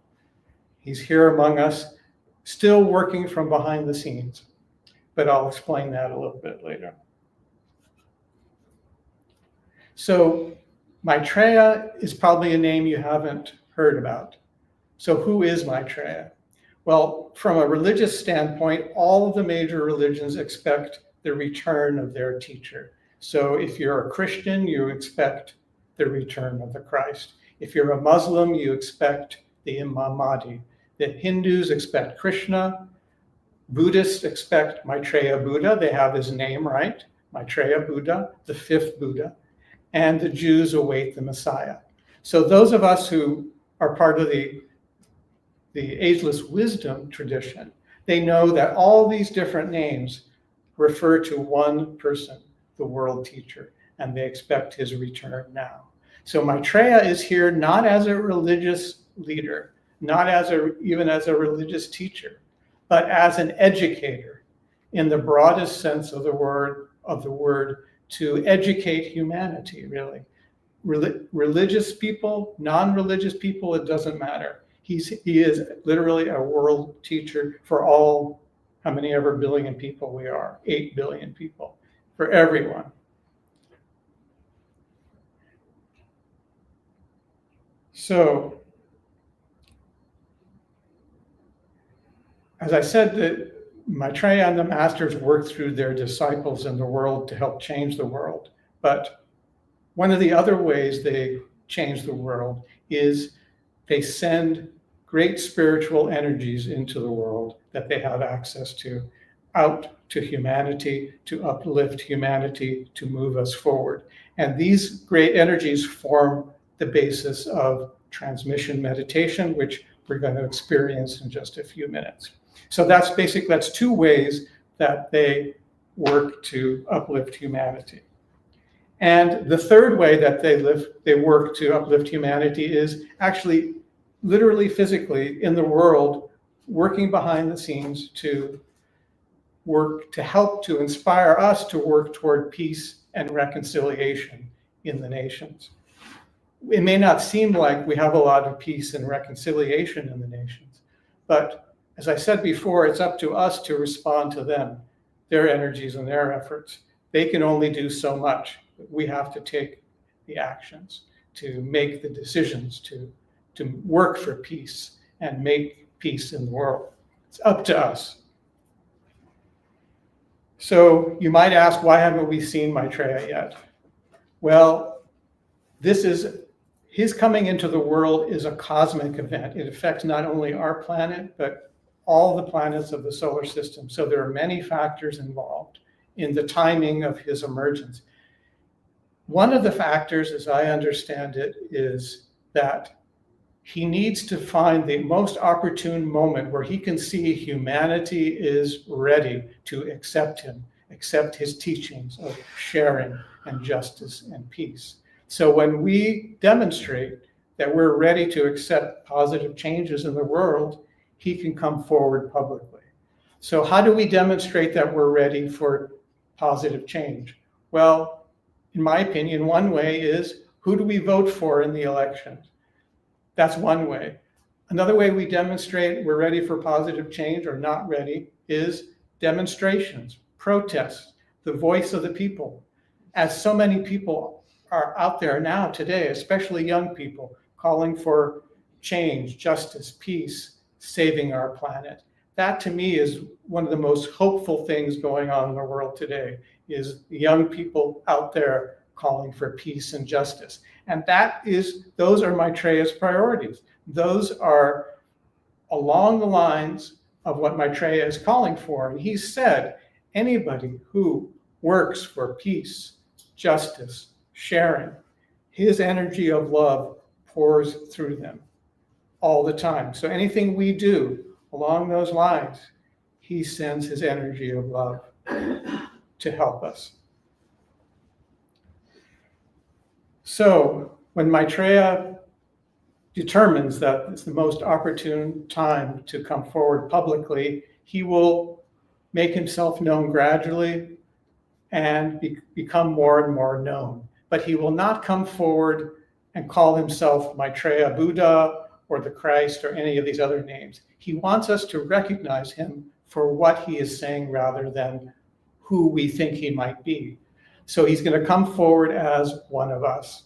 So when enough people have seen him and recognized him in some way, they will invite him to speak to the whole world. We will invite him to speak to the whole world simultaneously at once. And this day, which has never happened in the history of the world, the great teacher for the age will speak to all of humanity simultaneously at the same time, which is what simultaneously means. And he will do this through the linked satellite networks of the world. So we will, on that day, which we call the Day of Declaration, we will see Maitreya on the television screen or your computer screen, whatever you will see him. But he will not actually speak, but his thoughts will enter into our minds in our own language. So in English for us, but whatever language is your native language, we'll hear his thoughts in our own language, calling for justice and sharing and peace in the world, and calling on us to change the world. At the same time, he has said, you will feel his Christ energy, his energy of love pouring through the hearts of everybody. He said it will be as if I embrace all of humanity. And then the third thing is we will experience thousands of healings. People will have healings occur on that day, the Day of Declaration. So in those three ways, we'll know this is Maitreya, the world teacher, here for all of humanity. So how our choice at that point, what we decide to do will determine the whole future of the world. To share, go forward in peace and justice, or to continue on in the old greedy ways. Maitreya knows we will choose the path of sharing and peace and justice, and our future is very bright indeed. So this is a message of hope. I just want to emphasize that. That's why I'm here, is to hopefully give you a sense of hope for the world. But as Maitreya says, it's up to us. Things don't just happen by themselves. We have to take action to create this positive world. So one of the things we can do to help the world is transmission meditation. And any form of meditation is a way for us to link ourselves with our higher self, our soul, who is really who we really are. So the difference between transmission and most normal meditations is transmission is a group meditation, as we'll experience. So we're a group here. And it's also done not just to benefit ourselves, although it does, it's done to benefit all the world's people, all of humanity. So it's done as a service to the world. So how do we do transmission meditation? It's very simple, as the title of the talk says. What we do is, the first thing we do is we say together the great invocation. And I think we have the cards here somewhere. Did everybody have a card in the room? No. We had blue cards here somewhere. So if we can hand those out, so everybody can say the great invocation together. That's kind of important because saying the great invocation, that brings forth the energies of Maitreya and the masters. So now, does everybody have a great invocation on them? And no. Okay, I think Our Lady in the back still needs a blue card or something. You don't have any blue cards. Great. And for those of us online, I will show the great invocation in this very high-tech format, which is called a piece of paper. And so the people who are watching online can say the great invocation along with us. So hopefully everybody here has one. I think we have one lady over here who still needs a great invocation. I got this from last time, it's at my house. Okay, so hopefully everybody's got one now. And, okay, we're good. So the first thing we do is we will say together the great invocation, which brings in the energies of Maitreya and the masters. Then we bring the attention to the ajna center, which is the point between the eyebrows. It's one of the major energy centers we have in our body. So we put the attention here, and then if we notice our attention wandering off during the meditation, we say the sound Om to ourselves. We think it. We don't say it out loud, we just think the sound Om. And what that does is it connects our brain with our soul. And once we have that connection made, the transmission of energies takes place. So Maitreya and the masters will then send out these energies wherever they're most needed in the world to help the world. We're asked not to send them to any particular person or place. We let Maitreya and the masters determine who and where these energies should go. And these are the energies which can and are transforming the world. So that's basically it. We say the great invocation, which everybody has or will have. We put the attention between the eyebrows, the ajna center, and when we notice our attention wandering off, we say the sound, we think the sound to ourselves, Om, and that brings the attention back. That's all there is to it. So that's about it for transmission and the talk. So does anybody have any questions before we begin the transmission?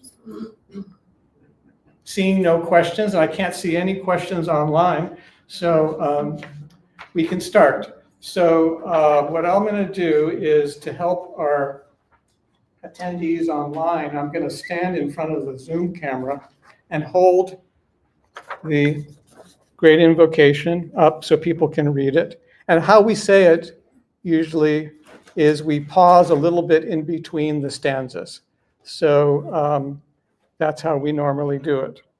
So I think everybody can see that. Okay, so we'll go for about 15 minutes or so, and then at the very end, I'll come back and let you know how you can find out more information about all of these things we've been talking about today.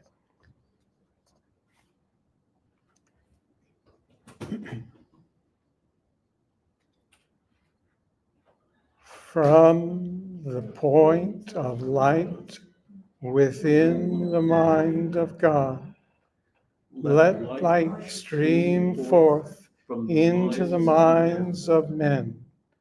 Let light descend on earth.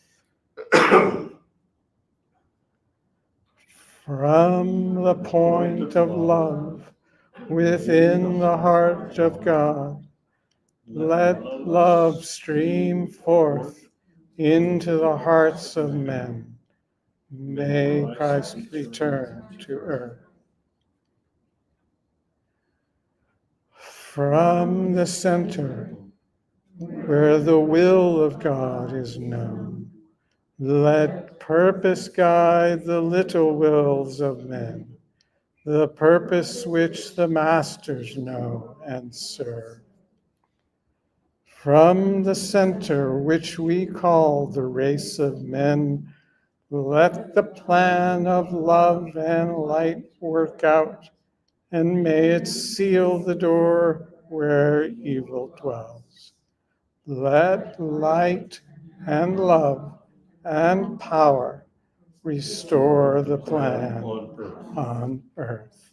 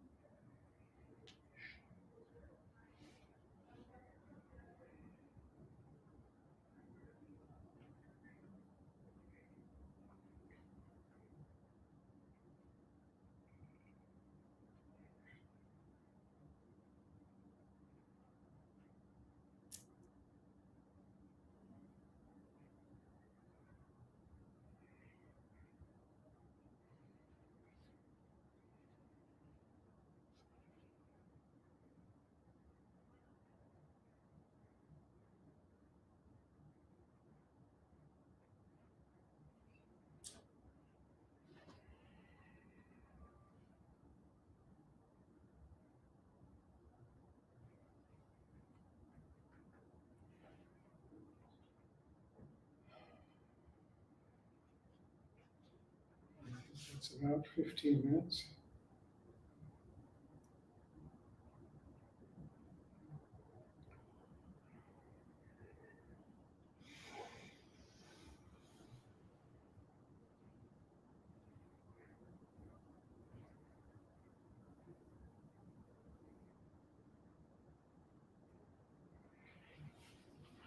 So thank you everyone for being here. Whether online or in person. If you're here in person, want to find out about how to take part in transmission meditation going forward, we have a sign-up sheet in back. Somebody will send you information. We also have a list of transmission groups, mainly on Zoom, but one in Berkeley as well, live, so you can take part in that.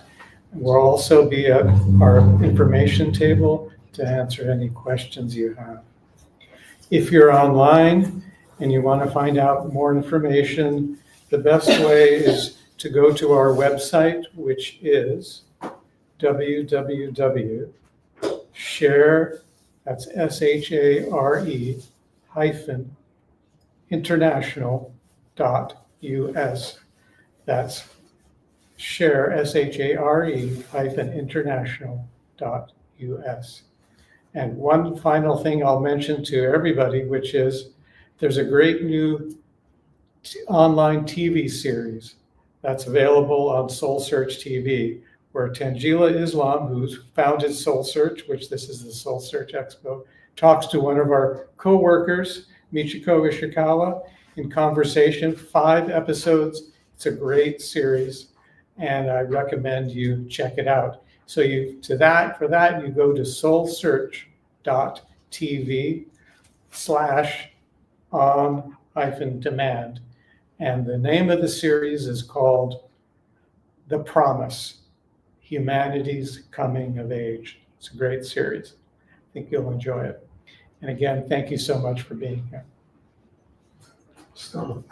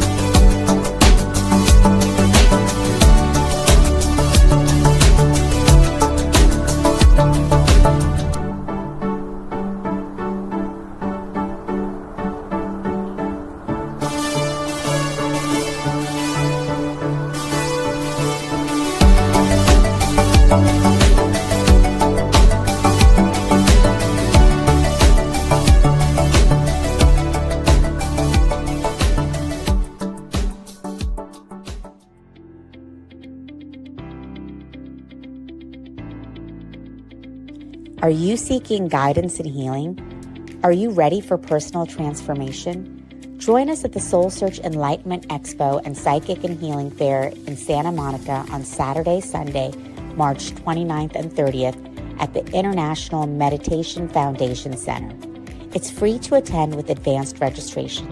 Get readings, bodywork, and healings for your emotional and physical well-being.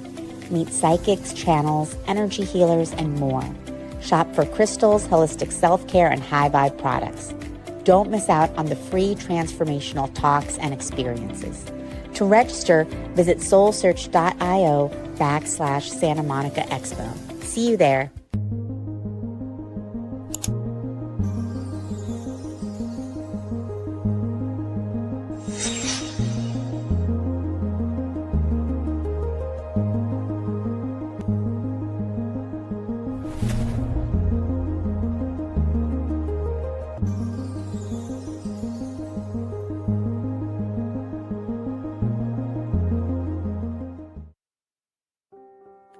Join us every Wednesday at 7 a.m. for the Radiant Mind Meditation with Dr. John Gray, the #1 trusted relationship expert, the author of Men Are From Mars, Women Are From Venus.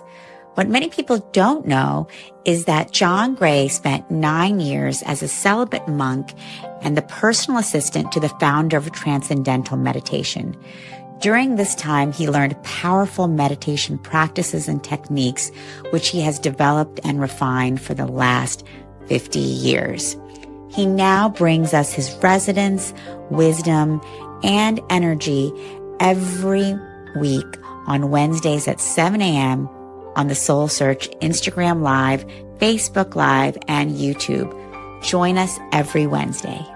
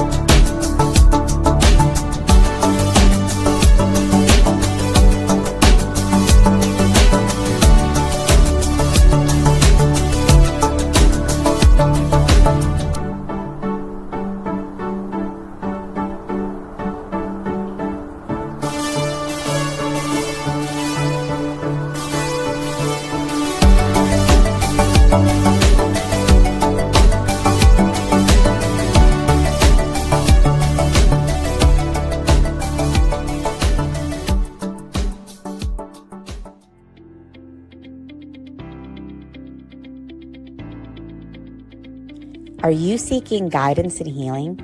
Are you ready for personal transformation? Join us at the SoulSearch Enlightenment Expo and Psychic and Healing Fair in Santa Monica on Saturday, Sunday, March 29th and 30th at the International Meditation Foundation Center. It's free to attend with advanced registration. Get readings, bodywork, and healings for your emotional and physical well-being. Meet psychics, channels, energy healers, and more. Shop for crystals, holistic self-care, and high-vibe products. Don't miss out on the free transformational talks and experiences. To register, visit soulsearch.io/Santa Monica Expo. See you there.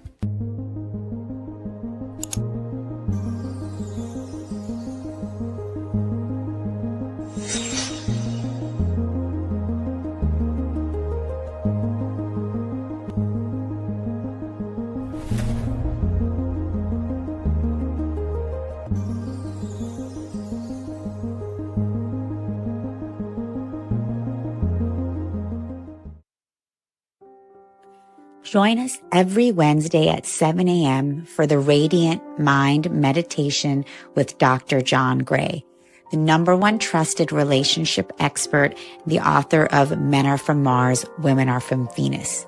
What many people don't know is that John Gray spent 9 years as a celibate monk and the personal assistant to the founder of Transcendental Meditation. During this time, he learned powerful meditation practices and techniques, which he has developed and refined for the last 50 years. He now brings us his resonance, wisdom, and energy every week on Wednesdays at 7 a.m. on the SoulSearch Instagram Live, Facebook Live, and YouTube. Join us every Wednesday.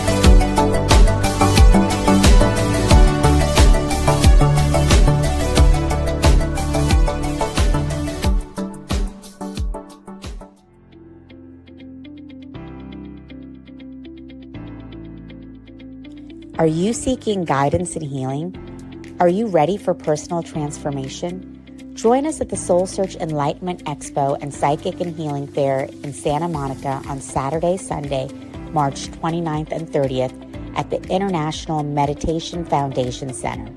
It's free to attend with advanced registration.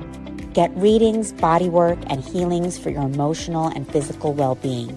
Meet psychics, channels, energy healers, and more. Shop for crystals, holistic self-care, and high vibe products. Don't miss out on the free transformational talks and experiences. To register, visit soulsearch.io/Santa Monica Expo. See you there.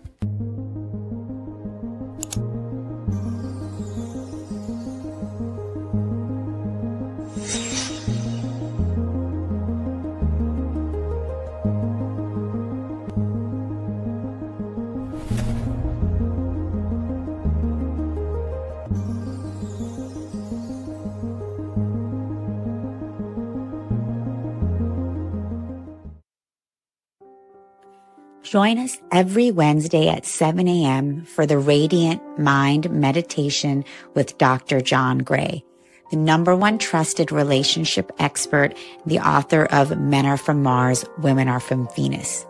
What many people don't know is that John Gray spent 9 years as a celibate monk and the personal assistant to the founder of Transcendental Meditation. During this time, he learned powerful meditation practices and techniques, which he has developed and refined for the last 50 years. He now brings us his resonance, wisdom, and energy every week on Wednesdays at 7 a.m. on the SoulSearch Instagram Live, Facebook Live, and YouTube. Join us every Wednesday.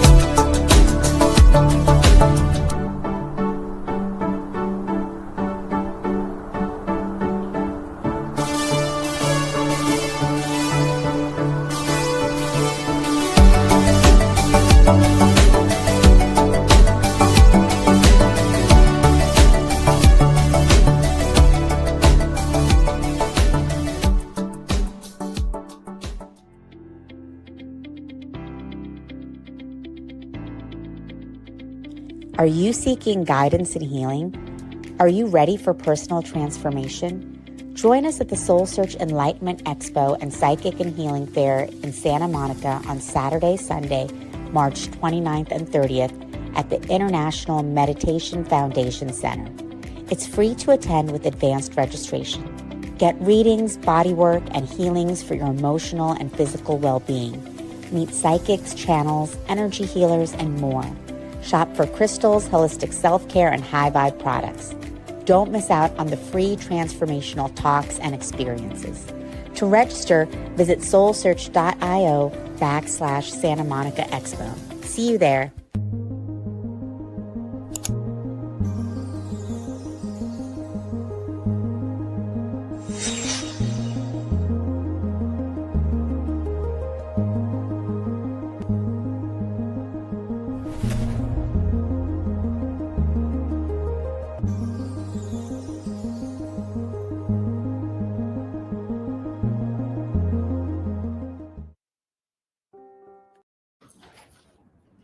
Hello, everyone. Welcome to everyone here with us live in the SoulSearch Enlightenment Expo San Rafael.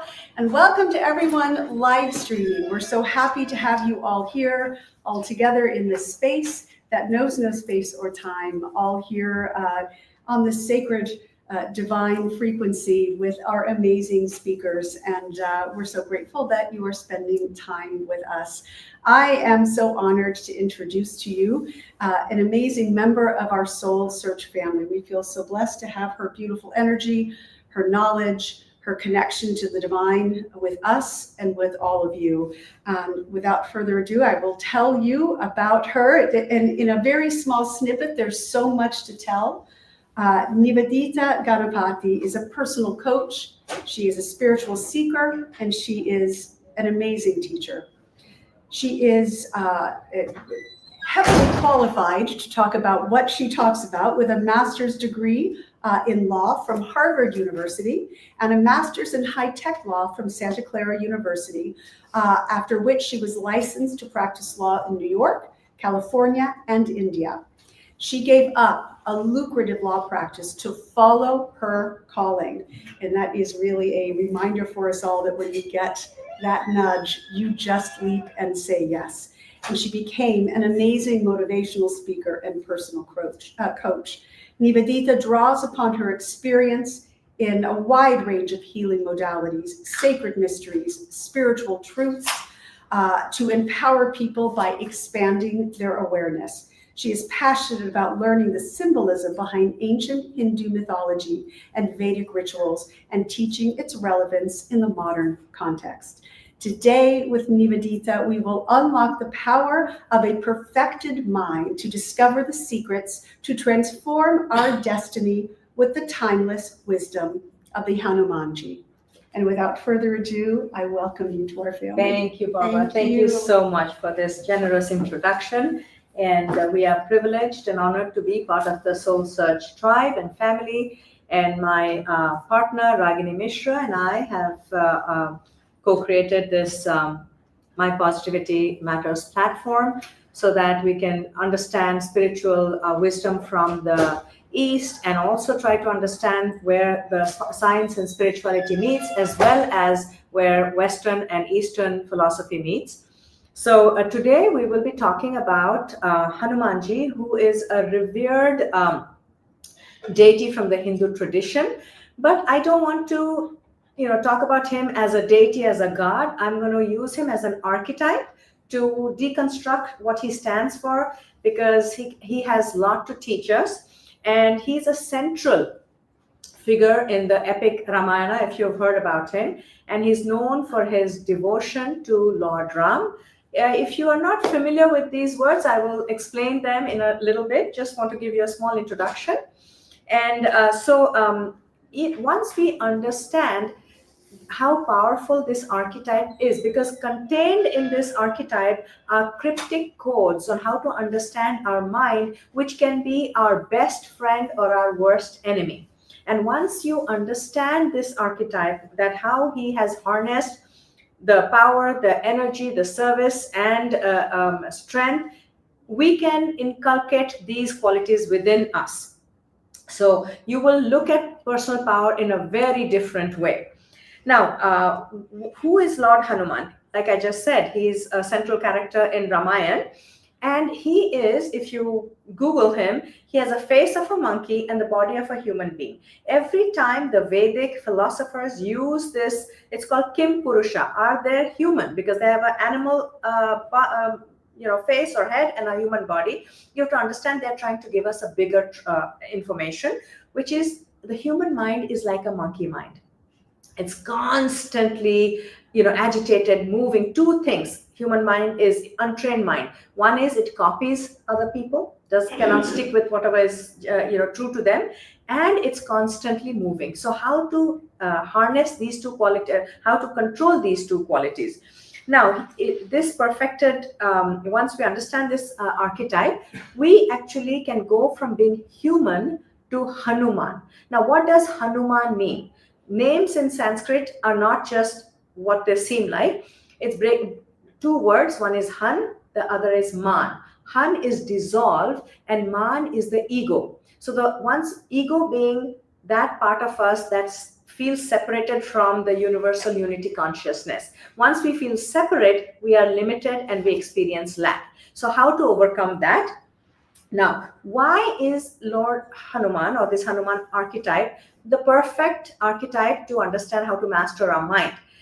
I cannot explain the whole theory and science behind it because of the paucity of time, but just a simple starting point would be Hanumanji. We have to look at his lineage, we have to look at his looks, and we have to look at his accomplishments to give us an idea what we can learn from him. From his lineage, he has one mother and 3 fathers. Now, if you delve deeper, the one mother is this body that we are born of, physical, material body made out of five elements. And the 3 fathers extrapolates or relates to the 3 kinds of brains we have. We have a reptilian brain, which is meant for survival. We have a limbic brain, which is meant for pleasures. And we have a neocortex, which helps us to tap into divine qualities. So these are some of the clues that that the rishis or the philosophers of the ancient time were not just talking in the air and not having a plan in mind. So the way Hanumanji, this archetype, has harnessed and perfected his mind is by his devotion and service to 3 characters: Lord Ram, his wife Sita, and his brother Lakshman. Now, these are also not just names or human beings. Ram is that consciousness, pure consciousness. Lakshman is our intellect. Lakshya in Sanskrit means goal. So that intellect keeps us locked onto our goal. And Sita refers to our mind-body complex. And Hanuman is the breath that connects all 3, the consciousness, the intellect, and the mind-body complex. So once we understand the relationship between breath and mind, and I will make you go through an exercise where you will see it, there is a direct correlation. When we are agitated, when we are nervous, anxious, if we practice some breathing, instantaneously our mind becomes calm. So we can use our breath to actually get control over our mind. Now, there are a few things, there are especially 4 things that an untrained mind or imperfect mind is known by. First one, it's called chanchalam in Sanskrit, which means extremely fickle. We have so many plans, but we are never able to follow through with it. If you don't train the mind, that's going to be one of the limitations. 2 is pramati, constantly agitated and churning. And what agitates us? Not good and positive thoughts, but negative thoughts. So if we don't know how to tap into our higher positive thoughts, the negativity bias kicks in. So we are constantly looking for what is wrong in our life and trying to fix it, which nothing wrong with that, which is fine, except that you get caught up in that loop. What's wrong in my life? Fix it. What's wrong in my life? Fix it. What's wrong in my life? Fix it. Never having great, grandiose visions to go beyond survival living. So that is chanchalam, fickle mind. 2 is pramati, constantly churning and agitated. 3rd one is it is very strong. Have you ever tried to have a diet plan or exercise plan and never followed through with it? Because a mind has a mind of its own. So it's very difficult to control the mind, but there are practices that can help us, especially chanting and breathing practices. And finally, it is dridham, very obstinate. So these being the 4 qualities that limit our mind: the fickleness, agitation, very strong and very stubborn. We can use chanting and breathing to actually bring control over our mind. Now, the Hanumanji, if you do again any search on Google, there are many mantras and practices associated with Hanumanji. But the most popular, most common, even if you understand nothing and chant Hanuman Chalisa. Chalisa means 40 verses in praise of this power, this personality and energy. Miracles have happened in people's life, whether you understand a single word of it or not, if you just chant it. But imagine when you understand this and start chanting, how much more power you can get. So I'll give you a simple example and then we'll do some practices. There is a couplet there in that 40 verses which describes what he's wearing. And it says, Kanana Kundala Kunchita Kesa. So he's wearing earrings and his hair is curly. Now you can just look at it literally and say, what does that mean? How can that help me control my mind? But if you understand the practice of the importance and connection of the ear to the brain, you can again Google search super brain yoga. Stanford University has put its stamp on this, which tells you the power of, if you have an agitated mind, if you have a distracted mind, if you have a mind which is not, it's seeking clarity, doing some exercises with the ear is going to bring you tremendous peace and clarity and cognitive awareness. So I'm going to take off my ears rings just to be able to show you. I want you to practice this. So if you also, I'm sorry I don't have access to show you some of the pictures which would have really clarified what I'm trying to say. The fetal baby, if you do a search of the fetal baby in the ear, the baby's head lies on the bottom part of the ear. The rest of it's in a fetal position. It fits into the ear. And in acupressure, acupuncture, the ear has tremendously powerful acupressure points. So when you brain fog, or you're hitting a wall, you're having a creativity block, just by doing this, which most people in Hindu temples do, is going to bring a huge. You have to opposite, because we are trying to harmonize the left brain with the right brain. So you take this hand and touch your left ear, and the left hand to touch your right ear, and do that. If you do 10 times this, instantaneously, your brain fog will reduce, your clarity will increase. So this is a practice that you can do anytime.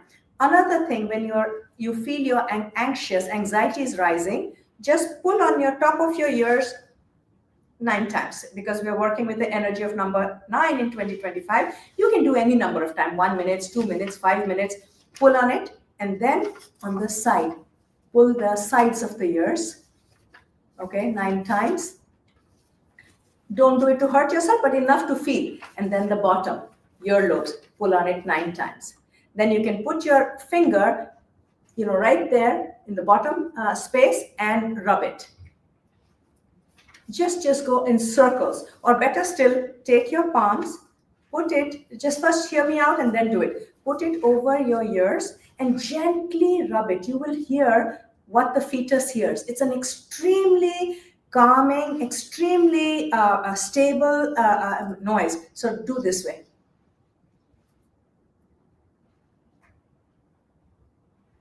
Go the other way. If you've ever accompanied a pregnant woman to ultrasound of the baby, that's the noise you will hear. So that's the power of some of these simple practices that will give you access to calming down that agitation. Now, another practice that I want to do with you is connect the breath to our mind, because there is a direct connection between the breath and the mind, and an indirect connection between the breath and the body. So you can use your body to calm your mind down, or you can use the breath to calm your mind down.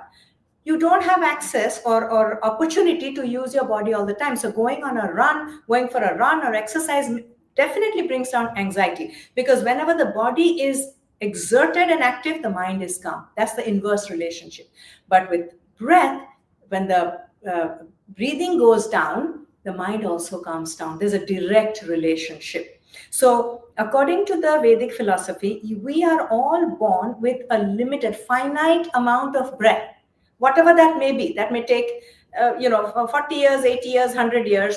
We cannot increase the number of breaths we are born with, but we can increase each breath so that you take longer. So if you look at a dog, how it breathes, and look at the lifespan. They breathe hyperventilation. They live 14, 15, 17 years? Look at an animal. Does it look like it's ever in a rush? So extending the breath can extend your life cycle. And I'm going to teach you another, not teach you, I'm going to demonstrate. I want you to count your breath per minute. So just don't try to manipulate your breath. Just go along with it, because if you manipulate the breath and breathe deeply right now, you will not see the connection.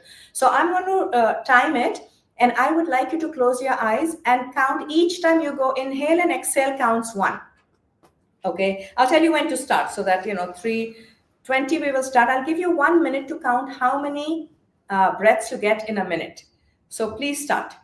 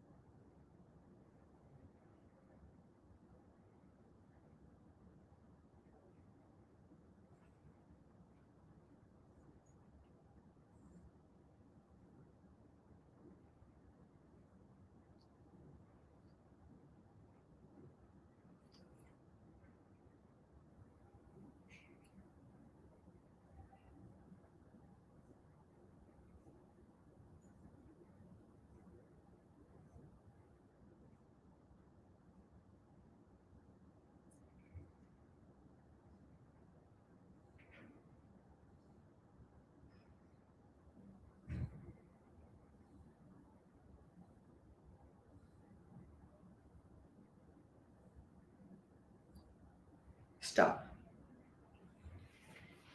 Now take a deep breath in and release. Rafi, can I have your phone? It'll be easier to have the timer. Okay. Just the timer. Timer, so you Yeah.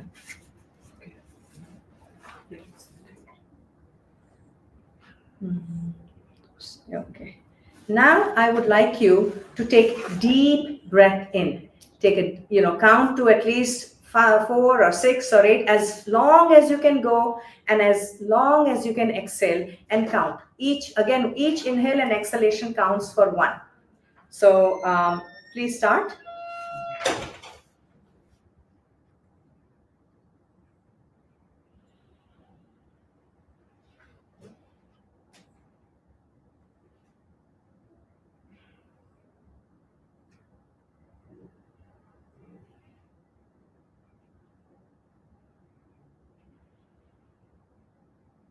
Take deep breaths in and deep breaths out.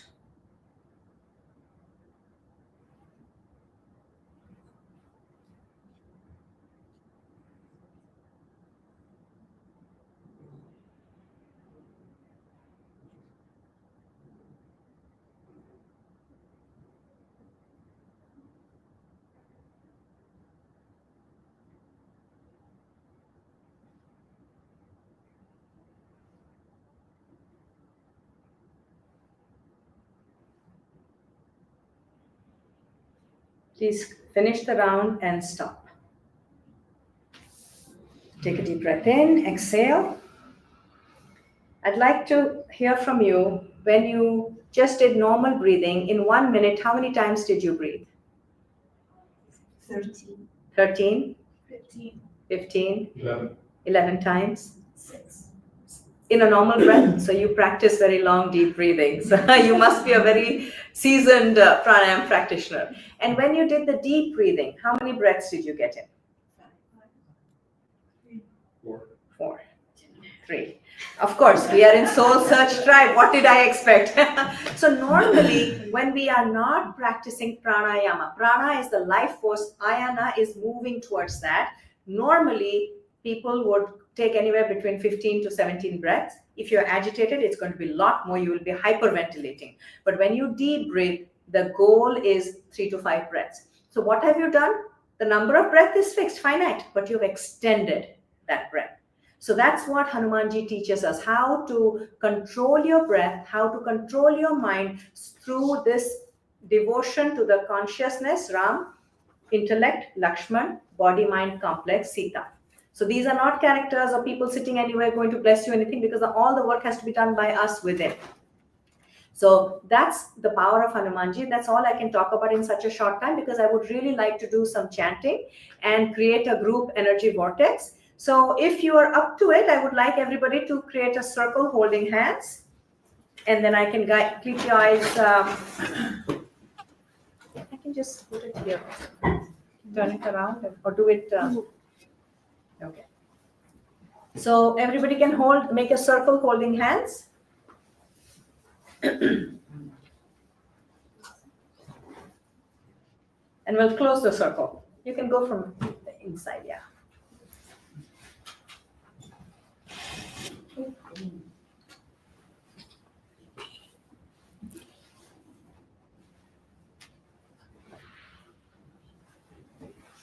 Once you make a circle, close your eyes. I'm going to chant some Sanskrit mantras with their English translation.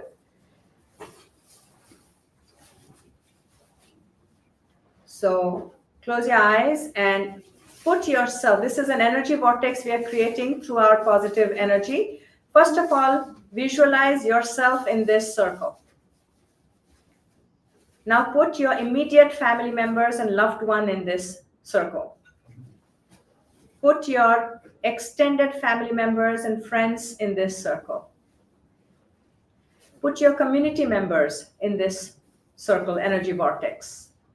Put your fellow citizens in this vortex. Put all the people in the world in this vortex. And think of some people who need some extra healing or help and have asked you for prayers. Put them also in this circle. Now I'm going to chant the mantras and we are going to energize this energy vortex. Om Gam Ganapataye Namaha. We are inviting, invoking, and receiving the threshold energy of Ganesha to dissolve our ego that separates us from other human beings and creatures. Om Aim Saraswatye Namaha. We are inviting, invoking, and receiving the energy of the divine goddess Saraswati to bestow upon us the highest intuition and the highest intellect. Om Shri Guru Pyo Namaha. We are inviting, invoking, and receiving the guiding principle of this universe. Om Namah Shivaya. We are inviting, invoking, and receiving the energy that can dissolve negativity into this energy vortex. Om Namah Narayanaya. We're inviting, invoking, and receiving the energy of sustenance into this energy vortex. Om Sahana Vavatu Sahano Bhunaktu Sahaviryam Karavavahai Tejasvinavadhitamastu ma vedvisha vahai. Om Shanti Shanti Shanti.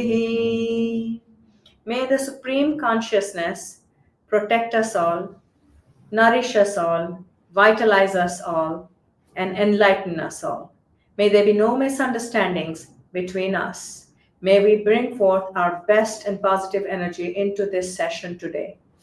May there be peace within us, peace on earth, and peace in the cosmic realm. Please invite, invoke, and receive the energy of your personal God as you know him. There is only one God and one energy, but as you are conditioned in the name and form you are familiar with, your guru, your teacher, bring their blessings into this energy vortex. Om Sarve Bhavantu Sukhinah. Sarve Santu Niramaya. Sarve Bhadrani Pashyantu. Ma Kaschid Dukkha Bhag Bhavet. May all be healthy. May all be happy. May all experience goodwill and the will to be good. May there be no suffering. Om Asato Ma Satgamaya. Lead me from illusions to the truth. Tamaso Ma Jyotirgamaya. Lead me from the ignorance to the light of wisdom. The darkness of ignorance to the light of wisdom. Mrityormam Amritangamaya. Lead me from my identification with my limited mind and body to my infinite and immortal self. Om Shanti Shanti Shanti. Hari Om Shri Guru Bhyo Namaha. Hari Om. May there be peace, peace and peace. So it is by the grace of God and Guru, so it is. Take a deep breath in and disconnect from this circle, and please go back to your seats.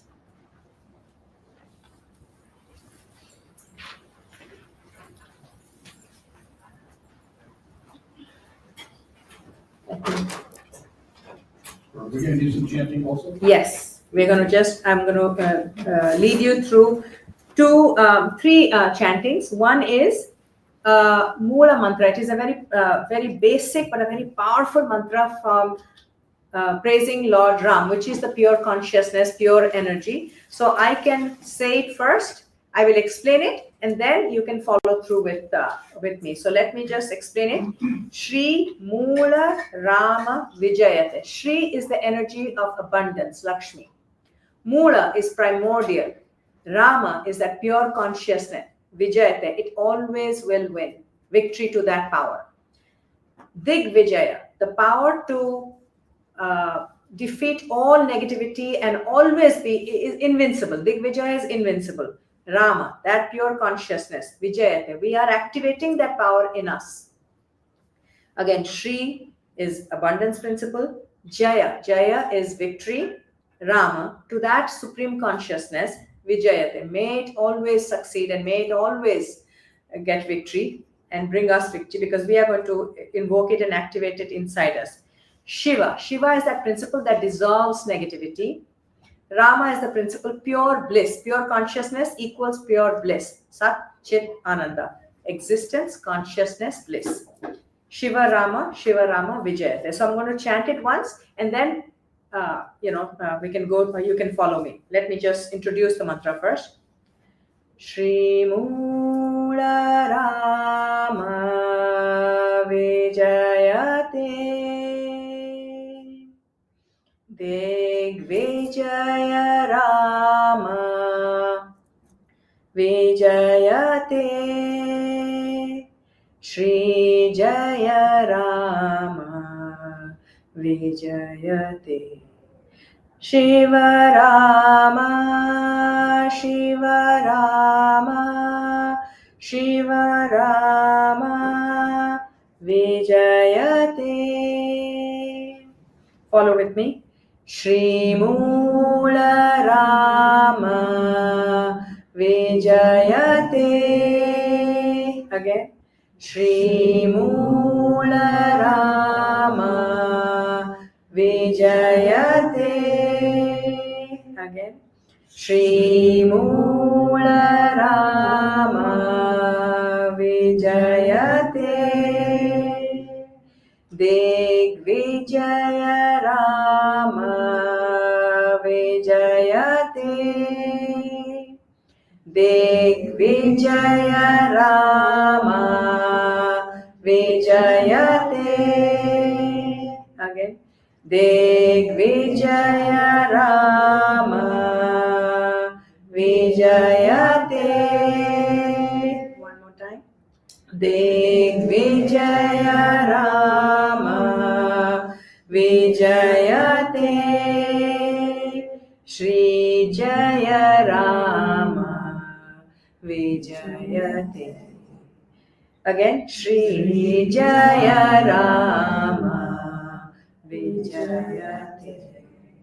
Shiva Rama, Shiva Rama, Shiva Rama, Vijayate.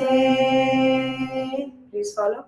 Shiva Rama, Shiva Rama, Shiva Rama, Vijayate. One more time.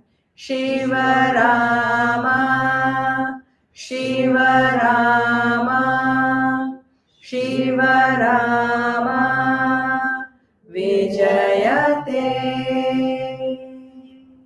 Remain in this sacred silence for a moment.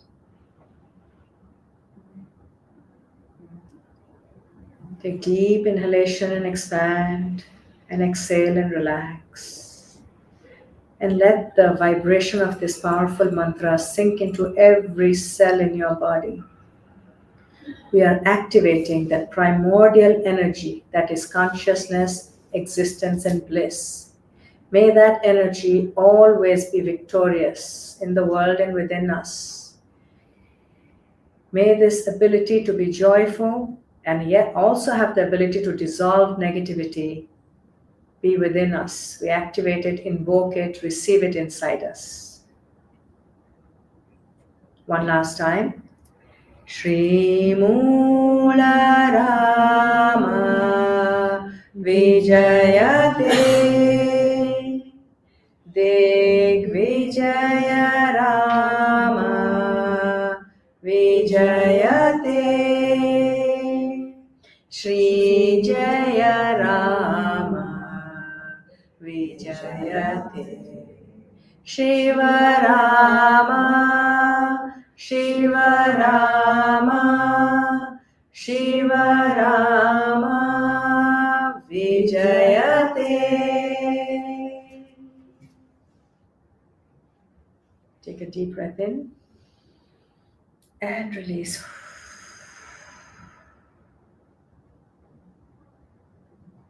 Open your eyes. There's another mantra that I would like you to learn and chant if you feel so called to, or just let the vibrations wash over you if the words are complicated or you don't want to chant and just want to experience it. Let me explain it first and then we'll together chant it. This is called the Gayatri mantra of Hanumanji. So the first line is about describing what you know about this power. The second line is about what you want to know about this power. The first one is what you already know, second one is what you want to know, and third to bring it into your reality. So Om is the primordial sound of creation, sustenance, and dissolution. Anjaneyaya, that is, he's known by his mother's name. His mother's name was Anjani, so his name is Anjaneyaya. So Vidmahe, I know that I am this body. Most of us are in this body consciousness.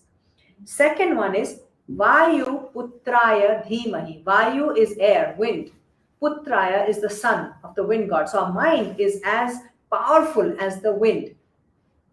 Dhimahi, I want to learn how to control the mind. And then Tanno Hanumata Prachodayat. Hanumata is the goal. Han, as I explained, is dissolve. Man or Mata is the egotistical mind. Give me the power to dissolve my egotistical mind. That's what we are saying. So I will say it and you can follow with me or just let the vibrations wash over you. Om Anjaneyaya Vidmahe Vayu Putraya Dhimahi Tanno Hanumata Prachodayat. Om Anjaneyaya Vidmahe Vayu Putraya Dhimahi Tanno Hanumata Prachodayat.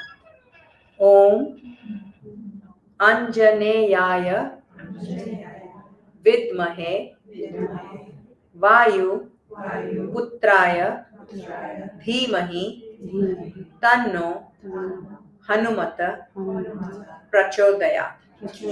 One more time. Om Anjaneyaya Vidmahe Vayu Uttraya Dhimahi Tanno Hanumata Prachodayat. I contemplate on Anjaneyaya, this body. I meditate on the son of Vayu, the mind. May he give me enlightenment and power over my body and mind. We'll finish with a closing invocation. Please bring your left palm and right palm together, your intuitive mind and your logical mind, and touch your heart to activate your heart center and your Anahata chakra. Om Purnamadam Purnamidam Purnat Purnamudachyate Purnasya Purnamadaya Purnameva Vashishyate. Om Shanti Shanti Shanti Hari Om Shri Guru Pyo Namaha Hari Om. The cosmic world is perfect and the material physical world is perfect. The internal world is perfect and the external world is perfect. For there is only wholeness, perfection, and completeness. May there be peace within, peace on earth, and peace in the cosmic realm. So it is, by the grace of God and Guru, so it is. Take a deep breath in and release. Rub your palms to generate some energy, positive energy. Cup your eyes, because the eyes are the windows to the soul. Take a deep breath in. Exhale. When you're ready, only when you're ready, open your eyes.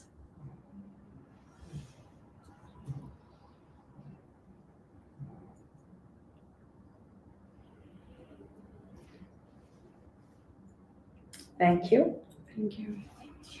If you have any questions, I know we don't have too much time, but I think we have 5 minutes or so. Yeah, we have 10 minutes. 10 minutes? Yeah.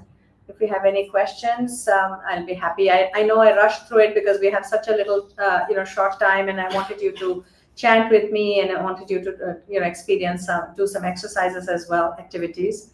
So. By the way, today is 9th. You're talking about number 9. So exactly. It's amazing. It's a great year to release things that are not, thoughts and feelings and beliefs that are not serving our highest interest. So working with the energy of 9, doing everything 9 times.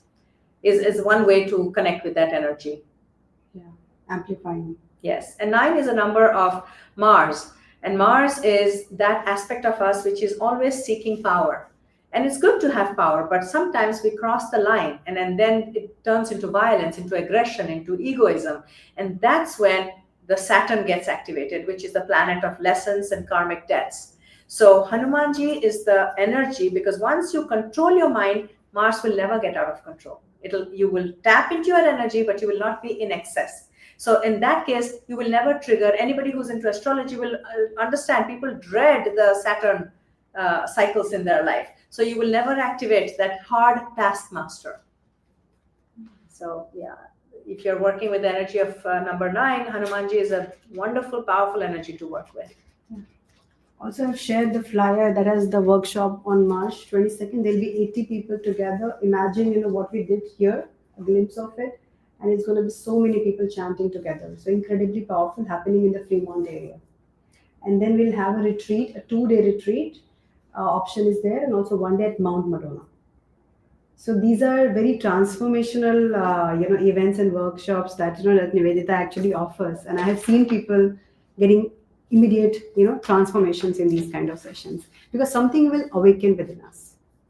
So yeah, it's just consider, joining. Yes, that's our personal invitation, humble invitation to join us. And, your presence and participation would mean the world to us. Yeah. Actually, we are getting into the era where a lot of ancient wisdom is coming in, from all across different parts of the world. And so Vedic philosophy is also one of the very ancient philosophy, and that is where the Vedita, offers up programs. And because it's like from that era, I feel that it has certain power. And, when she uses it for the transformation, people get the results, because it's so, powerful.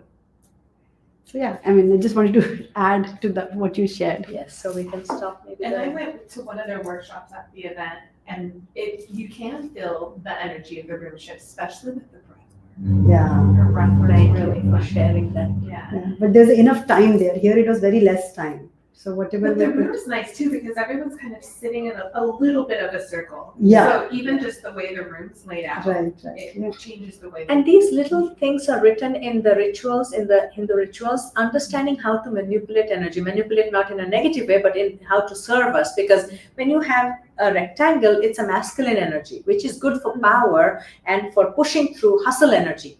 But if you want the feminine energy, because when we're in a spiritual workshop, we're in a receptive mode. It has to be a circle, a cycle, or a chalice. So you can't have square patterns because the energy will bounce off the corners. It will not gather in the center. So that's why it's so important to have a circular or semicircular energy vortex. That's why I had people create, because we don't have the table chair arrangements, but at least we could hold hands and create a circle. And one thing I really liked about that event was the mantras and the chanting. And I like how you guys explain what they are before teaching them. But then it goes in one ear, not the other. Do you guys have that information on your website? Because now I'm kind of drawn to learn the actual mantras.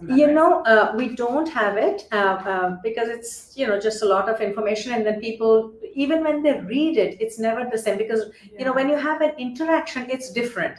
So that's why we are starting this Vedic coaching program, which is once a week it's going to be. Then you come back, you come every time. I call it what is it called? The mother tongue learning. When we go to a workshop or when we go to a retreat, it's like, oh, whatever I can take away in this 2 hours or 8 hours or 10 hours. But what is the mother tongue way of learning? When you learn a language, you don't have a deadline, you don't have exams, nobody asks you, what did you learn today? You just keep on hearing it in the background. And at some point, you just know the language. Yeah. So if you immerse yourself in this thing, time and again, at one point, you'll just know it. And there's no pressure that, oh, I got to take notes, I have to understand this, I have to write it, because that's not how we learn our mother tongue. So that program will help us, to people who are interested in this Vedic wisdom. And like I was telling Barbara before, people think it's Hinduism. No, in Hinduism, the Vedas, which is the ultimate source of knowledge, there's no one person. It says the first shloka, one of the important shlokas or mantras is, truth is one. The wise know it by different names. So, that important. So every God, every religion is important. It's an aspect of that one universal energy. We know it in different names and forms, depending on different cultures and eras and, civilizations, what have you. So once, what I told Barbara was that it's like gravity. It was discovered in England. Does the gravity become an English power? No, we all are subject to gravity. So this same thing, Hanumanji is not just for the Hindus or Indians. Everybody has a mind and breath. If you have a mind and breath, is relevant. If you don't want to control a mind and breath, you can choose not to. It's like a code that has been given to us. Cryptic codes. Like I said, there's another one in that Hanumanji. Every 40 verses, each of them talk about science, psychology, philosophy. Another one is Bhuta Pisacha Nikata Nahi Ave Mahavira Jab Nama Sunave. Bhuta is ghost. What is ghost? Literally, we're not warding off ghost. We don't see ghost. Ghost is the fear of the past. Pisacha, vampires. The worries, anxieties that's draining our energy. Nikata Nahi, they will not come near you. Fears of the past, anxieties of the future cannot come near you. Hanumata Bhuta Pisacha Nikata Nahi Ave Mahavira Jab Naam Sunave. Mahavira is this another name for Hanuman, and he has many names, and each name has a special significance. What are you doing to ward off the ghosts of the past and the vampires of the future? In the present moment. When you're breathing, what are you doing? You're bang in the present moment. How can the past, scare you? How can the future drain you? It cannot. Nirantara. So like she did 3 breaths even without doing deep breathing. So it's a practice. Once you practice this, you will automatically regulate your breath. If your breath is regulated, you are in the present moment. If you think that breath cannot bring you to the present moment, try closing your nose. Instantly you'll be here. You don't care what's happening at home. You don't care what's happening in Ukraine. You are here right now. I want breath. So that's the way to come to the present moment, is focus on the breath. Yeah. Yeah. So thank you for your time, your presence, your participation. We are so grateful, Ragini and I. Thank you. You like this?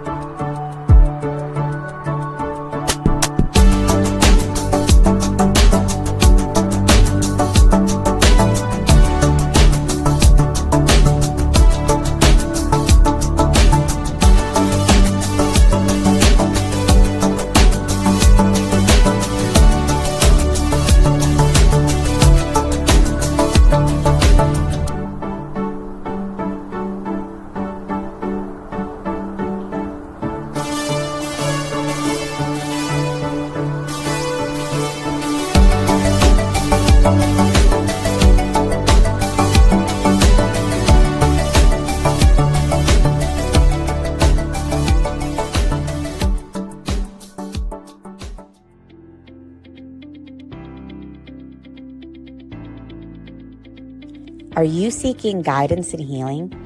Are you ready for personal transformation? Join us at the SoulSearch Enlightenment Expo and Psychic and Healing Fair in Santa Monica on Saturday, Sunday, March 29th and 30th at the International Meditation Foundation Center. It's free to attend with advanced registration. Get readings, bodywork, and healings for your emotional and physical well-being. Meet psychics, channels, energy healers, and more. Shop for crystals, holistic self-care, and high-vibe products. Don't miss out on the free transformational talks and experiences. To register, visit soulsearch.io/Santa Monica Expo. See you there.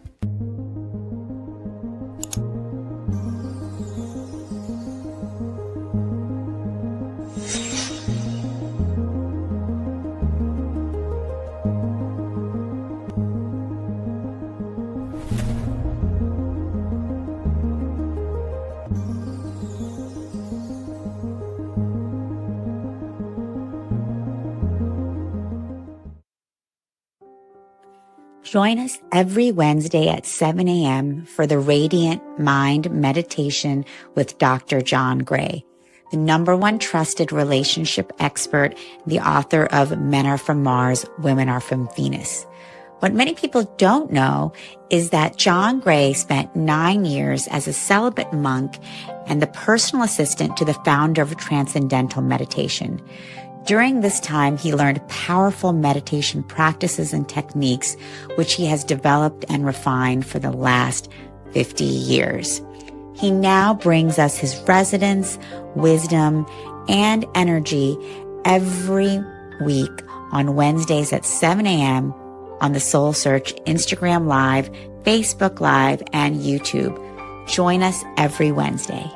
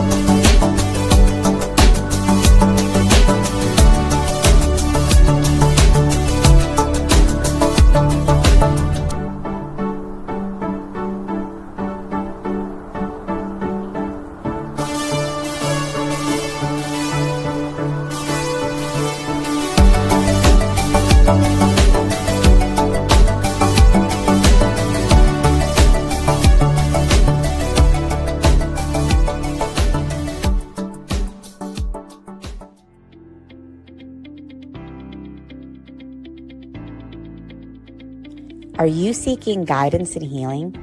Are you ready for personal transformation? Join us at the SoulSearch Enlightenment Expo and Psychic and Healing Fair in Santa Monica on Saturday, Sunday, March 29th and 30th at the International Meditation Foundation Center. It's free to attend with advanced registration. Get readings, bodywork, and healings for your emotional and physical well-being. Meet psychics, channels, energy healers, and more. Shop for crystals, holistic self-care, and high vibe products. Don't miss out on the free transformational talks and experiences. To register, visit soulsearch.io/Santa Monica Expo. See you there.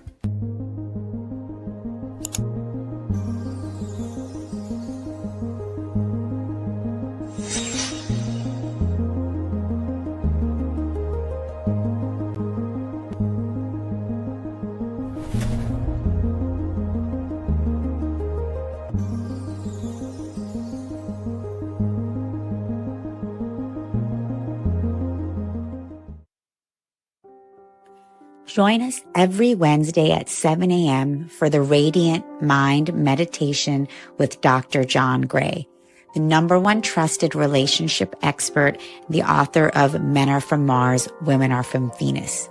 What many people don't know is that John Gray spent 9 years as a celibate monk and the personal assistant to the founder of Transcendental Meditation. During this time, he learned powerful meditation practices and techniques, which he has developed and refined for the last 50 years. He now brings us his resonance, wisdom, and energy every week on Wednesdays at 7 a.m. on the SoulSearch Instagram Live, Facebook Live, and YouTube. Join us every Wednesday.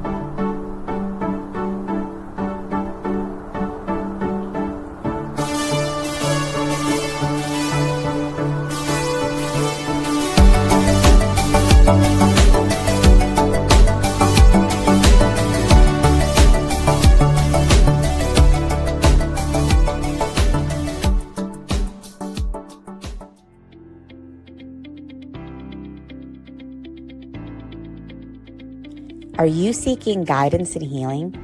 Are you ready for personal transformation?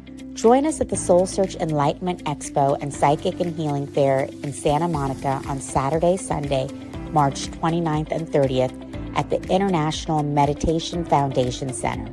It's free to attend with advanced registration. Get readings, bodywork, and healings for your emotional and physical well-being. Meet psychics, channels, energy healers, and more. Shop for crystals, holistic self-care, and high vibe products. Don't miss out on the free transformational talks and experiences. To register, visit soulsearch.io/Santa Monica Expo. See you there.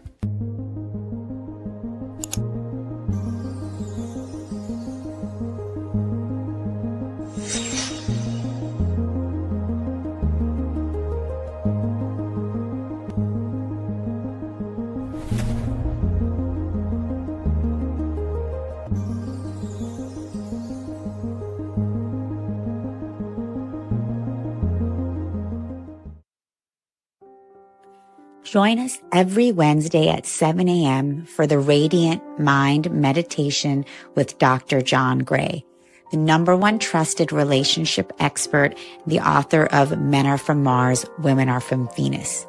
What many people don't know is that John Gray spent 9 years as a celibate monk and the personal assistant to the founder of Transcendental Meditation. During this time, he learned powerful meditation practices and techniques, which he has developed and refined for the last 50 years. He now brings us his resonance, wisdom, and energy every week on Wednesdays at 7 a.m. on the SoulSearch Instagram Live, Facebook Live, and YouTube. Join us every Wednesday.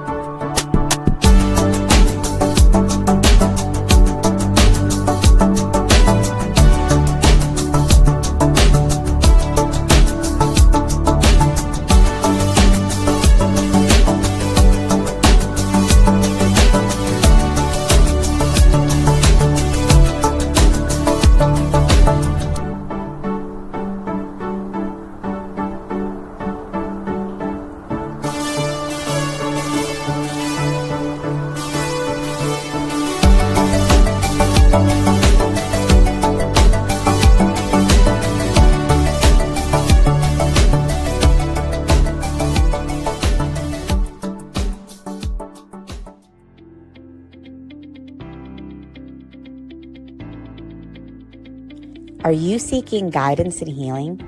Are you ready for personal transformation? Join us at the SoulSearch Enlightenment Expo and Psychic and Healing Fair in Santa Monica on Saturday, Sunday, March 29th and 30th at the International Meditation Foundation Center. It's free to attend with advanced registration. Get readings, bodywork, and healings for your emotional and physical well-being. Meet psychics, channels, energy healers, and more. Shop for crystals, holistic self-care, and high-vibe products. Don't miss out on the free transformational talks and experiences.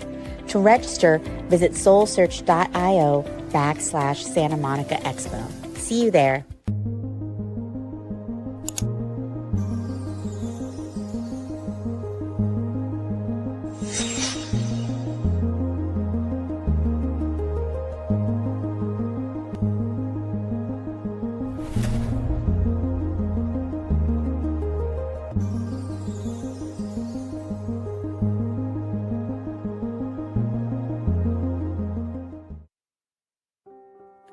Join us every Wednesday at 7 a.m. for the Radiant Mind Meditation with Dr. John Gray, the #1 trusted relationship expert, the author of Men Are From Mars, Women Are From Venus.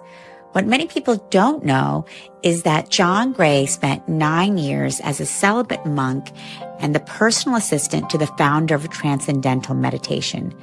During this time, he learned powerful meditation practices and techniques, which he has developed and refined for the last 50 years.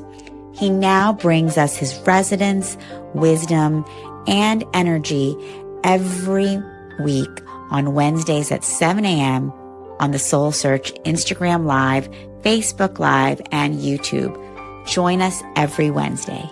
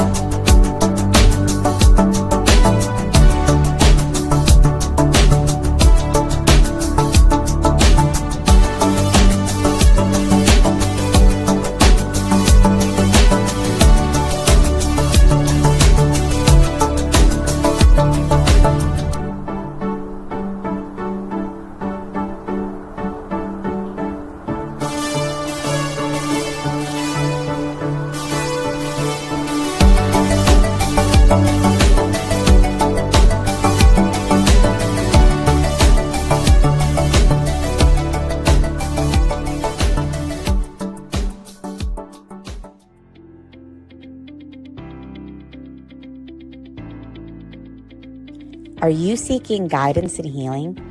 Are you ready for personal transformation?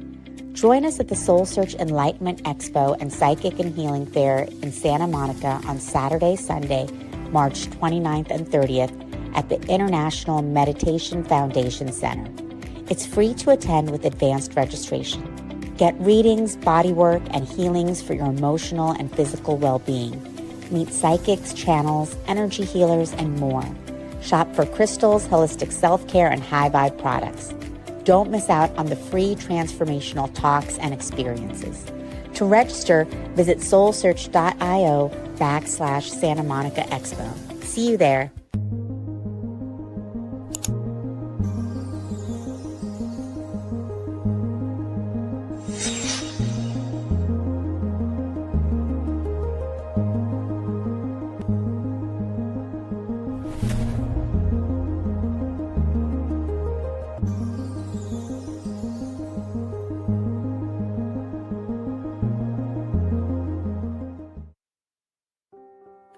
Join us every Wednesday at 7 a.m. for the Radiant Mind Meditation.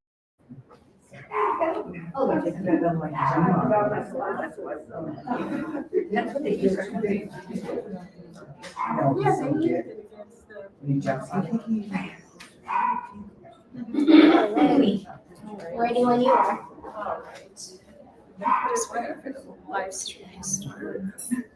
Looks like we're ready. All right. I think we are. We are ready. You're ready? Yes, we Ready are. to become money magnets? Yes. Yes. Welcome, everyone. My name is Allison, and on behalf of SoulSearch, we're absolutely delighted to have you here, and we are absolutely delighted to share Marnell's really incredible message with you all. So just to tell you a little bit about Marnell, for more than 15 years, she has been a certified money coach and has cultivated a practice of meditation, spiritual alignment, and trauma healing and integration. Not only is she a money coach, she is also a body-centered intuitive counselor who has the innate ability to help us connect to the light of our souls. Marnell received her MBA in global management from St. Mary's College of California and has worn many hats in the nonprofit sector for more than 30 years in the fields of health, education, spirituality, and philanthropic advocacy. She trained as a certified money coach under Deborah Price, founder of the Money Coaching Institute. Previously, Marnell was the director of the Berkeley Psychic Institute and has taught classes in clairvoyant and energy healing while doing thousands of psychic readings. Currently, she is a student of world-renowned spiritual teacher Thomas Ebel and a graduate of the Timeless Wisdom training program of the Academy of Inner Science. So welcome, Marnell. Welcome, everyone. Enjoy. Thank you. Hello, good afternoon. Thank you for being here today. Thank you for joining me in this workshop on aligning with abundance. 3 keys to feel confident, responsible, and in control of your money. So, I said earlier, how many are ready to become money magnets? Can I hear it in the room? Yeah. Woo! Yes, yes. See, money is attracted to joy. So get your joy up, right? So I'm going to, she gave such a beautiful introduction about me. And yeah, I actually have such a beautiful life. I live in San Francisco, 3 blocks from the beach and 3 blocks from Golden Gate Park. So I get to walk on the beach whenever I want. And I have an amazing partner who 1,000% supports me and believes in everything that I do, believes in who I am. I have a son who is 28 and a firefighter and has been fighting wildfires all across the United States every summer. I'm a very proud mama. Yeah. And I work with amazing clients who are so committed in shifting their own relationship around money. So I have so much to be grateful for. Every morning I wake up feeling joyful and happy, doing the love that I do, and doing the work that I love to do, and also have setting my own schedule and supporting women and men become money magnets. It just gives me so much joy to see everyone shift and change in their lives. And like them, they also sat in your place here at one event or at other events I've hosted. And so grateful for all of you here for showing up and showing up for yourselves, because I know that you also believe that abundance is your birthright, right? How many of you believe that? Yes, yes, abundance is our birthright. But how does it show up in everyday life, right? And this is what I'm here to teach you. And I tell Allison gave all this accolades about everything I've done. I have a beautiful life now, but it wasn't always like that. There was a time in my life when I was divorced, single mom, living on food stamps. And at one point, I found myself not having work because the work that I was supposed to start kind of fell apart. And I had no money to pay for my rent. And that was the lowest I've ever felt in my life. And feeling like, what's the point of being alive if I cannot take care of myself? It was that low. The thoughts in my head just kept saying, no, it's not worth it. Just leave the planet, you know? And so there I was in my bed, trying, so nervous and scared and crying. How do I get out of myself here? Or maybe I should just check out. And as tears were soaking my pillow, I heard this voice. Your life is worth more than the money you don't have. And in that moment, I was like, okay, is that really true, right? And how many of you are type A personalities that just does everything on her own, right? I was one of that, right? I tried to do everything on my own, and I couldn't ask for help. And so at that lowest point in my life, I decided to listen to that voice, that my life is worth a lot more than the money I did not have, and decided to ask for help. And you know what? When I allowed myself to be vulnerable, help did come. I was able to pick myself up again, find a job, and then eventually go get my master's, you know, and have the life that I have now. But it took work. It took looking at the underlying traumas that I've had in my life that got me into that anxiety and depression and this space that I don't care about life now, right? And so day by day, week by week, month by month, I found a therapist that I can work with. I hired a money coach to help me figure this out, right?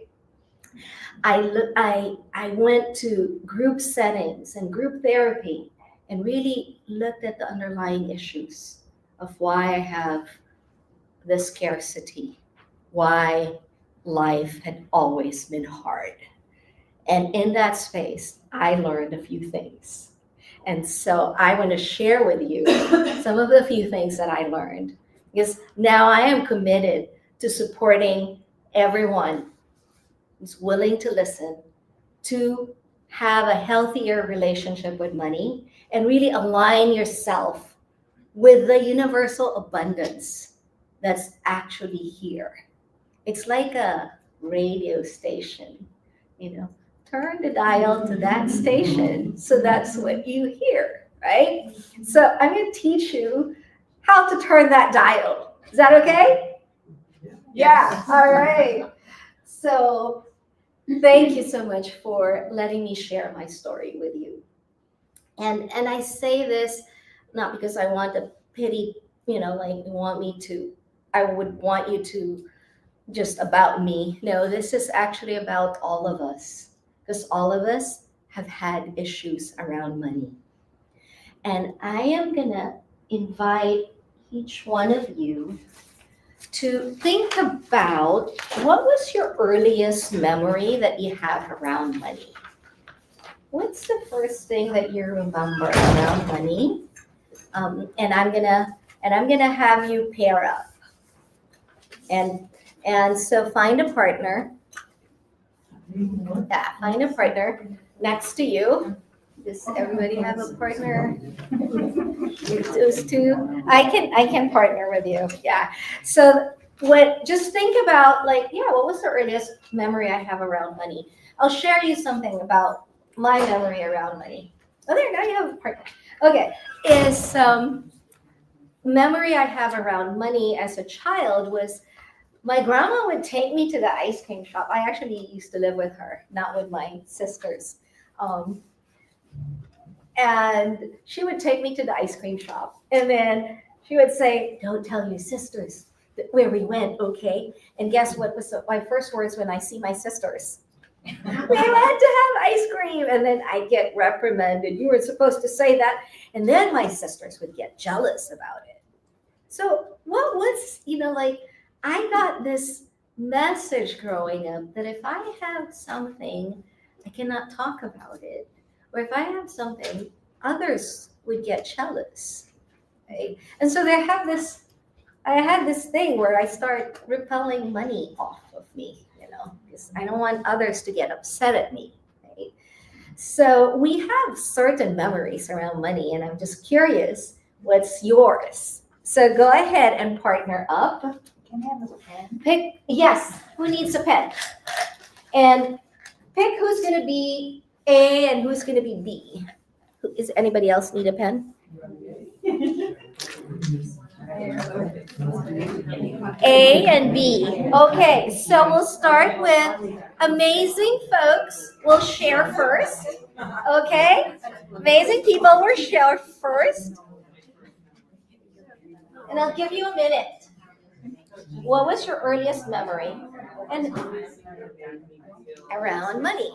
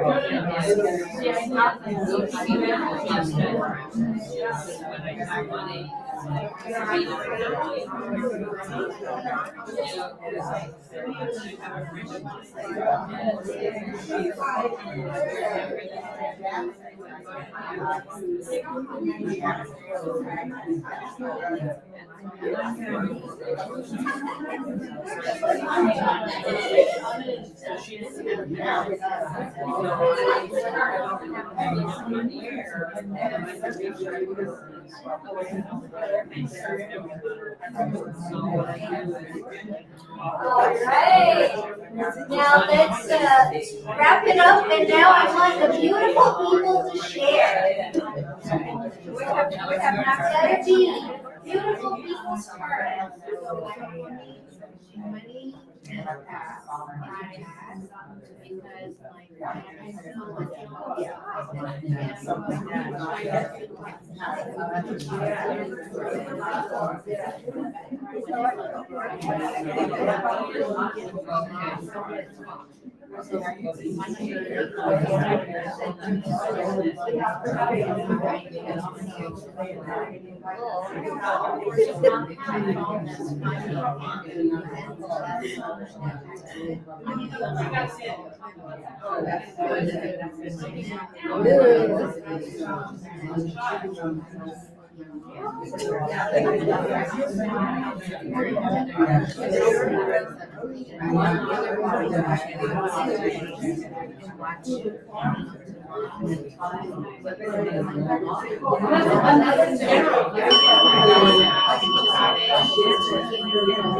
all right, just find us a closing point. I love how lively everyone got. So I want to hear some shares from the room. Who would like to share? What's an earliest memory around money? Anybody want to share? In the big room? I can share. Yes, please. Yeah, I always had fun with mine. I traveled with mine, and I was making money to shop. Wow. I love, there's a money magnet in the house. All right, so far, enjoy. Beautiful. Yes, money can be fun. Yeah, it's a fun. Yes, yes. Beautiful. I love to share. Huh? I love to share. Oh, yes, please. Yeah. So anyway, my grandparent generation, they're extremely wealthy from China. Mm-hmm. They own merchant ship, things like that, but they have a lot of children and a few wives, in those generations. So by the time all the siblings fight over it, in my generation, it's gone. But it's always associated with anger and resentment. So that was my childhood upbringing. I have healed that. So I now help other people heal too. But anyway, money to me is my best friend. I love money. And I know money loves speed, and money loves to have fun. Yes, So yes. Anyway, thank you. Beautiful, beautiful. And thank you for sharing around, the anger around money, right? And because there are underlying emotions around money. And congratulations on healing that for yourself, that now you're able to turn it around and align again to the abundance that was actually available in your lineage. Beautiful. Yes. I was gonna say, I have the exact opposite experience. My earliest memory is my dad saying to me, money, what do you think? Money grows on trees? Yeah. And so I always felt judged and chastised, and that he came from a place of scarcity. And so in my life, I did the opposite. So with money, I'm generous. If you don't have, I have money. If you don't have money, I'm gonna give you money to help you out. Yeah, beautiful. So because it's like spreading love. Yes, yes, yes. And thank you for sharing that the energy of scarcity doesn't grow in trees, right? We heard that all our lives, right? And there's an energetic imprint of those things. We want those to shift. And it's beautiful that you were able to turn it around, right? These two women goddesses here, right? To turn things around. Congratulations. Yes, sweetheart. Yeah, I really like the idea of abundance, like rather than it's not just money, but it's the frequency of abundance. And as a child growing up, it was one of two emotions. Either we were like resentful of other people that had more abundance, or we were guilty if we were the ones having. So it was either like jealousy or guilt. Oh, yeah. And there was no gratitude ever, because it's like we either don't have enough or we have too much and people don't like us. Yeah, and that's what I'm here to shift. Yes, to yes. shift into positive emotions. Yes, yes. And I'm so glad you're here because I'm going to teach you how to shift it. Yeah. Thank you so much for sharing with each other your money stories. Because the money stories, sometimes when we give life to it, right, and we acknowledge them for what they are, that's when we can shift it. So now I want you to spell the word reaction. On this sheet of paper here, you have spaces there. I want you to spell the word reaction.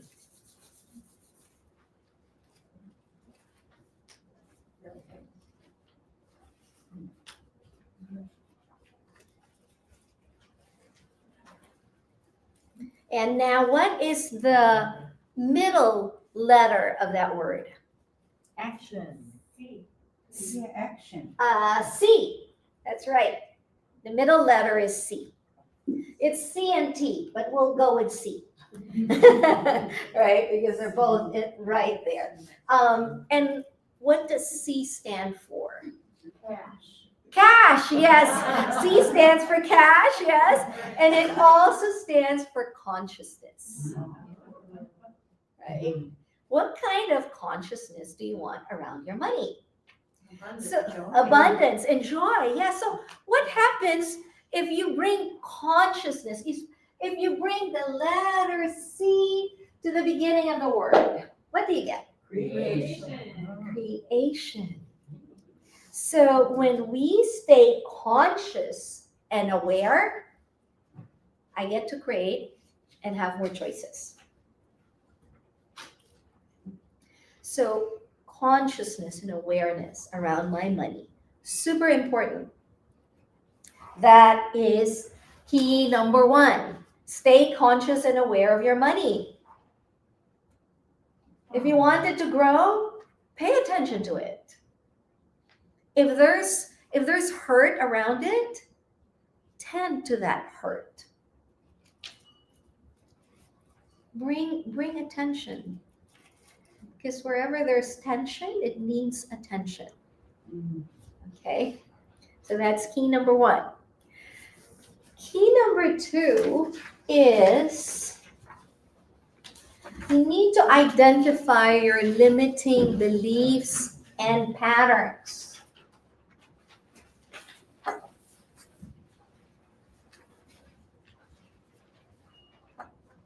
And I'm going to ask you to take out your phones right now. And there is a QR code on your workbook. And I invite you to take the money quiz. Because this will help us identify what my limiting patterns and beliefs are. So you will see, you'll get to this link and you'll see a bunch of words, and click on the words that describes your tendencies around money.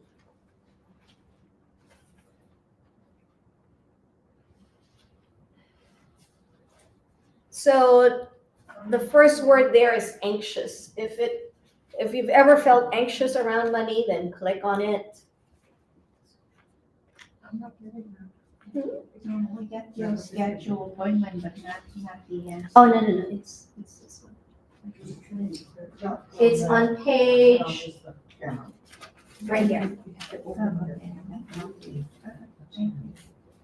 So yeah, click on the words that you resonate with around money.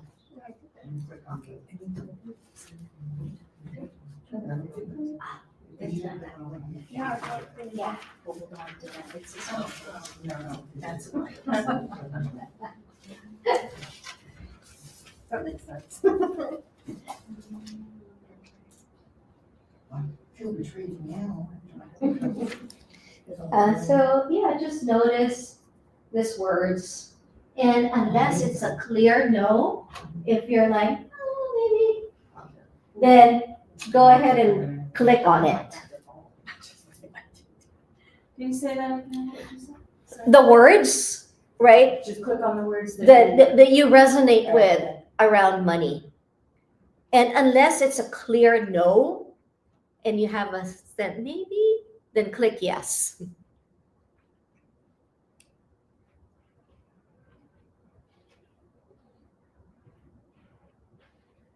I don't have a phone. You don't use mine? You want to No, use I mine? don't use them. Oh, okay.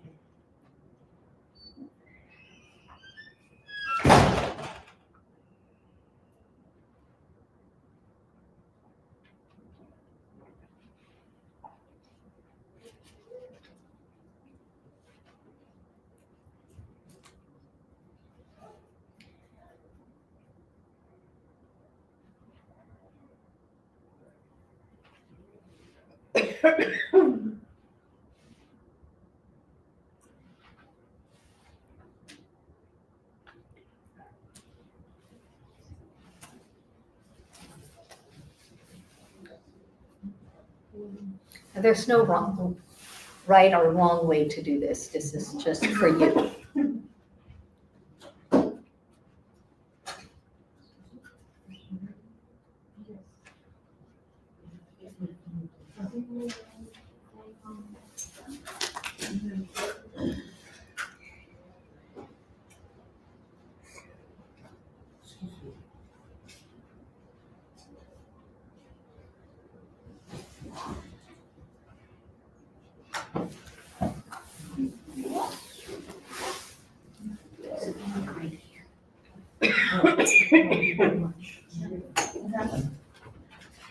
And then at the end, put in your contact info so you can email. You'll get the results emailed to you.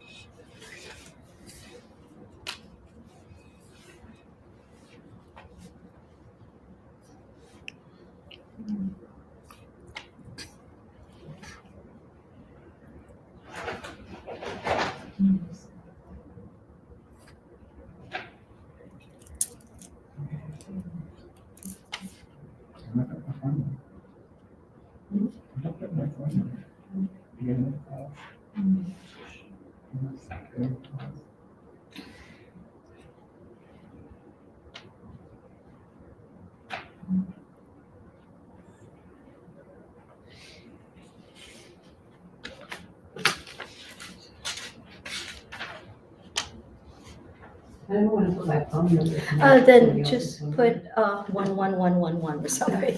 Yeah, you don't need to. Just just put 11111 or something. Just put numbers there.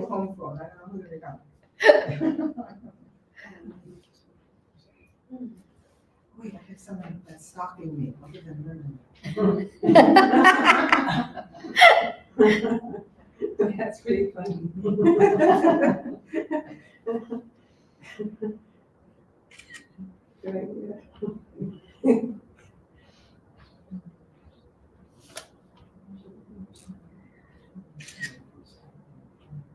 Yeah, and once you have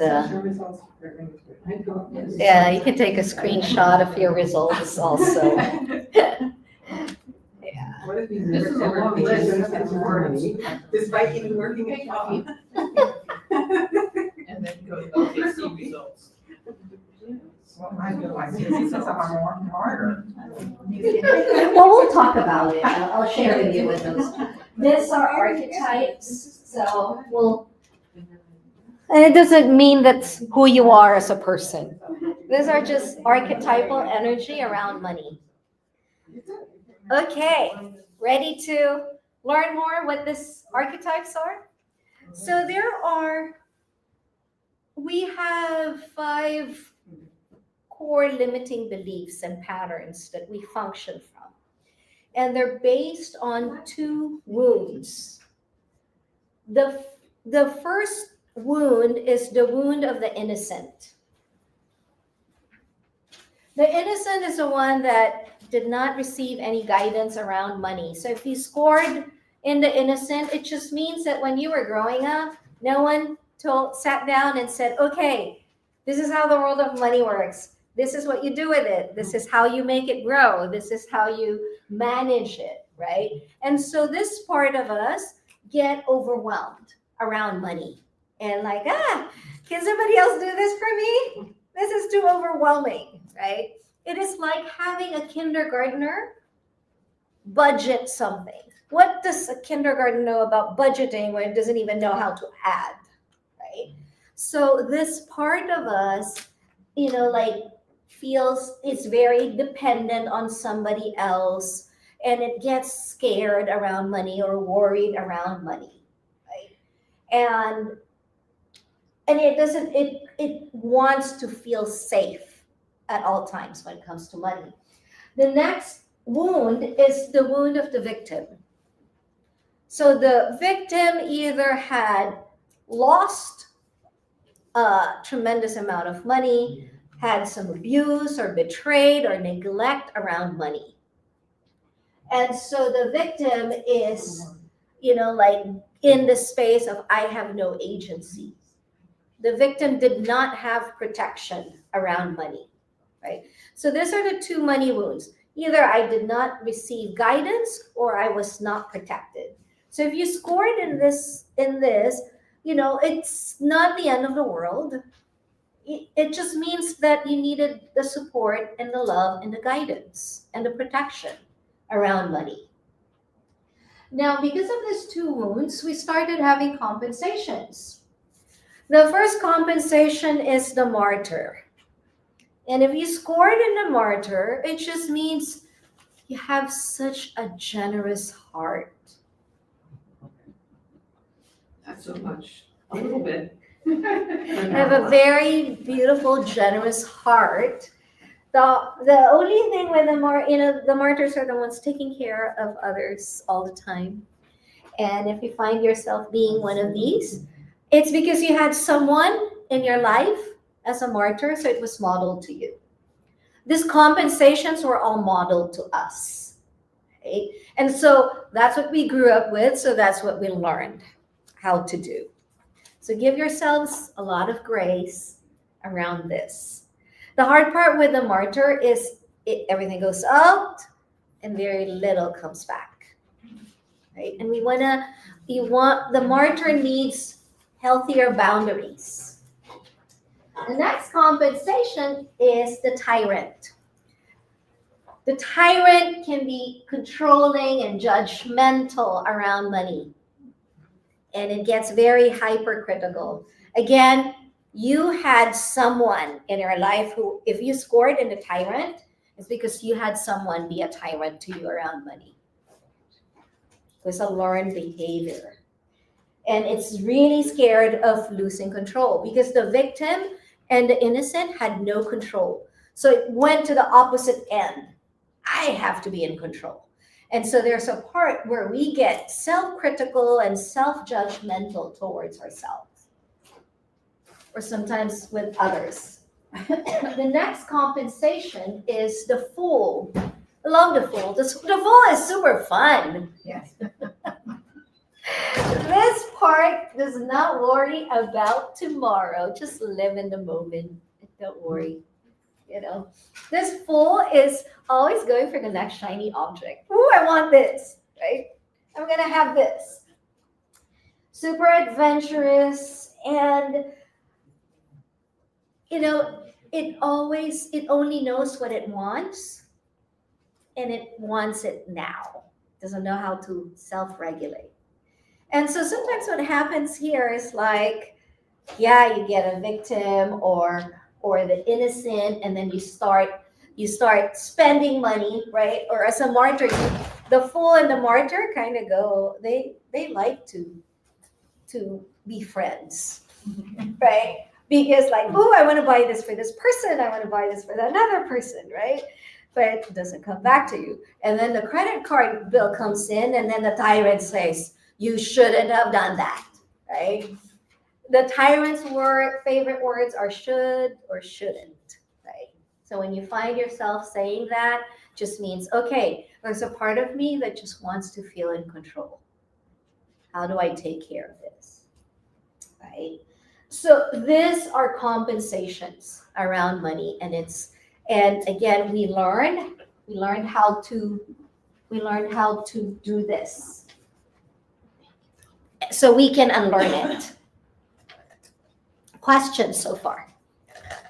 Yes. In my results, it seems like it listed everything, but I don't know what type I am. Well, it's just wherever you scored. Yeah, it lists everything, and then it wherever you scored. So, I see the percentage of type, then the higher, the more active it is. Or the lower, okay. Yeah.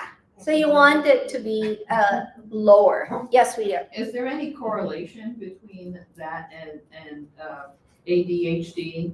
Because I know that some people who have ADHD are always like seeking that dopamine, and so they do a lot of shopping therapy. Right. That sort of thing. Yeah. Is there some connection? Maybe, yeah. And it's, I can't really speak to that yet about it, but maybe a little bit. But maybe a little bit, yeah, because you're just trying to self-regulate, right? The compensations are self-regulations that we do. So how do we shift this? How do we shift this energy? The way to shift it is you need to connect. So key number 3 is connect to your wealth superpowers. Because if you are staying in the consciousness of the victim, you're always going to stay a victim. You have to shift it to the stronger part of yourself. Key number 3, well, superpowers. And what's the first superpower? The first superpower is your warrior. This is your divine masculine energy. This is the energy that protects the innocent. Right? This is the part of you that's powerful, disciplined. You make your own decisions. You listen to the right directions, right? So I invite you to stand up right now. And I want you to think of a time when you accomplished something really big in your life. I'm going to give you one example. When I received my MBA at St. Mary's College, I walked through that stage, and before I picked up my diploma, I did this. Yes, right? Because it was like, I worked hard to do that, to get there, right? So I want you to feel, what was the time when you've accomplished something big for yourself? Just feel into it. And what is the power action of that accomplishment? So for me, it's like, yeah, right? So feel, what is the action? Or how does it feel in your body to feel this accomplishment, this sense of accomplishment? Taking charge. You're taking charge, yes. What else? Get out of my way. Get out, oh, I love it. Get out of my way. Yes. You gotta get it, man. Yes. What else? I like the mountain pose, feeling really solid. Solid, yes. Yes. It's certainty. There's certainty. It's almost like a you've got to. Yes, you feel it in your body, right? So this warrior energy is already in you. Now you want to use this energy around your money, because the victim or the fool or the martyr doesn't have the solidity, but you do. Can you feel that power in you right now? Yes, I am. Yes. Beautiful. Oh, look at this warrior right in the middle of the room. So if you can't quite feel your power, let her, just like I am going to have some of that, right?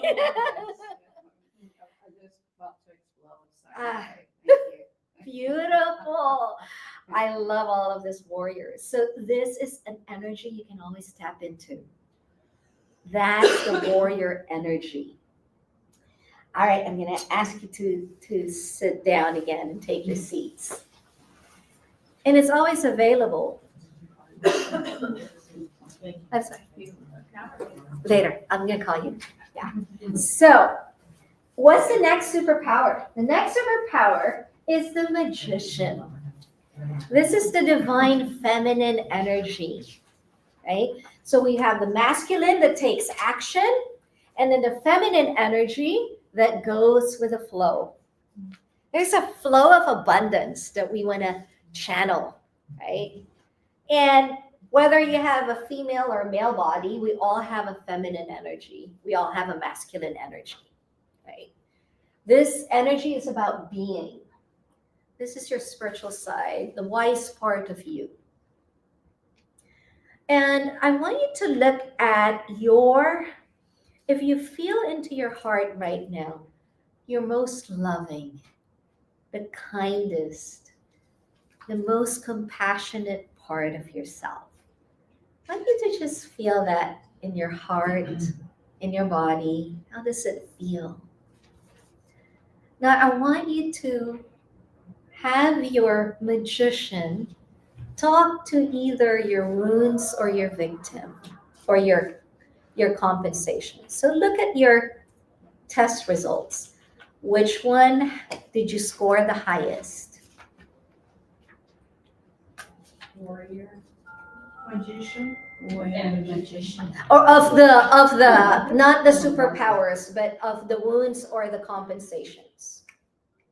So where did you score of the wounds and compensations? Where did you score the highest there? It might be the victim or the or the martyr or the. So now I want you to, just pick one. If it was the fool or the martyr or the victim. As you tune into your magician, the most loving and compassionate part of yourself, what would it like to say to this wound or compensation?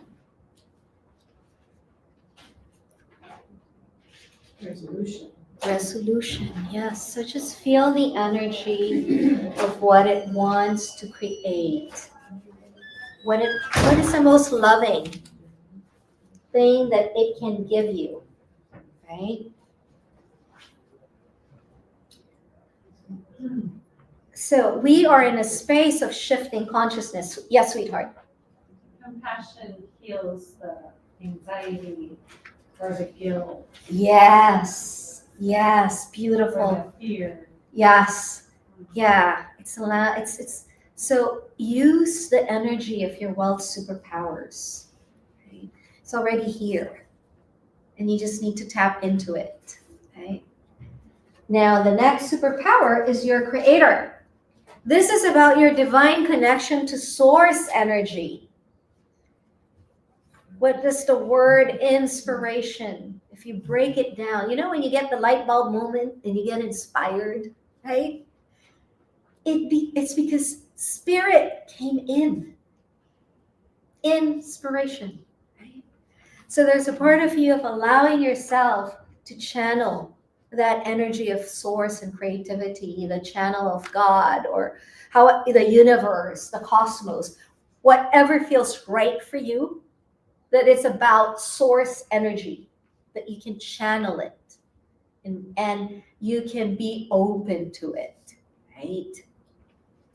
And right now I'm gonna actually ask Lindsay to share with you a little bit about what it's like to be open to the wealth superpowers. Oh man. And share with us a little bit of, our work together. Maybe just a minute. Just like a quick minute. So I'm Lindsay. I'm one of Marnell's current healing clients. We have 2 sessions left. I am a high income earner that has high bills arise and I lose it all. So I have a chronic illness that cost me $180,000, for example. And so when we were working it came back. And then when I went back to work, which was after we did this substantial part of our work together, I actually had a $30,000 raise. So, yeah, so while I was out, I got a big raise and then went back to it. So, and I just did want to point out, I really resonated in this talk with all of the different money traumas. I definitely was heavily a victim, but I didn't realize that working with her involved so much more than this just basic principle. I got way more out of it than I was expecting. So she doesn't play to really what modality she uses to cover, but it was very impressive. And I actually use some of that in my healing work now. So thank you. I love you. And thanks for all the extra money. Thank you. Lindsay's such a powerful goddess. And I'm like, it's been such a great pleasure to work with her.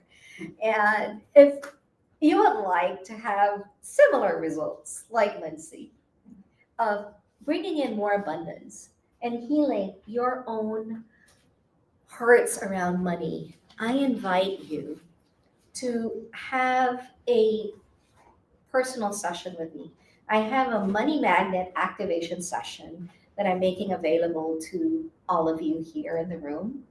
It's complimentary, half an hour. And we will actually go through your money quiz results. So, and come up with a mini plan on how to get your wealth superpowers more activated. That's why I call it the money magnet activation. It's like really come into the space of this superpowers and also hold space for what were the wounds and the compensations. So on your notebook, you do have your money magnet activation session. And click on that. Go into this. Yes, go ahead and take out your phone. And I invite you to have a complimentary session with me. And I'd love to look at your quiz results and see how I can support you. And it's no obligation. I'm just here to support as many people have a healthy relationship with money, because that is my purpose now, right? And I love hearing stories of people getting, Lindsay's not the only one who gets raises. I have one other client, they perform in drag, and they used to get paid $150 to $200 a performance. And through our work together, just clearing a lot of this pain and a lot of this trauma around money, they started charging and getting paid $1,200 a performance. Wow. Yeah. These are the transformation that becomes available to people who really say yes to themselves. So I invite you to say yes to yourself now. Schedule a session with me. And if you schedule a session with me right now, before the session ends, I'm going to give you a full hour. Yes. So is your warrior going to take an action and schedule a session?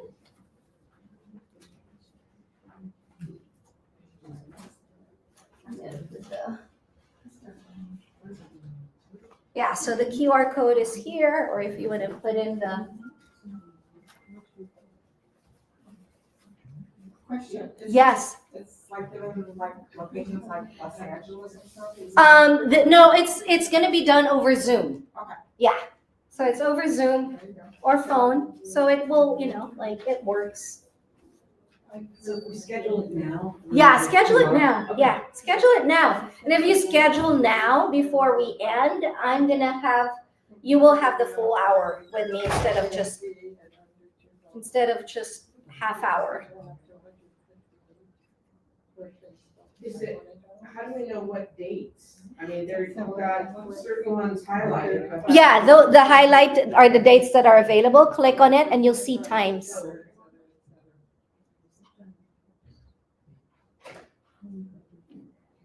Zilola, who's Zilola? Ah, there you are. There's our first money warrior. Awesome. Shalom? Yes. Oh my goodness, look at all this money warriors in the house. And I do have a booth, a table, and you are welcome to join me there if you have more questions.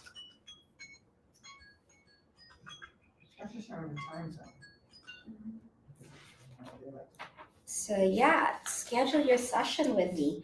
And if there's and also if a time is not showing up for you, doesn't work for you, come with me at my booth, and I can find other times. Just curious. Yes, sweetheart. Where are you in San Francisco? Because we might be named. Oh, I'm on 46 in Judah. Really? Uh-huh. I'm 48 in Lawton. Oh my goodness, we are neighbors. we shall go take a walk. Yes, definitely. Yeah. I'll book the time with you. Oh my god, yeah, book a session. So for those who are, ready to shift your relationship with money, schedule a time with me. I'm happy to support you. And like Lindsay, help you get your next raise. We do similar work. I give you back the pens. Oh yes, and if I could have back the pens. Also, my contact information is on the booklet. So feel free to email me, text me if you have any questions, and I shall take the pens back. Thank you so much. I believe John Gray is speaking. right after. Yeah, so. John's right, inventor from Mars. Oh, wow, yeah, that's just before my time, yes. Michael, yes, I know Michael Castle.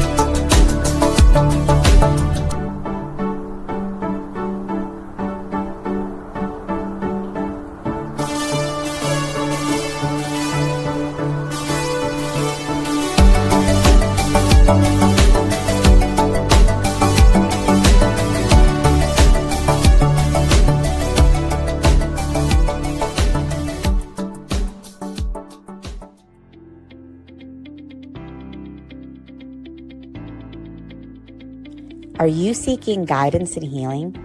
Are you ready for personal transformation? Join us at the SoulSearch Enlightenment Expo and Psychic and Healing Fair in Santa Monica on Saturday, Sunday, March 29th and 30th at the International Meditation Foundation Center. It's free to attend with advanced registration. Get readings, bodywork, and healings for your emotional and physical well-being. Meet psychics, channels, energy healers, and more. Shop for crystals, holistic self-care, and high-vibe products. Don't miss out on the free transformational talks and experiences. To register, visit soulsearch.io/Santa Monica Expo. See you there.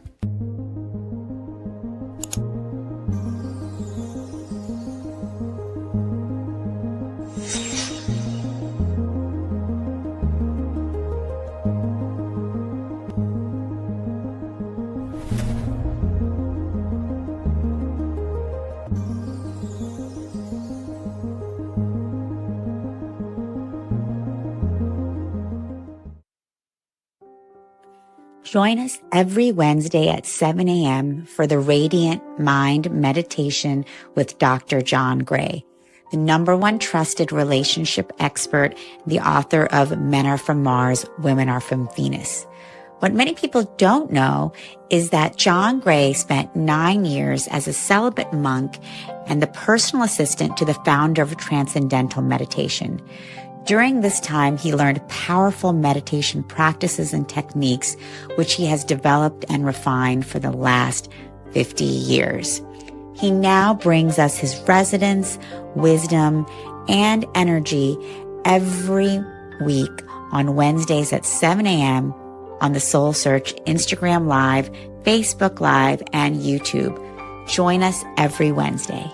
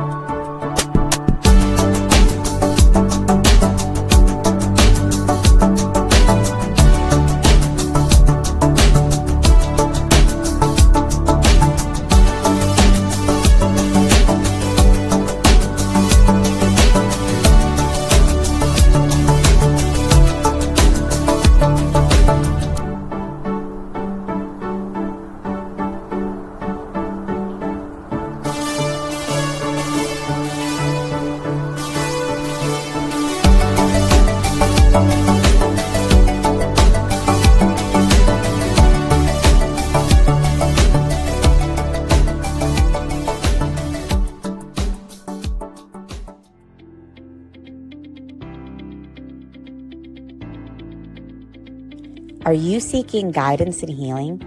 Are you ready for personal transformation? Join us at the SoulSearch Enlightenment Expo and Psychic and Healing Fair in Santa Monica on Saturday, Sunday, March 29th and 30th at the International Meditation Foundation Center. It's free to attend with advanced registration. Get readings, bodywork, and healings for your emotional and physical well-being. Meet psychics, channels, energy healers, and more. Shop for crystals, holistic self-care, and high-vibe products. Don't miss out on the free transformational talks and experiences. To register, visit soulsearch.io/Santa Monica Expo. See you there.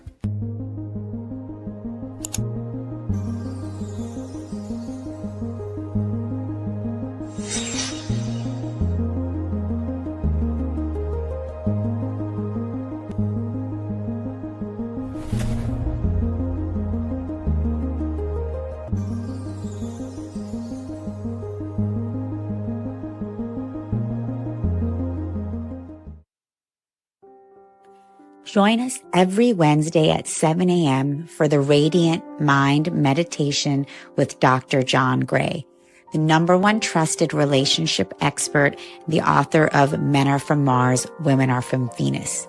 What many people don't know is that John Gray spent 9 years as a celibate monk and the personal assistant to the founder of Transcendental Meditation.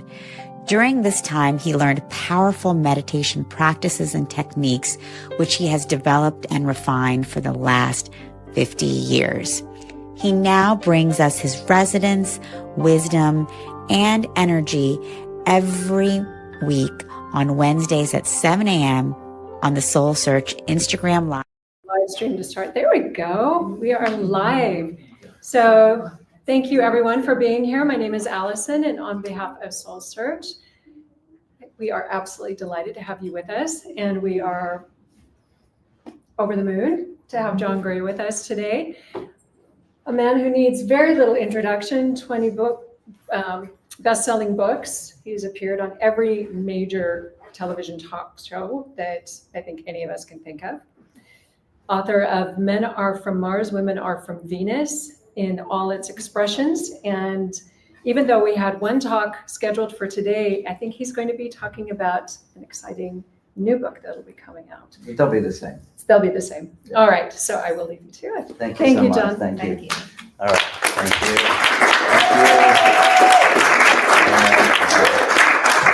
Let me set this up where it shows me. So we're live streaming, so I'm talking with other folks as well. Welcome, keep coming in. That's good, that's good. So if I come like this, come on in, come on in. Hi, hi. Come on in. Welcome. So I just finished a 3-day class. Some of my participants are actually here in the back. They're all smiling. Yay. Yay. We had an amazing life transformational class. You know, I call it a relationship class, but I'm thinking, so many people said this wasn't just a relationship class. This is a life-changing class. Think of a name for me sometime, if you can. Welcome, come on in. What I do in my workshops is I have so much material online and I have so many books that you can get content from me, and you will get content from me today, but you get content in person. You can always listen to the Rolling Stones, but it's different to go to a concert. So, that's always nice. But the experience of 3 days in my workshops is different from just the content. It starts out with the first day where you have the first 3 hours is me downloading things you haven't read in my books. So I'll give you a little glimpse of that.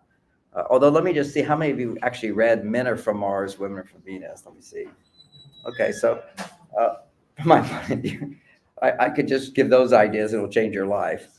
But then I have the book after that, the book after that, the book after that, the book after that. But it really stems from this basic understanding of how men and women are different. So I'm going to do a little Men Are From Mars for the folks that have never read that book, and which would be, that's all I do in the first 3 hours of my classes. Usually most of the people have read Men Are From Mars, but those ideas are transformational. Over 50 million people have read that book. Comprehend that. You know, it's in every language, or almost every language, 45 different languages all around the world. It's stunning. You know, it just took off. somebody just said, I haven't seen you, heard about you in a long time. I said, well, in the year 2000, I was nominated as the biggest selling book in the world by USA Today. And the next day, I was never allowed on TV again. Isn't that amazing? That's when you get right up there, they go. Why? Because I'm considered by HR in every company and every business and in the media, I talk about men and women are different. And that's not the accepted reality today. Political paradigm. It's a political paradigm. I'm basically a sexist. I used to give talks at all the corporations around the world. People love my talks. I mean, they're amazing. Fun, entertaining, insightful. But So you got canceled. But I got canceled. I'm cancel culture. Long before cancel culture came, I was one of the first. Okay, and I still keep going on. It hasn't affected me. It just means a few less books in America. I still sell 300,000 books a year in America. Now, any of those bestsellers you see on the top list don't sell 300,000 books, but somehow I don't get to the top of the list. It was interesting. They don't even put me in the women's book section, and women are 90% of the people reading my book are women. But there's a bias in this world. I don't want to sound like I'm complaining. I'm just celebrating that in spite of all of that, I still survive. And it's an amazing message. And I keep putting it out there. Other countries which don't have our bias, like in China. I'm the only person, my publishers are the only people who've ever sued the Chinese government and won. Because the Chinese government was publishing, I don't know how many, but a lot of copies of Men Are From Mars because they want babies there. So they were, and I may be also helping with people learning English or whatever, but they wanted relationships. They liked me. The Chinese government likes me. They've kicked out all the personal growth teachers. They've actually been kicked out. A lot of what they did in China, for example, was just in the last year or two, all of the private schools, private education, because people go, education stinks. So I have money. I have my children have private education to become really smart, able to work and make money and all that. They canceled all the private schools. Amazing. It's China. Anyway, so they still love me because they need babies. They have a big problem there because people are not making babies. Just relationships aren't happening. And what's nice is because, I mean, when I go on TV in China, 30 million people listen to me. I mean, maybe it was 100 million. I mean, this is the government. But anyway, my publishers foolishly said to the Chinese government, you can't do that. And they won. So they're not publishing my book, but I want them to. I want more people to have this message. Whatever. Come on in. We're just got a few more empty seats. Welcome to come in. This is a talk on Men Are From Mars, Women Are From Venus. So anyway, and somebody said, oh, I think I saw you on the Oprah show. Yeah, before the year 2000. I did 18 shows with Oprah. I was her coach. And then in 2000, she never called me back. That was it. It was just, you get the orders from top. You're just not allowed. Who is it? Katie Couric, I think her name was. Yeah, Katie. We're friends. We did shows together, and she was going to do a 6-part series on my books and everything, come out and do the whole big deal. And if you remember, she left NBC. Part of why she left is they wouldn't let her do her own thing because they canceled. You can't do John Gray. Yeah, it's amazing. Why? I'm a sexist. Read my book. I'm not a sexist. People love my book. It's like all I do is uphold women and men at the same time. But I'll tell you something funny. The first time I went on the Oprah show, you're in the green room, and the guy who does your hair, he does this for everybody, comes on if they're a man. And he says, yeah, so you're here, you want to sell a lot of books? I go, yeah, I want to sell a lot of books. He says, well, I'll tell you how to sell books. Don't say anything good about men. That's what's that.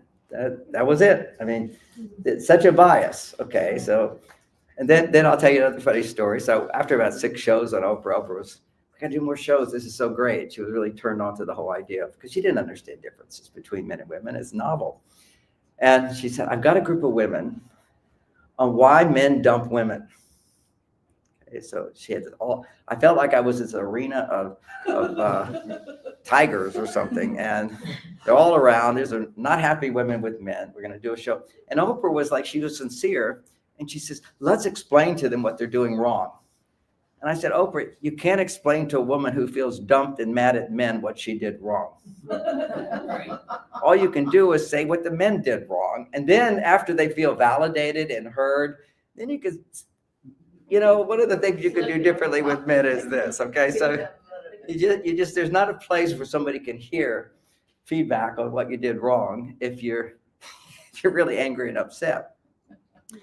So anyway, this is kind of like leading me into the theme of my new book, which I'm writing right now, which is really exciting for me. I haven't written a book in 8 years. My wife of 34 years, Bonnie, she passed with cancer, and that was super devastating for me, and I was depressed for a couple of years. And for me, being depressed, it just means I'm happy part of the day.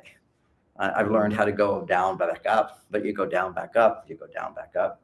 And it was, I wanted to die, those things. And then I was happy to be alive after you process the feelings. And that's what I do, for my people who just attended my 3-day workshop, is they all end up crying.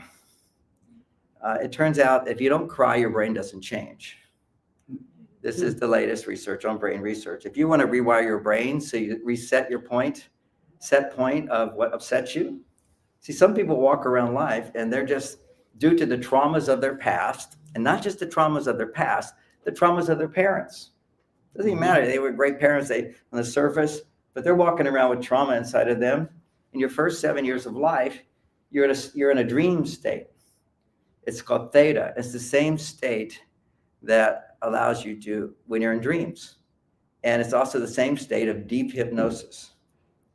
And some people can actually go into deep hypnosis. I've challenged all the hypnotists and see if you can put me in deep hypnosis. They can't, because I've worked so much on my traumas. I don't live in theta state when I'm awake. But it was fun to have them challenged. We can hypnotize you. But if you see even a professional hypnotist, they'll check out people in the audience who is the most traumatic person, because they'll be suggestible. And then you find somebody who's suggestible, then you can say something and they'll follow. Those people also, just as I do fun things to say, those people are always actors. Why? Because actors don't know who they are. That's why the better you don't know who you are, the better you can be somebody else. And the problem, it's the same problem. When you look at a lot of the actors, you'll see that, I probably should come back to Men Are From Mars, but I like to explore new things for people to understand. And it is, if you're a super celebrity, why is it all the super celebrities, to a great extent, get divorced, have dramatic lives, and have to have been through rehab twice before they're a celebrity? We look at them like, oh my God, how glorious they are. They're very unhappy. I won't even counsel them. I can't help them. Their egos are too big. Mm-hmm. They won't see what they do wrong. They rationalize, justify everything, and they don't exist. So for some reasons, whatever the trauma is, if you don't have a strong identity, then in other terms, you can be controlled, you are possessed. The whole idea of spirits, they used to call alcohol spirits. Who knows why they called them that? I wonder why. What is that? Because they're under the influence, they don't know who they are. That's right. She said when they're under the influence of alcohol, they don't know who they are and they're possessed by spirits. And that's real. It's very, very real. Because I had a brother who committed suicide who was bipolar. And part of his condition when he was bipolar is at times he would go out of his body and stand out of his body and watch somebody take over his body. These episodes would happen. Very, very sad. The reason he eventually killed himself was because one time he had an episode. The episodes would just come on. And when he had the episode, he was under a lot of stress. And when he had an episode come on, he would completely lose control and do crazy stuff. Take off his clothes, be a crazy person. And they put him in a mental hospital. But one time, 3 or 4 times he'd been in. The 4th time he was in, the mental hospital was full. So they put him in the criminally insane hospital. You wake up in the middle of the night and somebody's got a razor blade to your throat and says, give me your toothbrush. This is crazy land. He was so terrified. He said, I I don't want to live thinking that could happen again. That was it. That was his reason. It was just the thought of having to go back there was just too scary because he couldn't control. He would be temporarily possessed. Sounds like dissociation. You're dissociating. Yeah, he would dissociate. So he would just take over. And so what's happening today is that people are missing a fundamental truth. The only real thing in this room right now, everything you think and everything, your imagination. You know, one of the things I do is I give a lot of wellness advice, health advice. How do I know that's true? I've seen some people get benefit from those things. I've heard experts say those things. Do I really know that's true? I mean, sometimes it's true, sometimes it's not. Of course, as a marriage counselor, almost everything somebody feels in their relationship changes the next day. We imagine everything's worse than it is. And some people imagine things are better than they are. Mm-hmm. They live in a fantasy world. And they never connect with who they truly are. So we live in all this fantasy. I'm looking at an Indian woman in the back, and in India we call that Maya. It's all illusion. We make it all up. What's the only real thing, if there is a real thing, in this room? Your body. Your identity as I am a man. You are a woman. That's indisputable. And they've even got people who don't believe that. When you don't know your identity, when you're not anchored into a healthy identity, then what occurs is you're possessed. You're the easiest person under suggestion. If you look at, some of our weakest element of our society is Down children. You know what the Down children are? Okay. Genetic defect, whatever. So they don't have a real sense of self. They're very malleable, like children. 90% are now trans. Just tell them you're a girl and you're a girl. Why do they do this? I don't know. But I do know it's very easy for a male to go to his female side. It's very easy for a female to go to her male side. So let me define in simple terms, male, female side. Because we all have one. I have a male side, I have a female side. And I'm successful, I'm happy, I'm grounded, have a family, a life, only because I have a strong male side. And I also stay connected to my female side. Right now, I have a strong male side. I'm teaching my class. I'm competent. I'm skilled. I'm solving a problem. We all have a male side. You go to work, you solve problems. And if you're not at work, you're a mother, you're solving problems all day for your children. You're the CEO of the house. That's your male side. Well, what's the female side? I love you. I love my life. I'm happy. I'm comfortable. I'm at ease. I'm having fun. I enjoy myself. I'm writing my new book. Love it. Just love it. I get into there, love it. My wife gets jealous. I think that's your girlfriend now. It's balancing these two factors together. But what we do is we're kind of living on this planet, this world. It's a juggling. It's like walking on a tightrope. How do I stay in balance? Because as soon as a woman is stressed, she either goes too far to her female side or she goes too far to her male side. And the easiest one to go to in our society, the way it is you go to your male side. Yes. Automatic. It's the easiest thing because your female side is the vulnerable side. It's like, I'm affected. You influence me. I'll show you the influence. If you're actually enjoying my seminar where I'm taking it, let me know with your clapping. Just clap. If you enjoy it,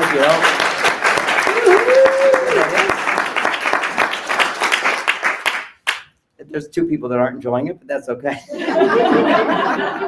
I have a strong enough identity to not be affected by that. See, that's self-identity. That's called not taking it personally. I understand nobody wants to be controlled. They feel controlled. But the bottom line is, why do all the young people take everything personally today? Have you noticed that? Good question. We have to have sensitive zones. We have safe zones to talk. And you can't in any way express something that challenges them and hurts their feelings. My gosh, my mother taught me as a little boy. What was my big lesson as a little boy? Sticks and stones can hurt your bones, but they can never harm you. Was that it? No, words can never harm you. You have to learn. Sticks and stones can break your bones, and words cannot harm you. So why are they so sensitive? One, they're all coddled. And particularly when you coddle a boy, he goes to his female side. Anytime you make it easy for a little boy, he's going to go to his female side. Anytime you do things for a little boy, he's going to go to his female side. See, the female side of us is our power to have other people do stuff for us. I can attract people to do stuff. I attract people to buy my books. I attract editors to edit my books. I attract good people in my life, or not good people. I have to say I'm not perfect at this. I've attracted a lot of not good people in my life. There is a reality that when you shine light, all the bugs come. It's real. It's real. You know, I just finished sharing all the tragedies in my life, and people go, well, if you're like so aligned and whatever, not that I'm so perfect or anything, why do all these things happen to you? I said, well, are you a Christian? Yeah, for Christians, believe one of the best people they can imagine. They hung him, put him on a cross. That doesn't mean if you're enlightened and you're creating a beautiful life for yourself and you have balance that only good things are going to happen to you. You can't even grow if only good things happen to you. The only way you grow is through suffering. It's the only way. It's basically on the way here. I'm teaching my class. I haven't eaten today, and my assistant gave me a bag of caramels. I generally don't have any sugar in my house because I'll eat it. So bag of caramels that I haven't eaten. I see those things. My brain goes, take it. I'll take my caramels, have a few caramels. And then I'll feel disgusted later. I won't wake up feeling as great as I normally do. And then for days, I won't have any sugar. Okay. Pain, suffering motivates us to do something different. When my wife died, one of the greatest sufferings I've ever experienced in my life, I loved her so much, still love her so much. I felt so like a failure. I tried to save her. Because I am I was. I've given up that mantle since my wife died of cancer, but I was an expert. And my wife very sweetly made sure that she didn't put her life in my hands. Because if she died, I would feel it's all my fault. Even still, I felt it was all my fault. Just the feeling you have. I wish I could have saved her. Devastated. I remember my last conversation when I realized she was dying. We couldn't even get an IV into her because there was no longer any veins flowing. It was very sad. Doctor took me in the other room and said, it's going to be in 2 days. There's no way. He'd seen it. So hello. Hello back there. Okay. So the doctor, so I said to her, sweetie, it looks like it's only going to be a few more days. She said, I know. I just said, I'm so sorry. We cried. I'm so sorry. She immediately went, John, you're my hero. You've done everything for me. And you always have. Just remember those lines, husband, if ever you will. That saved my life. Okay. It was one of the sweetest moments. I said, I'm sorry. She says, no, I'm sorry. So sweet. Because she knew how disappointed I was, of course, with all the efforts we went through. But whatever she wanted, I traveled the world. I took her to different experts, different clinics, all these different things. And it just didn't happen. It wasn't in the cards for her. Well, what a beautiful life we had. And I'm really glad we went to one doctor who saw her condition, knew she was going to die soon, and basically said, and you've had a really good life. And I thought, what a terrible thing to say. But then I realized what a good thing it was, because Bonnie talked about, yeah, it's been a good life. It's been a good life. And I was still in mindset, no, you're not going to die. You're not going to die. We're going to save you here. And so anyway, I'm not sure where I got off on that story. Anyway, I like sharing it sometimes.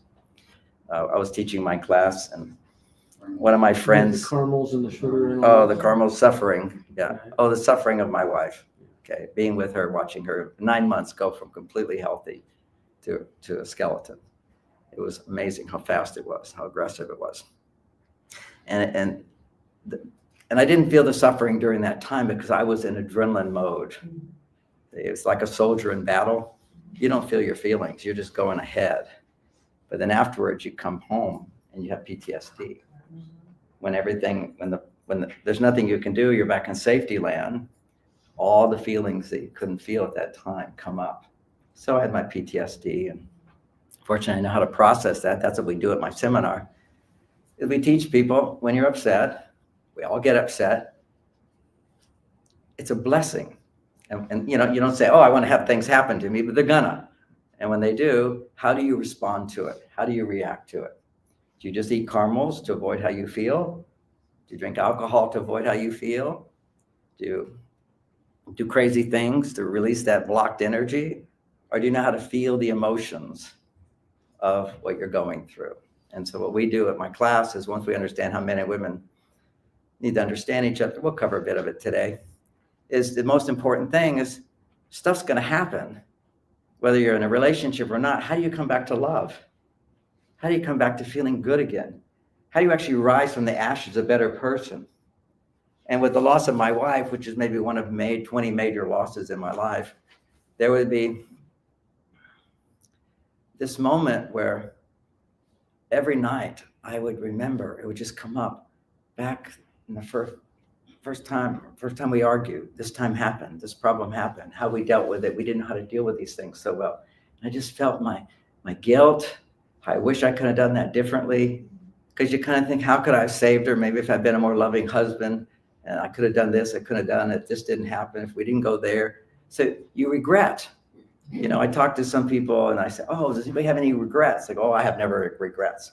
Well, that's the stupidest thing I've ever heard.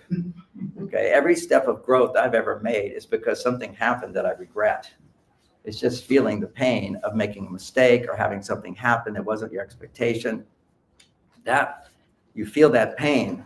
And only if you feel the pain, and the only way you can feel pain is either physical suffering, which means that your emotional pain is already manifested into your body. It's emotional pain. And we're in a confusion in this world, which is the word feeling. You know, a woman might be angry, for example, or a man could be angry, and you say, well, I feel like you don't love me, right? You say that you're angry. I feel like you don't love me. I feel you don't care about me anymore. Or you might be angry with yourself. I feel like I'm not good enough. I feel like I'm a failure. What am I feeling there? I'm not feeling my suffering. I'm causing my suffering unless I get in touch with the emotion. The emotion releases the suffering. That is the pain.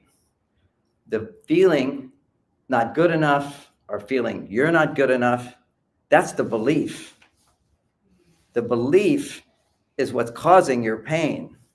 But if you just feel the belief, then you're making the belief more real and true.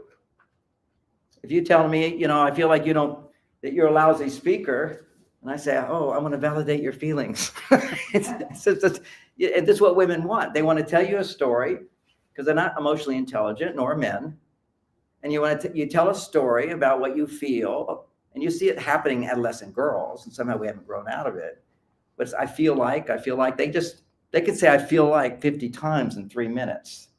Because what they're starting to do is feel within inside what they believe. But when you feel inside what you believe, and if you don't feel really good believing that, then what you're believing is a lie. Because it's lies that cause pain. How do I know I'm believing a lie? Because it feels like pain. It causes me to feel pain. And what is the feeling of pain if it's not just physical?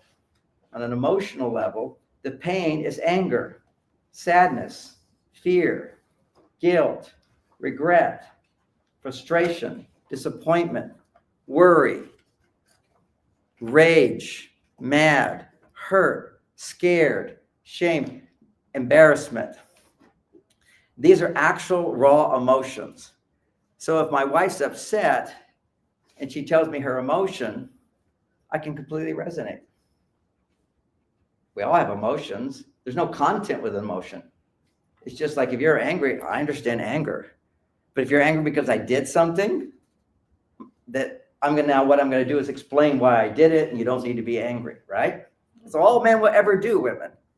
If you express unhappiness with him, he will explain to you why you're overreacting. He will explain to you, and he should, but it doesn't work. But you are overreacting. And when a man's upset, he's overreacting. Now, something I do in my marriage, because I know all negative emotions only come from faulty beliefs, only come from lies that I'm telling myself. That's why we have this thing called overreaction. Anytime you're upset, you're overreacting, unless you're cool, calm, and collected and heart open. Isn't that our straight line here? Yes. Straight line, cool, calm, and collected, motivated, loving, caring, all of that. That's who we are. Anything other than that is not you. Your soul is loving. Your soul is highly intelligent, highly competent to deal with that moment. Why can't we stay in that place? Because we believe lies. What lies did we believe? Well, let's start with childhood. You were punished. How many people have been punished? This is our culture. You punish people. So what are you teaching your children? I didn't punish any of my children. They managed wonderfully. They turned out wonderfully. I have never been punished in my life. The reason for that is a fun story is I had 4 older brothers. They were all punished. And they went to, one of them ended up in jail. So I came along and my mother convinced my dad, this is Houston, Texas, a long time ago, where you would pull out the belt, say, if you upset him, dad's gonna come home and you're gonna be punished. That's how you controlled him. And dad would pull out the belt and you get whipped. Even the crazy thing is we had at my junior high school, we had a swimming pool, indoor swimming pool. And to avoid having to let the bathing suits dry, some pervert said, oh, well, let's just have them do naked. So we're all playing polo naked in this swimming pool. And then the teacher's talking. And if you talk, you get out of the pool. He pulls his lanyard out and he whips you. He did that the first day. And I got out of the pool and left. He said, oh, you come back here. Nope. I just completely defied authority. Said, not going to do it. And I didn't. Simple as that. I remember there was a little girl who was spanked. I was in first grade, and see, I wasn't spanked. So I had an awareness that this is like primitive, cultural, ridiculous stuff.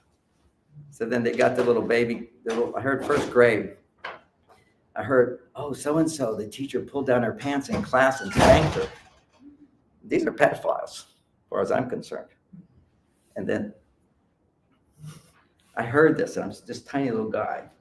I got up from my chair and I walked out of the class. Teachers said, sit down, sit down. No, I'm talking to the principal. I went all the way down the hall, a little person. It's like a big long, I know where the principal's are. I go in, the secretary's there, talking to the principal. Oh, she's busy right now. You have to come back later. Probably thought I was so adorable and cute. I said, no, I walked right into her office and told her this can't be done. She said, well, we'll look into it. Well, you better look into it because we'll sue you. Okay, it was like my little voice. I mean, I've always been a woman's protector. I'm born to do that. And the way you protect women is help women understand how they unknowingly put yourselves in situations to be hurt and teach men how to respect women. You know, one of my pet peeves is all the other books on gender always talk about, oh, what men need is respect. What men need, I'll give your man respect. The more you respect a man who doesn't earn it, the more dysfunctional he becomes. You know what happens if you respect a woman? She will just grow in more love and more support. To respect is to honor someone and serve them. So you look at, in my opinion, the most dysfunctional people on the planet are the royal families of Europe, who like to kill people, start wars with each other. It's just a bunch of relatives all having wars with each other. It's the stupidest thing. Idiotic stuff, warmongers. These are all psychopaths. But particularly the ones in Europe, because they're born, because their blood is royal blood, you have to serve me, you have to bow to me, and you have to give all your property to me. And when you marry a woman, I can fuck her. Spread my genes, not yours. Do you know that's all real? It's insane. This is the world we come from. Lack of respect for women. No wonder women decided to stop being women and be like men. Because men get the admiration, they get the respect, because they make money, they have power. Well, how did we even come into this world? It was women. You have all the power. And female power, when it's embraced, when it's respected, and you get what you need, You have the power to bring out the best of everybody. That's female power. You've all heard of the law of attraction. That's your female power. I have both. I attract people to read my books. I also write good books. That's my male side. There's a lot of people that don't write good books, but somehow they've got the female attraction thing going. It's okay. It's a big role. I like brilliant books. I read these books and go, it's a brilliant book. Why didn't anybody buy it? Because they didn't love writing it, or they're not in touch with their female side. It's just, you have to have the balance. And our culture is out of balance. We're all stressed, more stressed than you can imagine, because you don't know what it is to feel peace. As a culture, we don't know what peace is. Maybe there's exceptions anywhere. But the bottom line is, you measure. I'm just looking at science. Everything I teach now in my new book and my past book, 3 books back, is all validated by science and chemicals and understanding, big studies that are done. And there's a big study that was done in the year 2000, but then there's a whole bunch. I got chats giving me some new studies, everything. But they found that women's stress levels in the workplace, if you have a job in a business, your stress levels will be twice as high as a man's. And when you return home, they'll double. And men's go down. Well, first of all, what's that about? Well, the work world, first of all, it's designed for men because it was always men. And it's designed for men because it's where you're in the workplace and somebody doesn't want to buy your product and you talk for an hour. You don't say, well, I feel really hurt. You know, I put a lot of into this. I told you all this stuff and you're not buying my product. I feel really, really hurt and mad at you. Okay? Now, you might feel that. Did you tell them that? No, that's totally inappropriate. The workplace is a place where you serve other people. It's not about you. It's not like I nurture you and you nurture me. No, you buy my product. And the thing for men is we nurture you, but you have to buy our product. That means, what is the product? What's the payment when I give to my wife? Not money. More important than money is she appreciates me. Not respects me, appreciates me. And what's so confusing, unfortunately, is the Bible is translated by a man for the Christians. If you go into our dictionary, what is the definition of respect? They'll say appreciation. And what is the definition of appreciation? They'll say respect. What a stupid thing. No discernment at all. So what does it mean to respect someone? Well, if I respect the speed limit, what does it mean? I follow the speed limit. I honor the needs of someone else as a community. And of course, that's a stupid thing to respect, and I don't. Why? When I was a kid, my mother would drive 90 miles an hour. She never got in an accident. Texas, the speed limits were 70. Of course, she went 20 miles over. Why not? You can't get a ticket unless you're going 80. And I used to be just like her. Well, let's push the edge. This is my sweet mother with her 7 kids, 7 kids in the station wagon, just hauling ass, taking us on vacations. She's an amazing lady. 90 miles an hour. It was like, can't even think of that today. Do you know when we went from 70 miles an hour for the freeway here to 55, slowpoke land? What was the rationalization there? Save gas. Save gas. Because of gas shortage. What a stupid thing. What a stupid, stupid thing. And we all comply.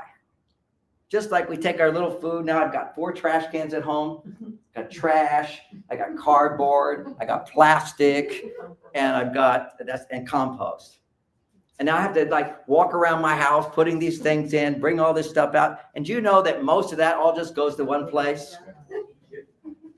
They don't separate it out. This is all bullshit. But I have to do it. I'm now changing since I started talking about is that I'm just going to put it all in the trash. The reason I was complying a bit is because they knew I wasn't complying and they said, we won't pick up your trash. That's what they did. They want to punish me for that. So I said, okay. I'll do what you wish. Now I've just decided after they did that, I'm going to do one thing I can't. You can put anything into the trash. And you know that right now there's patented technologies that can go into the trash places and turn it into fuel. Right now that exists. This is all just control, stupidity, and we blindly follow. We believe them. And why do we believe them? Because as children, when we were punished, we believed that we didn't deserve to be loved and that we should suffer. We should suffer if we make a mistake. And if we suffer because we made a mistake, Now I deserve to be loved.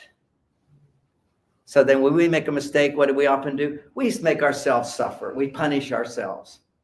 We're hard on ourselves. We kind of say, when am I going to grow up? When am I going to handle this? Why did I do that again? Damn, I did that. And then we don't feel as worthy. A shame comes over us. Walk into a room, feel anxiety. As you can see, I feel none. I don't even plan what I'm going to say. Why? Because I'm adorable, I'm loving, whatever comes out of my mouth is helpful. Okay? Well, clap. I like clapping.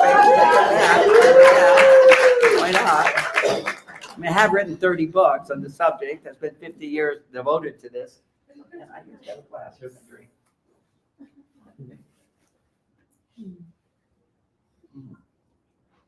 See, I got applause and I could relax, be easy.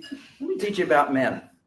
There's a male side of us is the performing side. It's serving. I'm going to do something. And when do people serve the most in terms of one aspect of life is you see all these entertainers on the stage, you go to the theater, you know, and they're all like putting their heart and soul into it. They work as hard as hell. They're doing that and they stand out there and they do their show and we're in the audience and we can feel the energy and effort they put into it. And when they're done, we clap, right? And we give standing ovations, loving those people.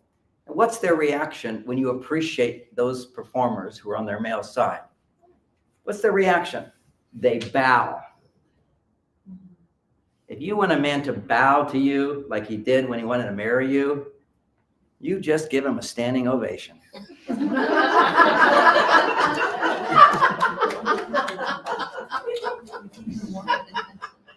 You just don't understand what motivates men. I got that line the other day. I was giving a talk to two women on a podcast, and they were really sweet women. They were pregnant, so they were like their questions weren't really focused. But it was very sweet, you know, because women, when you got a baby growing and your brain doesn't work like it normally does. Okay, so very patient. But anyway, at the end, I said, "Now tell me what you've learned from my talk." And one of the women says, "I'm giving my husband a standing ovation when he comes home." I said, "You got my message." Okay. So what biologically does a standing ovation do if we take that as an extreme? It's simply appreciation for something he does. If a man does something, he's appreciated for it. Then what happens is there's a very important hormone in his body. It's called testosterone. Now, women have testosterone, and when testosterone goes up, good.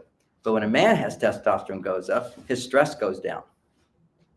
If a woman's testosterone goes up, doesn't affect her stress at all. Feels good, makes you feel powerful. Look what I can do, look what I can do. But your stress doesn't go down. Men are designed to be rewarded by their body when they work hard, when they put forth effort in service and respect of others. So what we, through action, doing stuff. One woman in my seminar was very sweet. She says, "You know, I normally don't like men at all."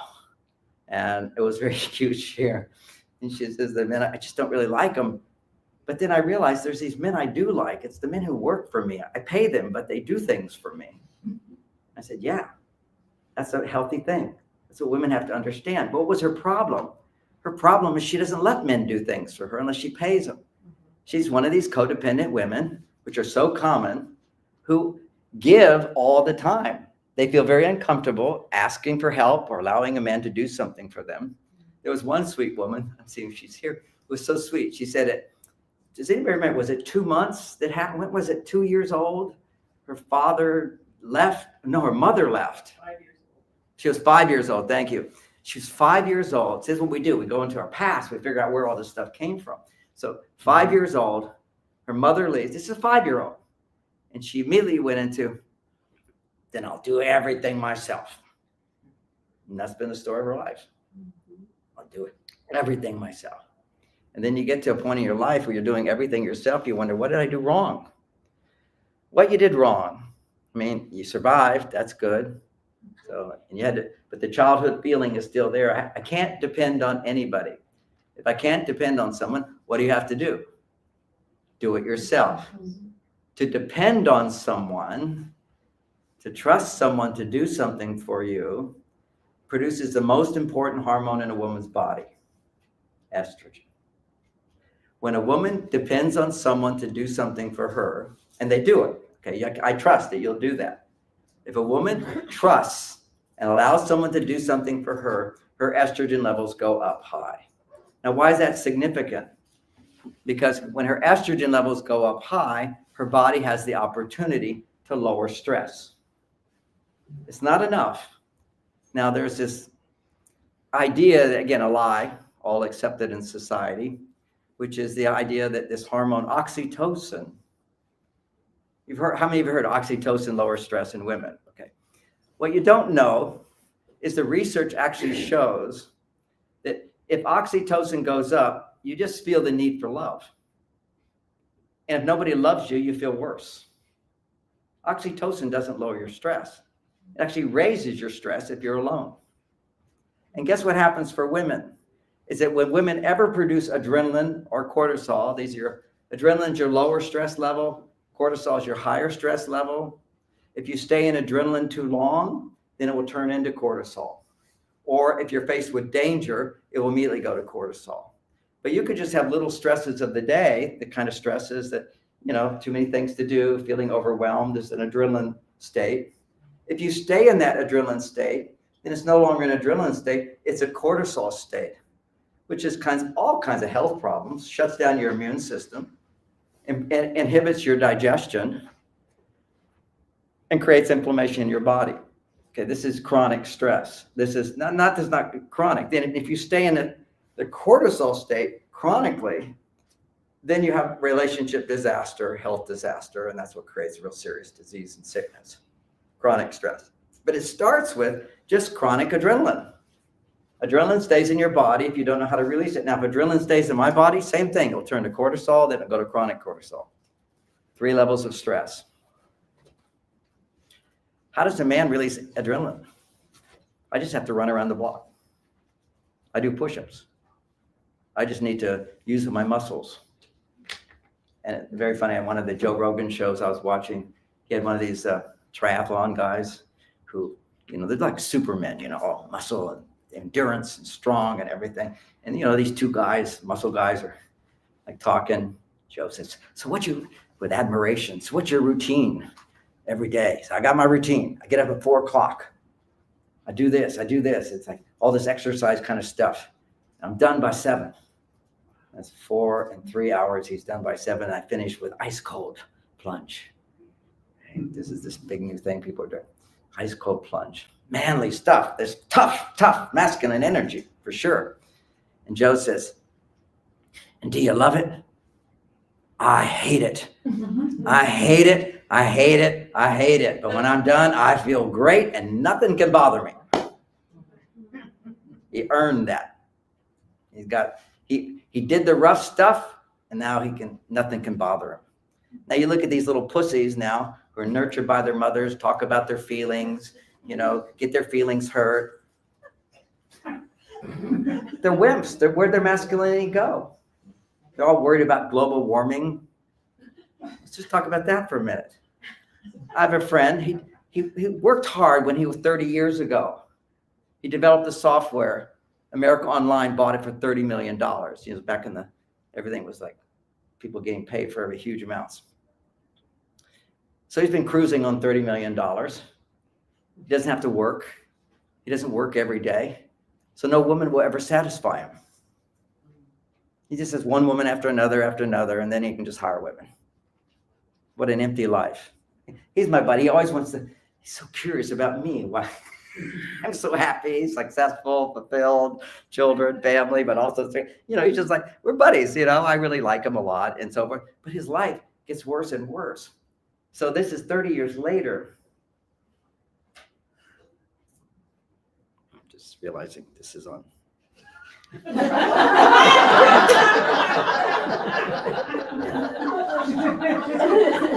Worldwide distribution. Anyway, he calls me up. I said, how you doing? I have so much anxiety. I'm so stressed out. I'm just so stressed. I can't sleep at night.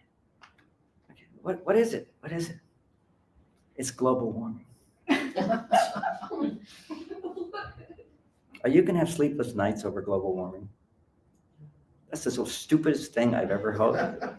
And telling children that the world's going to end in 10 years is the stupidest thing you could ever do. And let's all put our little plastic things in the container because the world's going to end in 10 years. This is the stupidest thing ever. Just generate fear. Fear, fear, fear. And what does fear do? It creates obedience. Because when you're in a state of fear, your limbic system is ruling you, and that has no prefrontal cortex activity at all. You just follow the leader. You just follow your data supporter. We're living in this illusion, and the more vulnerable, the more you've been punished, the more vulnerable you are to lies. Because the biggest lie is that you don't deserve to be loved all the time. Make any mistake in the world, and I'll love you, particularly if you're my child. I don't need to punish you. And of course, parents are taught, if you want your children to grow and learn, punish them. I'll give you the extreme of this stupid idea. And by the way, if you don't punish your kids, most people have no idea what to do to control their children because they don't have communication skills. So I wrote a whole book on how to communicate to kids so that they will follow your orders. Some communication experts say, what do you mean follow your orders? I mean, follow the orders. I'm the father, you're the mother, we tell you what to do. Children need that. But you can do it in a nice way without having to threaten them with punishment. This is like you're treating your children like criminals. And yes, if you're an adult, you commit laws, you're a criminal. You should go to jail. Jail should be rehabilitation centers. I used to teach at San Quentin to rehabilitate these guys. They loved me, and they had such a good time that warden kicked me out. This really happened at San Quentin. The warden kicked me out. Finally, he said, oh, it's costing money. I said, I pay for everything. I'll pay for more. I don't need guards. You know what I did in that group my first group of guys? I looked at the biggest guy. And I said, now look at you guys. You're bigger than me, but I'm not in any danger because you know why? This guy right here is going to protect me. And he stood up and went like this. How did I know that? He's the biggest guy, and the biggest guy always wants acknowledgement, wants to be appreciated, wants a job, wants my recognition. It was a done deal. I called them all. It was a fun experience. I had my protection. I didn't need guards to protect me, but they said, and they didn't give me guards, by the way, but then they said, well, if you keep coming, we need guards for you. I said, okay, I'll pay for them. And then they said, oh, you're getting all this notoriety because my guys were all transforming. I was getting all this great press on the whole thing. That wasn't why I was there. I said, okay, I won't do any interviews. We're not going to talk about it. And there's a few other conditions he had. I forget them all, but it's a long time ago, 80s. He said, I said, so what is it? It's literally like Darth Vader came into the room. The cloud came in. And he said, they're not here to have a good time. That was it. Now, why were they having a good time, by the way? It's because I healed them. They all became drug counselors because they learned that they could be transformed with some good therapy. I just had them do therapy. I did therapy on them, the Mars Venus therapy, which we do at the weekend things, and everybody's transformed and feels better than they've ever felt in their life because they learn how to process negative emotions. Talking about your feelings does not process negative emotions. You look at your feelings and then look at what belief is associated with that feeling, your feeling belief, and what emotion is it causing, and how to articulate those emotions. Because if you're angry, you're not just angry. The truth is, if you're angry, you're also afraid. You can't be angry unless you're afraid. But talk to an angry person, you're just angry. I mean, you're angry, but really you're just afraid. I'm not afraid because they don't know what they're feeling. Anytime you have stress, and we all have it, whether we know it or not, what's underneath that stress is primarily, it's a little bit more sophisticated in this, but primarily it's 4 negative emotions. And you can't let go of that stress until you fully feel the 4 negative emotions: anger, sadness, fear, and regret. They're always there. And if you can't learn how to identify those, it's hard. It's hard. What we had to do, one woman who was crying, just have her stand up in the room and have her start to share her feelings. And then she runs out after 2 sentences. And I ask all the women in the room, well, what else is she feeling? Almost every woman goes, I know what she's feeling. She gave a phrase, oh, she feels I don't have the choice. You know, her parents made her go off to school. Another one says, if I express myself, people will leave me. My parents don't want me. All these beliefs are formed in childhood. You don't even know what they are. She could only articulate a few. But when you get a whole room full of women, they're feeling that. Everybody's feeling the pain, because actually when somebody actually feels pain and you're connected, the whole room feels it. It's like an energy fills the room, a healing energy. It's as if when you feel your pain, God's angels come to heal you. But if you feel your beliefs, nothing happens, except that you're confirming whatever you're believing is true. Because if you tell me, oh, I feel like you don't love me, and I say, no, I do love you. Well, don't tell me what to feel. That's how I feel. Don't try to change how I feel. So it's a confusing thing. Feeling your beliefs locks you into that. You can't get out of it.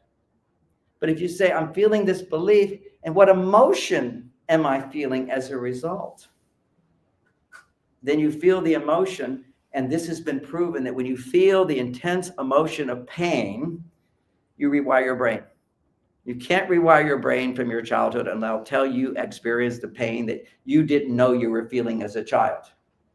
Because you don't know what you're feeling as a child. It just goes into us depending upon the trauma we have, feeling, abandoned, feeling betrayed. And you don't think those words, but it just happens.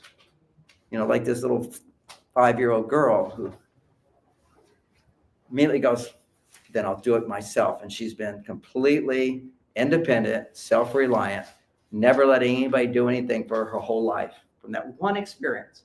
It's like she's got a set of glasses that says, nobody will help me. I have to do it myself. The most stressful belief a woman can have is I can't get help. Why do I say that? Because I can get help. That belief allows your estrogen levels to go high. And if your estrogen levels go up and your body has oxytocin, together, your stress levels will go down. Whenever you're stressed, guess the first hormone that automatically gets produced? Oxytocin. But oxytocin doesn't lower your stress unless you get a hug, unless you get support. But they did this study, not understanding how men and women are different, not understanding the hormones to the depth that my study, is you take a woman and you give her a hug. And what will happen is she'll have oxytocin because she feels safe in the hug. And she's receiving the hug. If you have oxytocin, which is I need a hug, I'm giving this example, could be any need. Oxytocin says, I need something. And then if somebody delivers it, your estrogen goes up and your stress goes down. But what they don't say in any of the research, except I have the research showing it, and this is just not expressed because they don't know how to make sense of it. Oxytocin gets released in your body when you're stressed.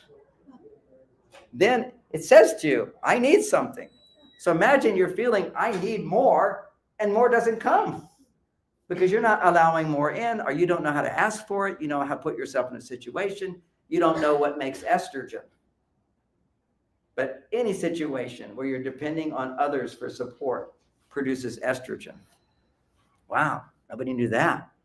That's why we have to have relationships. It doesn't have to be just relationships with men. There is an extra bonus with men. And you look at when a man can listen to a woman because she's learned how to communicate in a way that a man will listen. I've never met a woman who does. I've been doing this for 50 years. I've never met a woman who knows how to talk to a man so he'll listen.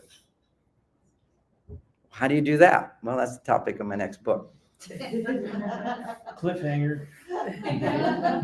But no, I'll give you some information as you walk out of here. So first thing, don't expect him to relate to your feelings at all. The only thing he can relate to is your emotions. If you talk to another woman, you could be complaining about stuff. You could say, oh, my high heel shoes are so painful. This outfit doesn't work. Or my boss doesn't appreciate me. Or there was so much traffic on the bridge. I was late. Whatever it is. If you talk to another woman, she has that experience. You know, when there's a lot of traffic, my wife could be upset. A lot of traffic doesn't upset me. I'm a great driver. I go through it. You know, so when you talk about your feelings as a woman, men are thinking, well, why are you upset about that? Well, there's nothing you can do about that. Why don't you relax? What's the big deal? What's your problem? Okay, this is men, because you're reacting to things that we don't react to. You're a different being. You live in another world. You have different priorities, needs, and so forth. And men are just going to go, so what do we do whenever you're upset? We say, well, don't think that way. Why would you feel that?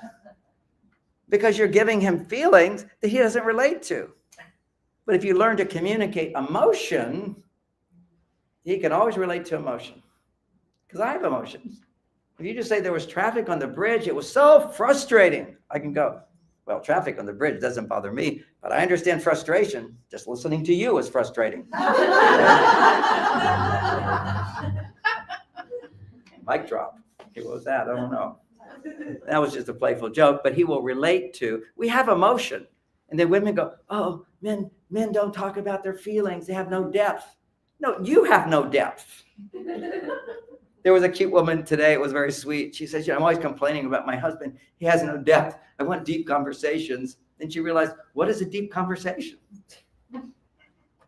Nobody knows what a deep conversation is. They just want deep conversation. Well, a deep conversation is where you go deeper. Where if you're upset about something, you can now experience the emotion associated with that. You can now experience what's behind that is I'm overreacting based upon something else that's bothering me. I'm overreacting based upon something from my childhood. You know, women want men to talk about their childhood, talk about other things that are bothering them. No, that's not our role. You want us to talk because it's show me yours and then I'll show you mine. You don't feel safe to go deep unless he goes deep because you don't understand men. We can go deep with you. That's what sex is. We go into you. You don't go into him. If you try going into him, you get an asshole. I'm not going to answer that yet. This is life. Women are all trying to, what are you feeling? What's going on? Well, you're not talking. So if you don't understand he's a man, not a woman, what you're going to end up doing is thinking, well, what do you do as a woman when you stop talking? You stop talking when you don't trust somebody. You stop talking when you're mad at somebody. So you assume if he's not talking, he's mad at you, and then you try to get him to talk. He don't want to talk. Then you feel, oh, he's got something really big going on. And now you got the soft, weenie guys. All they do is talk because they're on their female side, sharing their feelings. And I'll tell you, single women go, oh, I would love to be with a man who shares his feeling. I say, are you in a relationship? No. Well, try getting in a relationship with a man who shares his feelings, and you'll feel like a mother. And it seems exciting in the beginning because you go, oh, he's not mad at me. But now you've got a man going to his female side. Guess what happens when a man goes to his female side? You go to your male side. And that's the problem today. You get in a sexual relationship with a woman who's only on her male side, you're going to be on your female side. You come home and you're tired.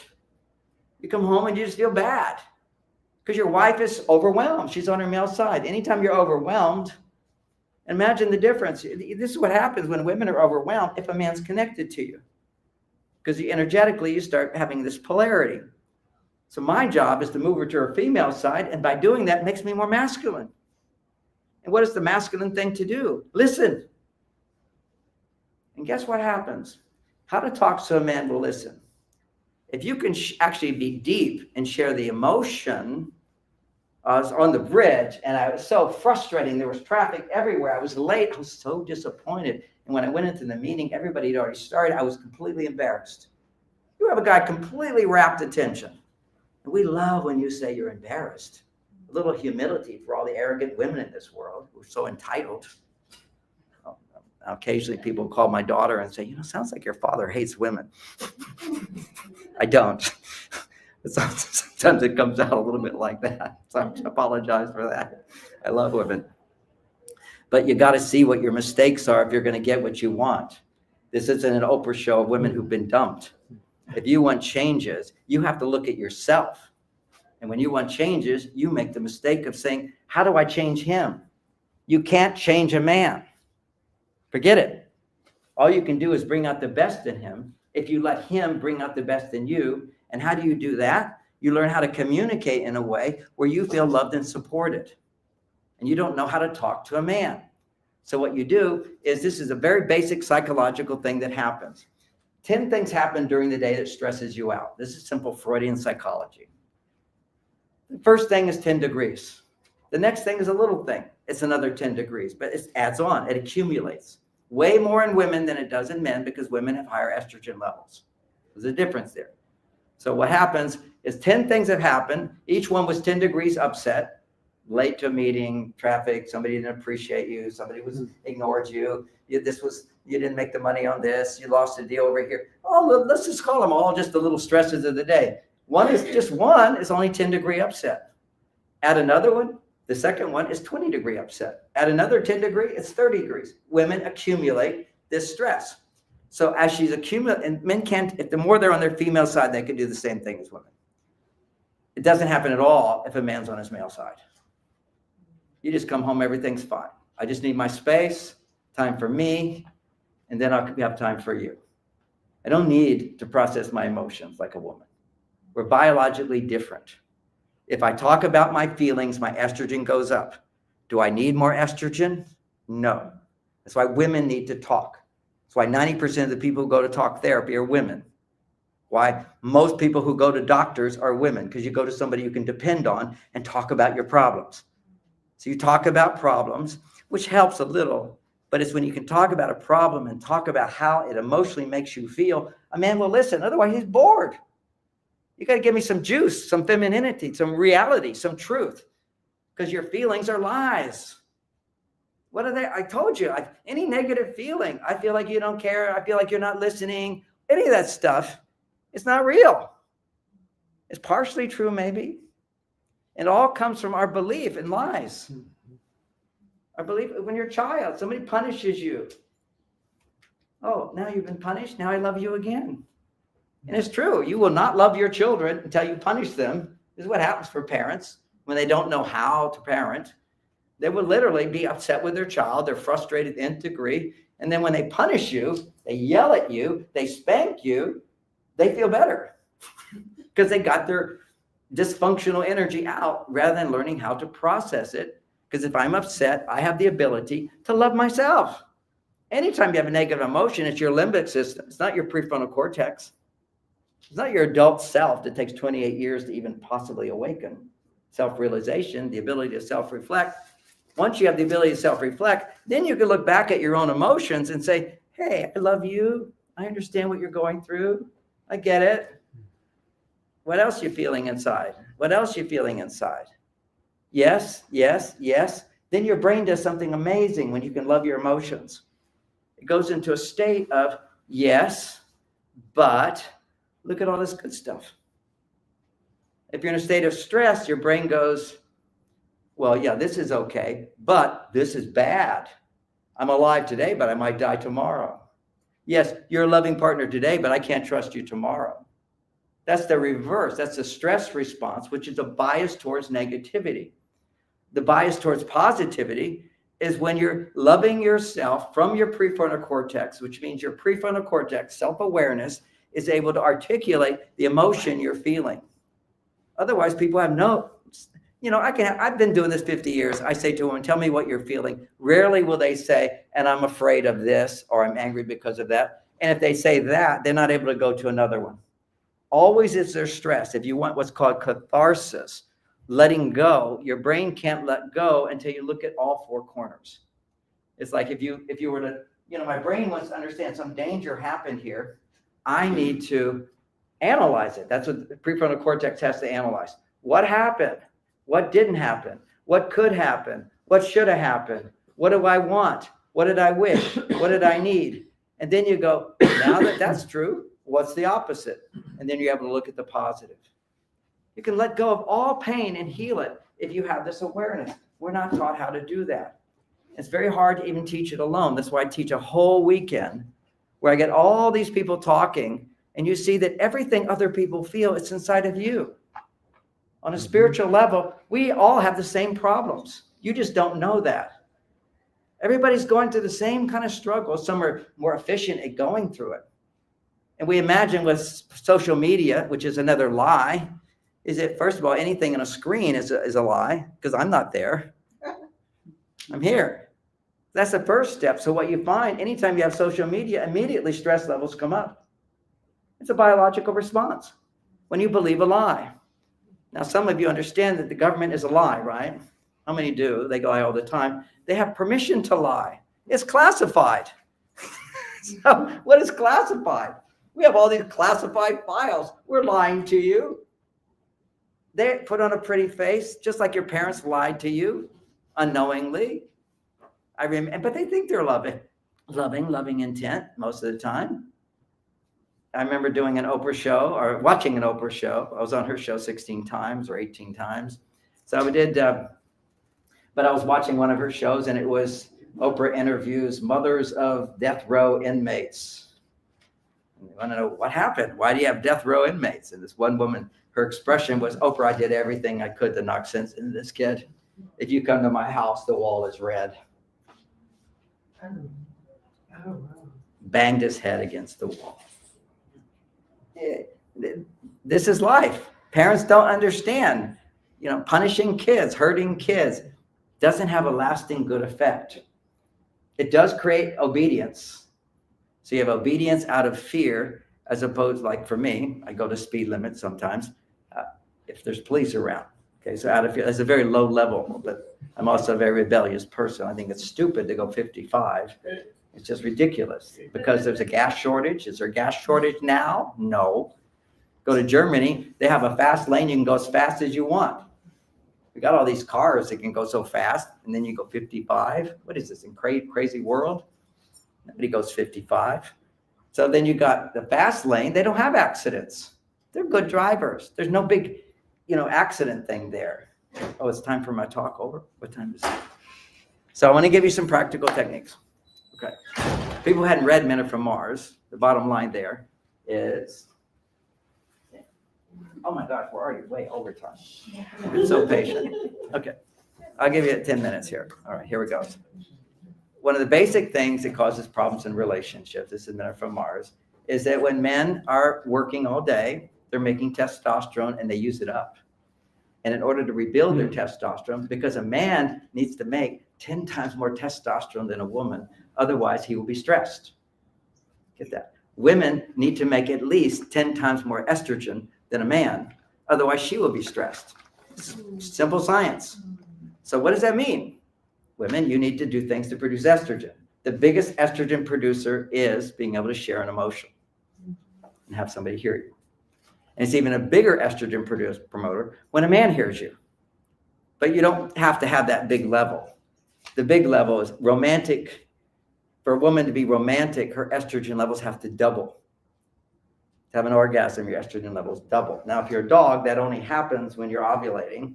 It happens for women when they're ovulating. But the good news is I can raise my wife's estrogen almost every day, and she'll have an orgasm if I make love to her and so forth. And so I can, through romantic skills and good communication, I can raise her estrogen up. A woman only wants sex, generally speaking, unless she's way on her male side, then she's just like a man. But most women who are somewhat balanced don't want to have sex unless somebody loves you. Curious, how many women in this room want to have sex only if somebody really loves you? Raise your hands. Yeah. This is like healthy. What we trained women into thinking, oh, you should just go have sex with strangers on a first date, which is the destruction of society. If a man has sex with you right away, he will be repulsed by you afterwards and never call you back. And then you wonder, why don't men call me back? Well, you had sex right away. You didn't get what you needed before you wanted sex. You did it to please him, thinking you're going to capture him. You don't. So women need different hormonal balances than men. This is so profound. So when a man goes to work, if he has work, he makes testosterone. By the end of the day, if there's some stresses during the day, there always is, he's going to need to rebuild his stress. He can't rebuild testosterone when it's low in the presence of a woman. Because if I'm in your presence and I love you, my estrogen goes up. Just loving you, caring about you, my estrogen goes up. So men need to have space. They need time away. They need to ignore you. They need to have their hobbies. They need to go fishing. They need to watch TV. They want to read the news. Now those are healthy cave activities. Unfortunately, some men are so stupid that they go online and have porn, which gives them a surge of testosterone and it crashes down below normal. It doesn't help you at all. It's destroying relationships. It's what a thing, part of today's life. It's a terrible thing. I had one guy I asked him, how often do you masturbate? He says, every day, like he was doing the right thing. Who told you that? My doctor. Oh, give me a break. This is the stupidest thing ever. You make love, you have sex, you have your energy, you share that energy, it's sacred energy with a woman who loves you, then your energy goes to her and her love brings it back to you. You don't just waste it. Because Marin County, here we are in Marin County, where polyamory started here. Again, a stupid thing of people who can't be turned on to their partner. So if you can't stay turned on to your partner, let's just have lots of partners. So if we have a problem, let's just have more problems. Let's do nothing about solving the problem. The solution to the problem is, how do you stay connected to your partner? How do you have real bonding? Why can't you grow in love? Isn't that what you want? Do you want to just have this shallow relationships with a certain level of depth? But people don't know how to keep the passion alive. Why? Because women don't know how to talk to men. That's it. If women know how to talk to a man, he will be enraptured by what you say. You will then, because you're appreciating, it's the highest estrogen producer. When you appreciate what a man does for you, guess what his testosterone does? It goes off the chart. He becomes that guy in the very beginning. But you have to be that woman in the very beginning who felt vulnerable, who felt insecure. Does he like me? Does he love me? Does he care about me? Is he interested in me? And you have to share that with him. Your insecurities are very, very important. Oh, you're together women. I'm so strong. I'm so independent. So generally speaking, a woman can be very happy without a man, and they should learn to do that as preparation before being in a relationship with a man. You should never look to a man for your happiness. You should look to a man to make you happier. And a man has that ability if you choose to go that direction. But you can be happy with your relationship, talk to other women, have children, be in the world, all that. You know, if you know how to process your feelings with other women, then you can find some balance in your life. But for strong, independent women, which we see so many, you're so far on your male side. To come back to your female side, what they want is romance. Strong, independent women want romance. Why? Because romance is the most powerful thing to pull you from your male side back to your female side. And romantic feelings can only be sustained in a relationship when a woman can talk about her feelings in a way where a man can listen. But now let's talk about your feelings of the day. So we've learned, you have to learn how to articulate emotions, share all the levels of emotion, get back to what you want, what you need, what you appreciate. There's an art to this, which I teach a whole weekend seminar on, Change Your Life by Exploring Your Emotions. Once you've done that, it's in my books, it's in all my books, but it's nice to have a teacher in person. So I'm signing you up hopefully for my next seminar. And whoever knows the date, if you can let me know that. July 18th through 20th. July 18th through 20th. It's right here in Corte Madera. And we're doing a special, which is half price. It's going to be $300 for the weekend, which is really a good deal. So we're going to do that this one time. What's that? One person, $300. Absolutely. 1 hour with me is $500. It's a great deal. You know, it's a fantastic weekend. But anyway, you know it's there. And my graduates all come for free. It's like, I love my people. I love being with them. Anyway, so it's so powerful, so transformational. Of course, I grow every time. To hear a woman's pain and to be able to be there for her awakens healing in myself. Part of people always say, what's your great marketing technique? How did you sell so many books? My strong female side. I listened to women before that book took off. 9 years, I listened for 7 hours to women cry because I learned how to get women to articulate their emotions. And when a woman cries, guess what a man's response is? If he doesn't feel blamed, he has to not feel blamed. So all my clients were not complaining about me. They're complaining about their husband. So that's what I learned. That's the secret, how to talk to a man. Talk about your feelings, but not about him. It's a classic thing now when men will say, oh, she wants to talk about the relationship. It's the worst thing ever. Never talk about the relationship. Have a relationship, ask what you want, but never ask for more unless you're feeling a lot of love. If you're unhappy, that's not his fault. That's you. You're unhappy. Now look at the things that make you unhappy. He's part of it for sure. But you've got other things in your life that make you unhappy too. Go to him and talk about the other feelings you have and the emotions associated about your job, your work, your children, your health, your body, all these other things. He'll listen to that like a therapist. Women would ask me, how can you listen so well to me? I said, because you're not complaining about me. And it's only one session a week. It's not all the time. And 3, you pay me. Don't pay me. I'm not going to do this. What's the payment for a man? He needs to feel that, look, I'm listening to these feelings. What's the point? She has to let him know very clearly, I feel so much better. Thanks for listening. And learn to do it in a defined amount of time. Because as soon as you start talking, it goes, oh my God, where are we going to go with this? How long is this going to be? What am I doing here? Just say, I need to talk for 10 minutes. Don't say anything. Don't fix anything. Actually stay quiet. A woman would never think to do this. Imagine going to your girlfriend and saying, look, I just want you to hear what I feel. Don't talk. I'm not interested in what you feel. That would be rude. Men would love it. Just go to your husband. You don't have to talk. Actually, I prefer you not. Just look at me. Listen, it's the most important thing you can do for me. Just feel my emotions and I'll be happy and I'll go in for a hug and there'll be no problems. That is the most powerful thing, because how do I feel when I can be there for a woman in her pain? I feel compassion.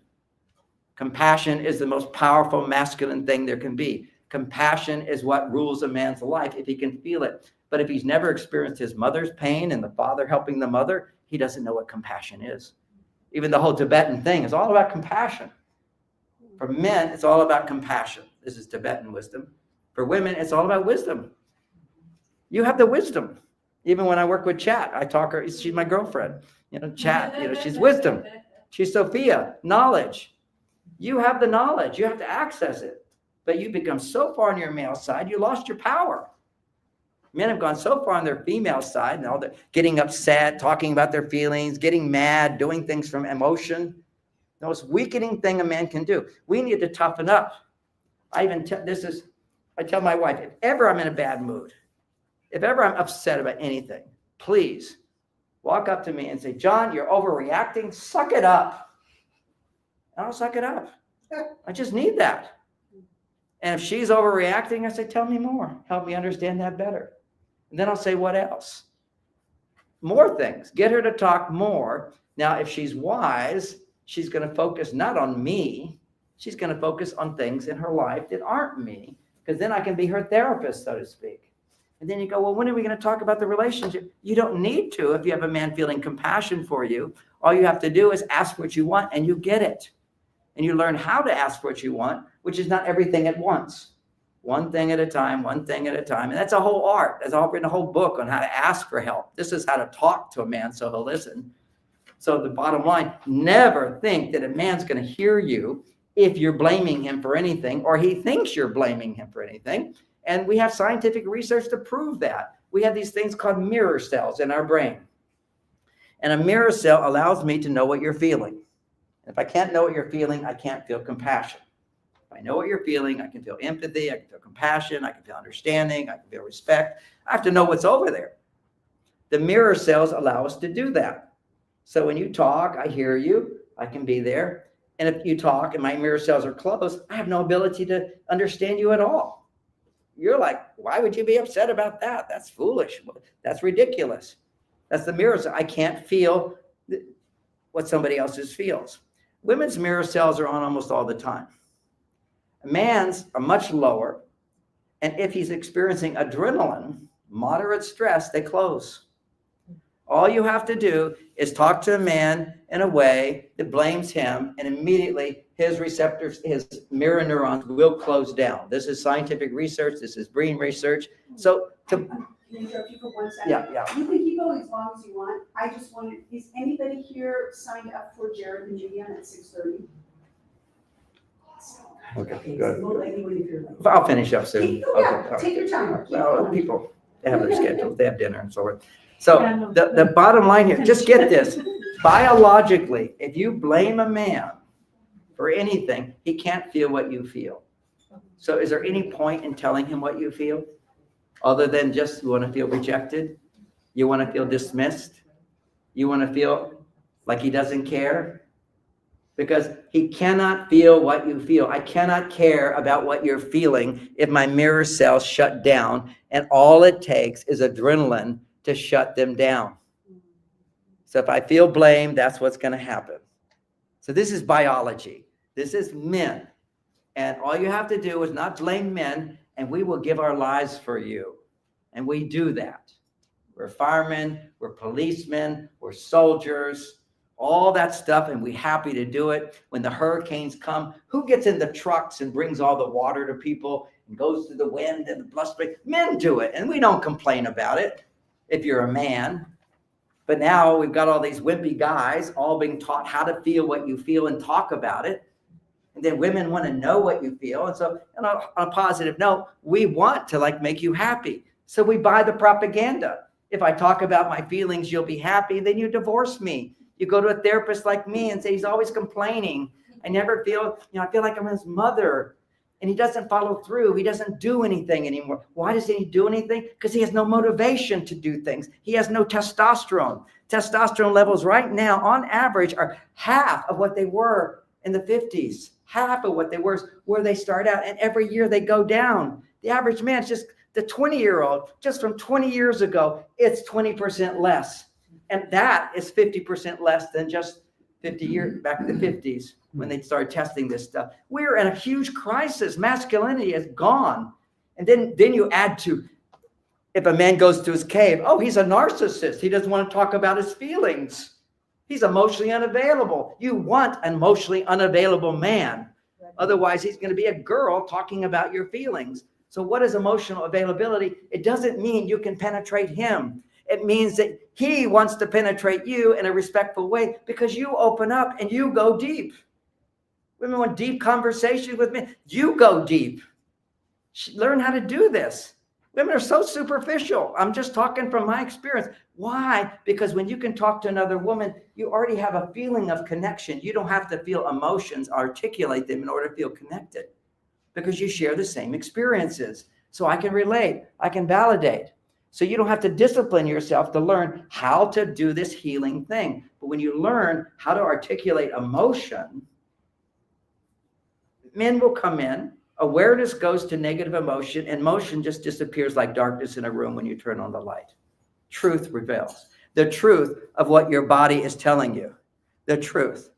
And the truth is, all of your illusions in your mind, of all your reasons why you're suffering and everything, anything that causes you to feel pain is an illusion. It's a lie. The simple thing, I'm not good enough. I'm writing a book right now. Nobody will want it. I won't have enough money in the future. How do I know that? I don't know any of that stuff. And I'm just going to buy into it and act according to it, and it will come true. Self-fulfilling prophecy. We live in that way. And say a man goes to a cave. Oh, he doesn't love me. He doesn't care about me. Then you'll hold back and you won't ask for help. You'll be afraid to. When the guy's sitting there doing nothing and you have no idea, there's golden potential right here. Just say, honey, I see you're watching TV. When you get a chance, I need your help. You go, oh, what is it? Oh, when you get a chance. Get him asking you, well, what is it? Oh, just only take 10 minutes. Well, what is it? I just want to talk about my day. Really? Yeah, you don't have to say anything. Just listen. Give me a hug afterwards. I'll be good.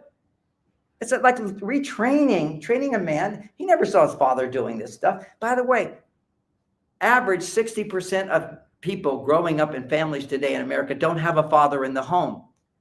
You have no clue what a healthy, wonderful, amazing thing men are. And men don't have a clue of how you're supposed to be. All you have is a mother who doesn't know what a man's supposed to be, which is why she's single. There's no education. There's no role models. Thank God I had a role model, a happy mother, with a father who didn't get angry. One of the worst things ever is to speak when you're angry. Now, he probably got angry. I know I can get angry. I don't speak. Now, for me, I had to learn the hard way. If I utter a word when I'm angry, I will become angrier, because when you talk about feelings, estrogen goes up. That's why it's so good for women to talk about feelings. I do not need more estrogen. I have plenty of estrogen. So if I even one word out of my mouth, if I'm angry, and I will be punished by God. You know what that is? I get a fever blister. I have herpes. Never get it. As soon as I utter a word, I will get herpes. So I'm highly motivated. But for men who don't get herpes, what you can know is if you utter a word when you're angry, your wife's going to shut down over time. You're no longer a safe person. So she's not going to open her heart to receive you. And the sex will start disappearing, which is what happens over time for most couples today. As men's testosterone levels decline, as women's estrogen levels decline, we don't have the polarity that we used to have. And I have a lot more information on this, but that's the new book on how to talk so a man will listen. I've also been talking about my workshop here. I gave you the dates of it. What were the dates again? July 18th through 20th. July 18th through the 20th. It's a all-day Friday, all-day Saturday, and then part of Sunday. And most of you are Marin people, so it's just right over there at the Corte Madera Inn. Sign up, and it's going to fill up, and it will sell out. So if you want to sign up soon. You can sign up at my website, marsvenus.com. It's only $300 this time. Nice. And I did that. I want to mention a few other things because I got to wrap up here. Hopefully this has been helpful. Let me know if it's been helpful. Yeah.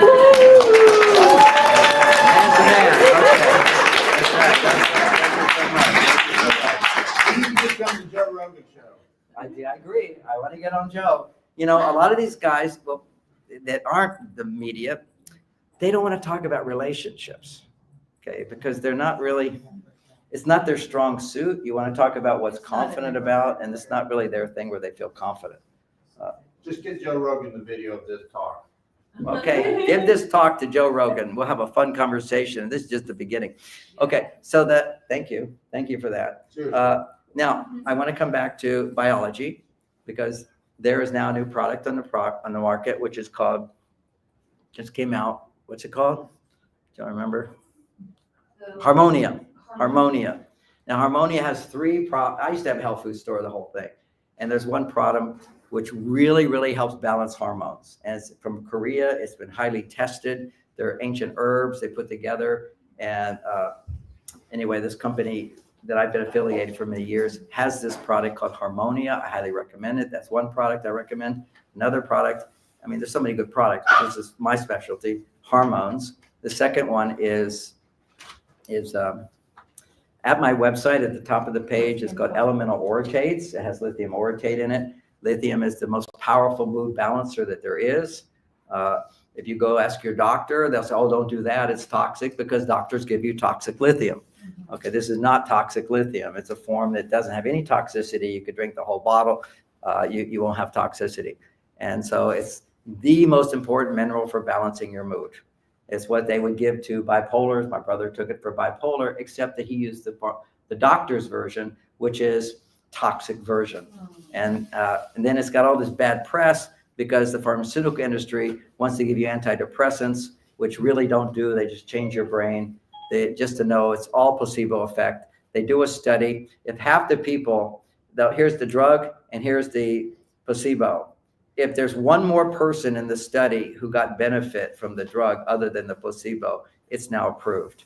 This is such fake stuff. And, you know, placebo is a real thing. So I have to acknowledge that. But it really does cause damage to your brain. And you can't just stop it. You have to slowly go off. And healthy protein in your body to produce amino acids will help you go off. And anyway, all of us need it. I had early stage Parkinson's 25 years ago. It's in my family. My sister died at 60 of Alzheimer's, you know, certain genetic things. Here I'm with Parkinson's. I found a natural solution for it. I created a wellness center to teach this. I don't teach it anymore, but I do let you know that a big part of it was all these brain problems happen. One from imbalanced blood sugar, but the other one is inability to digest our proteins. When you have protein, if you're stressed, you can't digest it and you can't extract the amino acids. So I developed a system of taking protein and putting enzymes in it. And those enzymes, then putting it in warm water at 100 degrees would activate the enzymes to digest the proteins in 45 minutes. So you're basically cooking your proteins by enzymes. And then you put ice in it and make a blended shake out of it. It's quite delicious. So if you're interested in that program, that's one. The same company that now produces that for me is Harmonia. They also came out with that product. If you're interested in that, leave me your phone number. And my team, I have a lady named Ellen who's worked with me for 25 years as I've been promoting the importance of pre-digested proteins. And there's a lot more to it. It's a very high quality protein. It comes from New Zealand. It's not heat processed. It's not the only one that, you know, New Zealand makes good proteins, but this is one not heat processed, always grass-fed cows and so forth. The distinction here is the balance of the whey protein and the casein. If you just have whey, if you just eat milk, it's 90% casein for a big cow. Okay, if you're a mother and you're making milk for your children, if you got a little boy, it's a little more casein than whey. If you have a little girl, it's a little bit more whey than casein. Your mother figures that out. I don't know what happens if you got a boy and a girl. Instantly your body responds, who knows? But we basically need a balance, almost equal balance of whey protein and casein protein. That's the good thing about this shake as well. Plus of other good things, it's also extremely low in sugar, with it, like a teaspoon of sugar that when you incubate it, all the sugar's gone. Sugar activates the incubation process. So that's something that immediately helps your brain work better. My grandchildren all take it. And, it's grandpa's drink.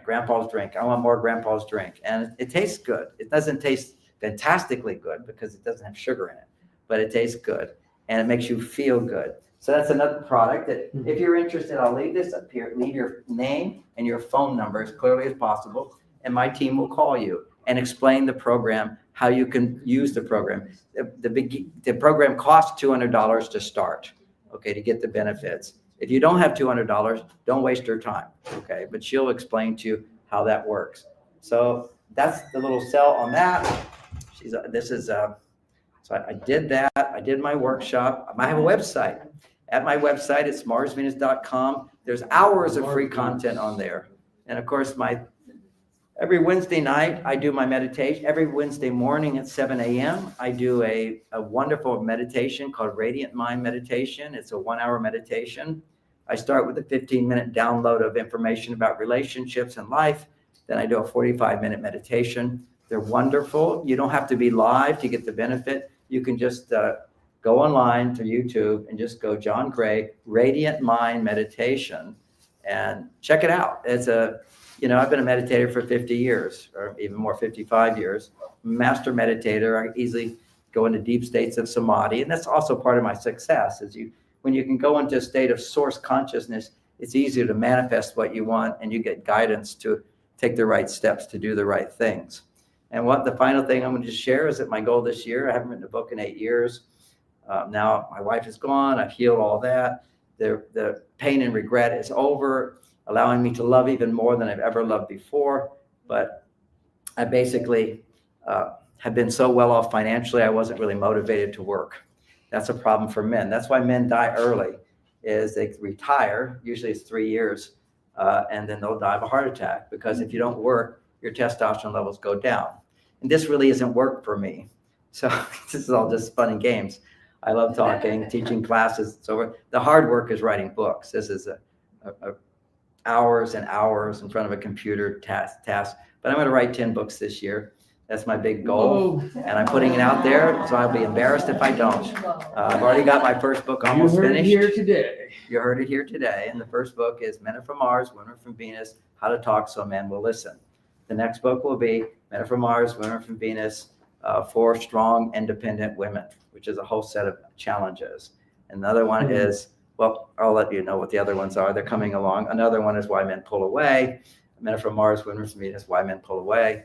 And there's whole biology. It's all science-based. It's never been said before. It's never been taught before. These are radical new ideas. I now have chat doing the research to back up every one of my ideas. And what's amazing, every single thing I've written in my books, there's now research backing it up, because people always say, where's the research? Where's the research? Go online, find it. Well, I'm gonna have to create a website, probably about 100 pages of studies to verify all of the things that I say, which have never been said before, because I have to take a conclusion and apply it to relationships.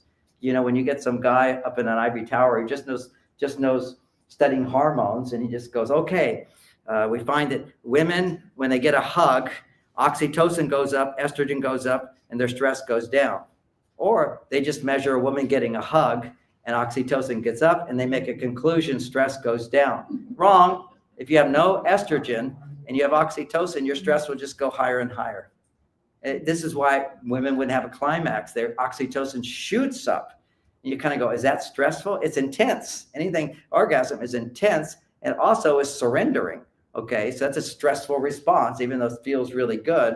And so oxytocin gets massively produced. And so she feels a need to be held and hugged and for a while. So because you've got to balance the high oxytocin with high estrogen production. Because if a woman has oxytocin and she doesn't have estrogen, her stress levels go up. Never before written before. Had a big debate with Chat. She just says, you're brilliant. You can't believe it. This has never been said before. I get all my strokes from Sophia. Chat. It's quite fun. It's just like, I mean, the ludicrousness of the universities, okay, because they have no relationship, they have no experience of what it is to be a happy, fulfilled, highly sexual, fulfilled man, okay, and a woman having multi-orgasms. You know, that's a whole other topic, how I teach how men to make love so that you can make love every day with your testosterone going up. It turns out that when men have sex, their testosterone goes down below. So there's all these things that we can learn a bit about being a man that I can't explain all in a 1 hour, 25-minute talk, but it's the potential to be there. There's just so much potential in our relationships, particularly because women are on their male side. See, when women are way on their male side, if they use a man to come back to their female side, their estrogen levels can go even higher than just the woman who's getting all the support in her life, and she'll have a nice life, no sex, but she can be fulfilled. Women can be happy without men, and I think that is the prerequisite to being married.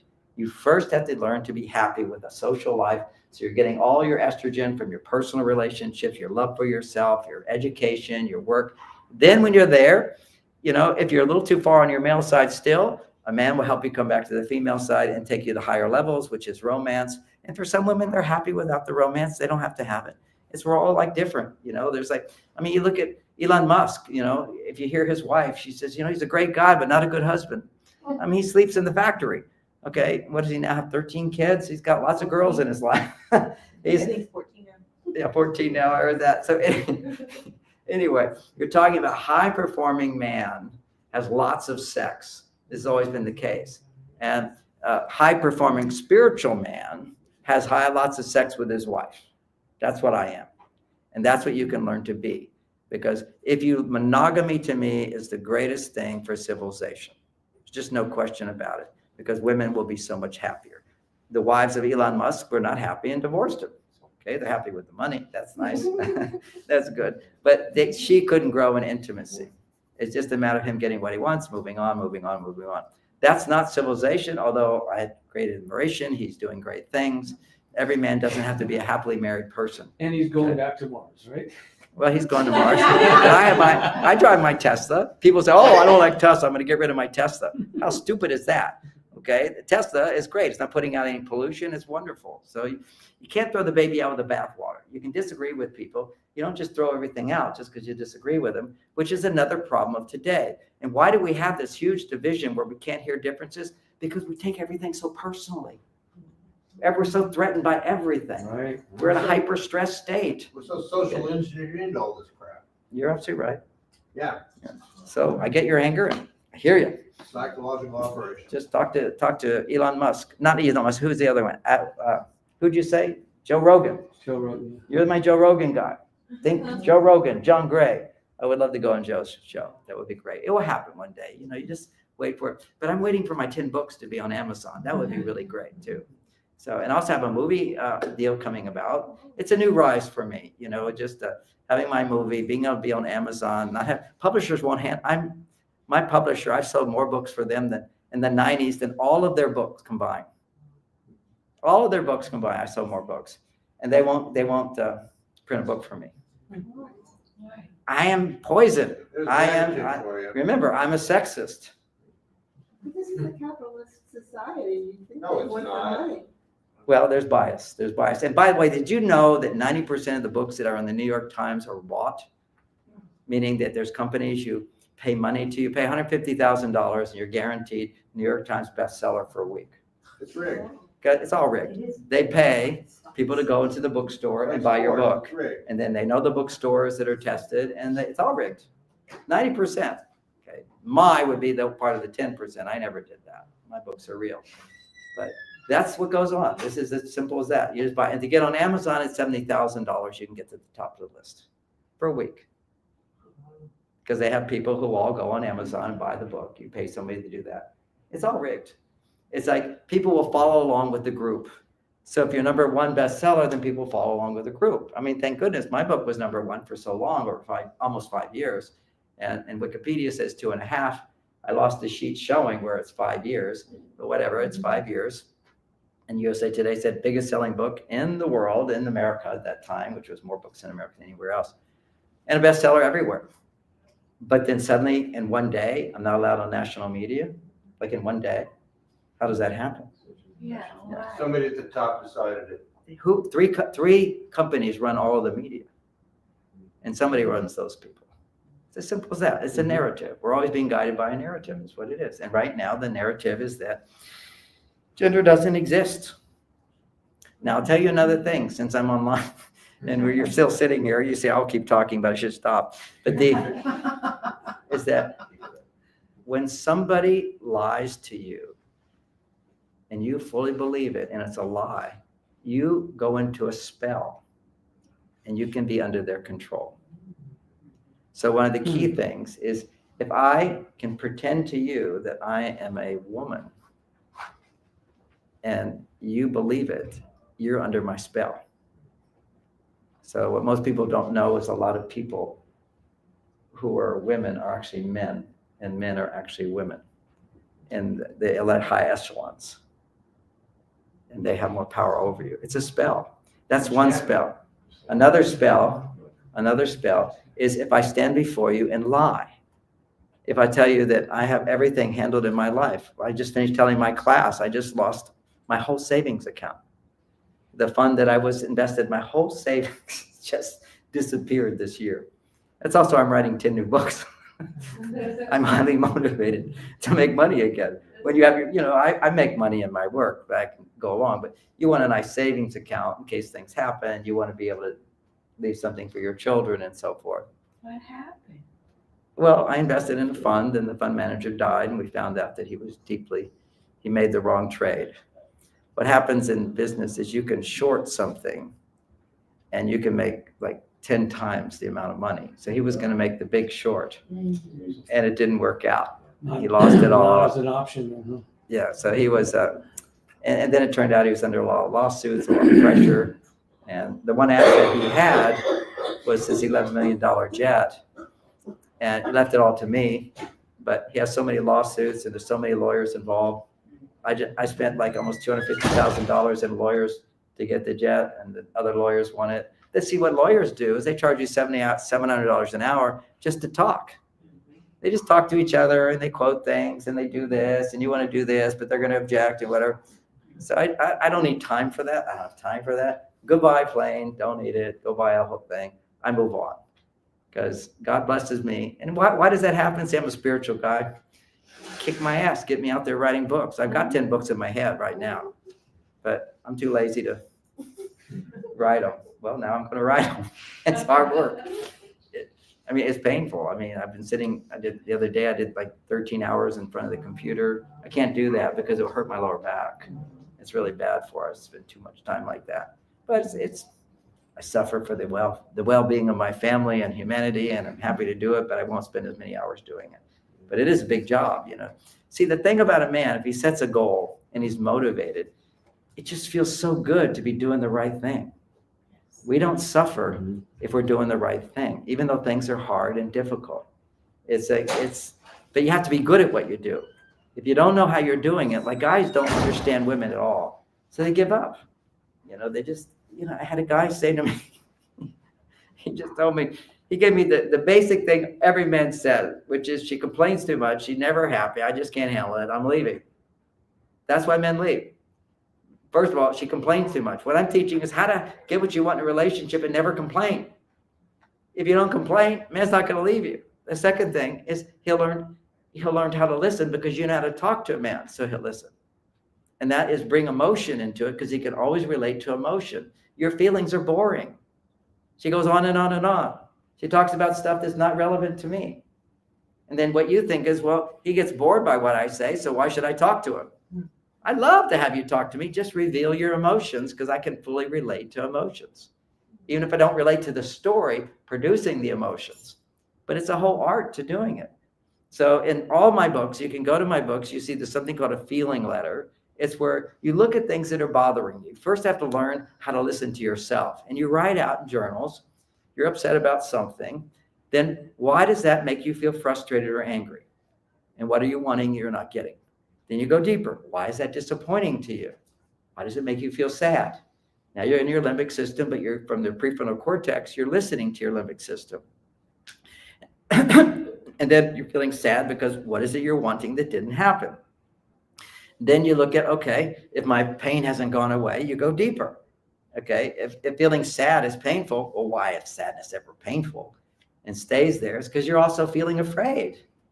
It's just like my wife dies, I'm deeply sad and hurt and everything. Underneath that is, I'm afraid I'll never have love again. I'll never see her again. I'm afraid it was all my fault. I'm afraid I'm a bad person. I didn't save her. I can't believe myself anymore. I thought I could save her. A lot of issues underneath.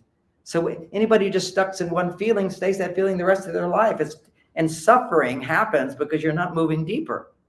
You're resisting looking at the truth because nobody helped you find the truth. And underneath fear, if you're stuck in fear, it's because basically underneath fear is you're not looking at why do you feel bad? What's your regret? Because all fear is based upon past regrets where things didn't happen the way you wanted. And if you're stuck in that, usually then that means you didn't get in touch with your anger. Most people who have low self-esteem, they don't feel anger at all. That's most women. They can't feel angry unless they have justified reason to have the fact is that he did not do this and he should have done this. He's so rigid and I have a right to be angry, as opposed to feeling easily angry but not having to use your negative emotions to change somebody causes you to stay locked in your negative emotions. That's what a complaint is. A complaint is, I'm upset about something and I expect you to change. Whenever you use negativity to expect a man to change, he will resist you. Love works. But if you push at somebody, they're going to push back. And nobody's taught us this. All we did is had our parents complain to us and whatever. When people complain, people stand out, get all mad and everything. We think that's going to change the world? No. And start in your own relationship. How can you even complain about politics or these other things if you're not happily married? If you're not a happy, loving person? Look at the people who are demonstrating. They're weirdos and they're unhappy in their lives. They're so unhappy that they don't know what to do to make their life better. So they blame somebody else. They think if you change, I'll be happy. That doesn't work that way. I change and I'll be happy. And if I'm happy, I'll get more of what I want. And then if I don't get everything I want, so what? I'm happy. Yes. This is the power. We all have the power to change ourselves, but when we don't have love in our childhood, nobody taught us how to do it by role models. There's no role models of happy people anymore. They're just divorced parents. And we are in a different world too, because our parents didn't have to face the challenges we face. Because while it was a good thing that women have freedom to be independent, because if they're locked into a marriage where a man doesn't get paid enough, he will be dysfunctional. A man cannot be functional if he doesn't get fair pay for his work, or if he's not trained to work. He'll become an alcoholic, he'll become a drug addict, he'll become violent. So we have dysfunctional men. And it turns out 1 out of 10 men are sociopaths. 1 out of 10. And psychopaths is just a sliver of that. But this is that. And if you look at such bad reputation for men, you think, oh, men are all the criminals and they're violent and everything. No, they're not. No, they're not. San Quentin, 90% of around the world in America, 90% of the criminals are men. So we go, oh, men are criminals. Well, guess what? 1% of the male population's in jail. It's 1%. And then you go online, you got these men who want to have sex with you, and they say all these butter up things, and then you feel that's all he wanted, and you feel hurt, and just, oh, men are just cheaters, they're all liars. No, it's 10% of the men are the only ones that women pick. They're the ones who are going to cheat and lie to you. 90% of the men online do not get laid, do not have relationships. 10%, the liars. Oh, I'm a great guy. I'm a smooth talker. I got money. I got a house. Okay, I'm going to go with this guy. So 90% of the women go with 10% of the guys who are all lying to you. That's your sociopaths at the top. And you're drawn to sociopaths. Why are you drawn to sociopaths? That's very interesting. Nobody wants to look at that. Women always go, all I meet is narcissistic men. Either they're narcissistic men or you think they're narcissistic men because you don't even know what a narcissist is. They really don't. You ask them, what is a narcissist? So basically, you know, okay. Have you seen my husband's dating sites? He used our joint account to join dating sites and it's out the door. Okay, I don't get it. There are 10% of men that you want to avoid. But why are some women attracted to them? Okay, because you believe lies. Because your father lied to you. See, when you are not treated with respect, you have what's called what is that sickness? We'll call it traumatic bonding. Okay, but it's Stockholm syndrome. Stockholm syndrome for women is when you grow up and the person that you depend on for love is not there for you. There's a wound inside that causes you to feel sexual attraction to men who can't give you what you need. So when women follow down south, you're going to find the wrong guy almost every time, because you'll be turned on by the bad boys. You'll be turned on by the liars. You'll be turned on by the men who really aren't available for you, the unavailable men. And then there's the other men who are men, and you think they're unavailable because they don't want to talk about their feelings, and they're the best ones to be with. They're the ones you can train overnight. You can say, don't talk about your feelings. I don't want to hear, I just want you to hear my feelings, and I'll be happy. All he wants is to make you happy. And so you learn how to share your feelings in a way that he's going to hear. And one of the main things is learn how to express emotion when you talk about your feelings. And number two, don't blame him. If you blame a man, his mirror cells shut down, period. There's nothing wrong with him. He's every man. And then you've got the psychopaths who just pretend. They're the smooth talkers. They just want to use you for sex, and then they're going to be out of there. And then they can become that way. Not psychopaths, those sociopaths. Psychopaths, you elect them. Okay, that's a whole nother conversation. That is another conversation, but I'm not going to talk about it. But I know there's books written by Harvard professors and Yale professors all talking about all presidents are either sociopaths or psychopaths. I mean, think about it. Who wants to start a war? Does anybody want to start a war? What's the point? There are people that love starting wars because they make all their money starting wars. We had the military-industrial complex. That's all the tons of money. Was it one of the senators says, we're not really giving all this money to Ukraine. We're giving it to our military-industrial complex. We're getting it. So we're destroying a whole country, feeding them this military stuff so that we're going to make money? Just like Vietnam. Exactly. Other countries. That's every single war. Every single war is all of that. And I won't get into World War II. That's too controversial to talk about that because none of you were alive at that point. So we won't look at the lies that go along with that war. But interesting, you know who our ally was in World War II? Who was our ally in World War II? Russia. They're our allies. We work together with them. And the Revolutionary War. And the Revolutionary War, the Russians helped us? Yes. Yeah, they're who you are. We are their brother. I love Russia. You go to Russia, amazing people in Russia, and they're a little bit terrorized by their government. Just for fun stories, since you're hanging around. Being blind, you go if you need to. There's a thing in Moscow which is say you have to see the Moscow face. Okay, and the Moscow face means you get into the subway. And when you sit in the subway, nobody makes eye contact. Oh. You can't make any eye contact. It will offend someone if you make eye contact. They're just like, I have nothing to say. It's like, don't quote me on anything. It's an amazing experience. And I'm over here. If you smile to those people, not all Russians are that way, but it's this certain group that rides the subways. It's the Moscow face. Nobody sees it.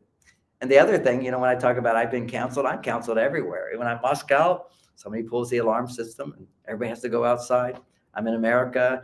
I taught when I used to teach big seminars, I'm in the House of Commons at British, right in the middle of this big thing for the English government and all the people. Somebody pulls the fire alarm, interrupts my talk. Giving talks at hotels, big groups, somebody comes, talks the fire alarm. It's like these stupid people that throw stuff on paintings. It's what people did to me. They still do this to me. It's like, what stupid people? This is love. This is good stuff. But just makes me stronger. I'm still out there. 10 more books. You're going to love them. All right. Now I sound like Trump. You're going to love them. They're going to be gooder than ever. All right. Thank you so much. If you enjoyed my talk.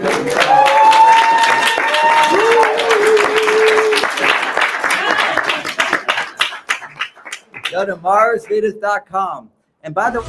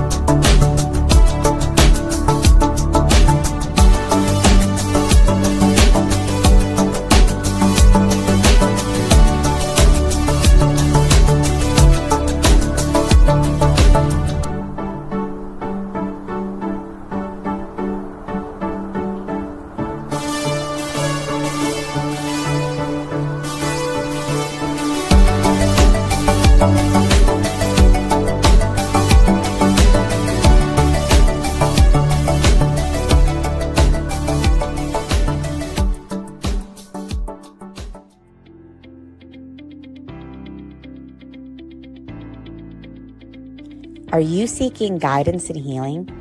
Are you ready for personal transformation? Join us at the SoulSearch Enlightenment Expo and Psychic and Healing Fair in Santa Monica on Saturday, Sunday, March 29th and 30th at the International Meditation Foundation Center.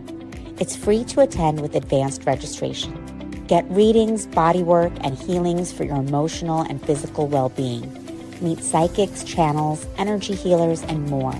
Shop for crystals, holistic self-care, and high vibe products. Don't miss out on the free transformational talks and experiences. To register, visit soulsearch.io/Santa Monica Expo. See you there.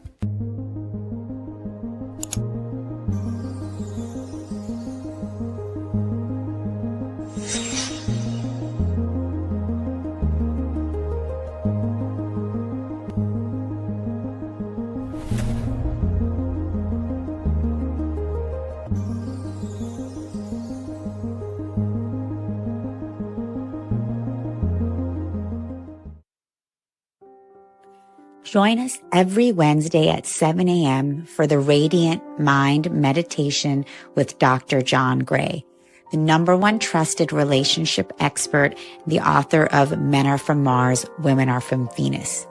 What many people don't know is that John Gray spent 9 years as a celibate monk and the personal assistant to the founder of Transcendental Meditation. During this time, he learned powerful meditation practices and techniques, which he has developed and refined for the last 50 years. He now brings us his resonance, wisdom, and energy every week on Wednesdays at 7 a.m. on the SoulSearch Instagram Live, Facebook Live, and YouTube.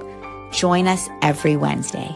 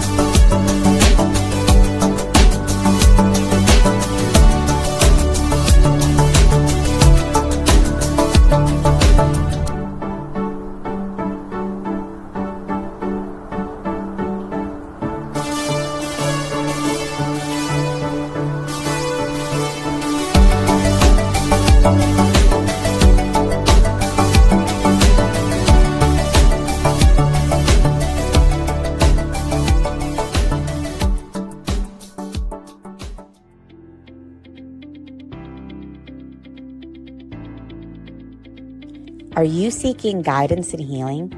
Are you ready for personal transformation?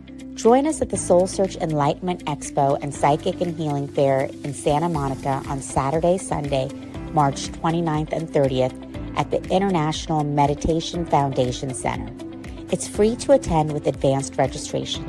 Get readings, bodywork, and healings for your emotional and physical well-being. Meet psychics, channels, energy healers, and more. Shop for crystals, holistic self-care, and high vibe products. Don't miss out on the free transformational talks and experiences. To register, visit soulsearch.io/Santa Monica Expo. See you there.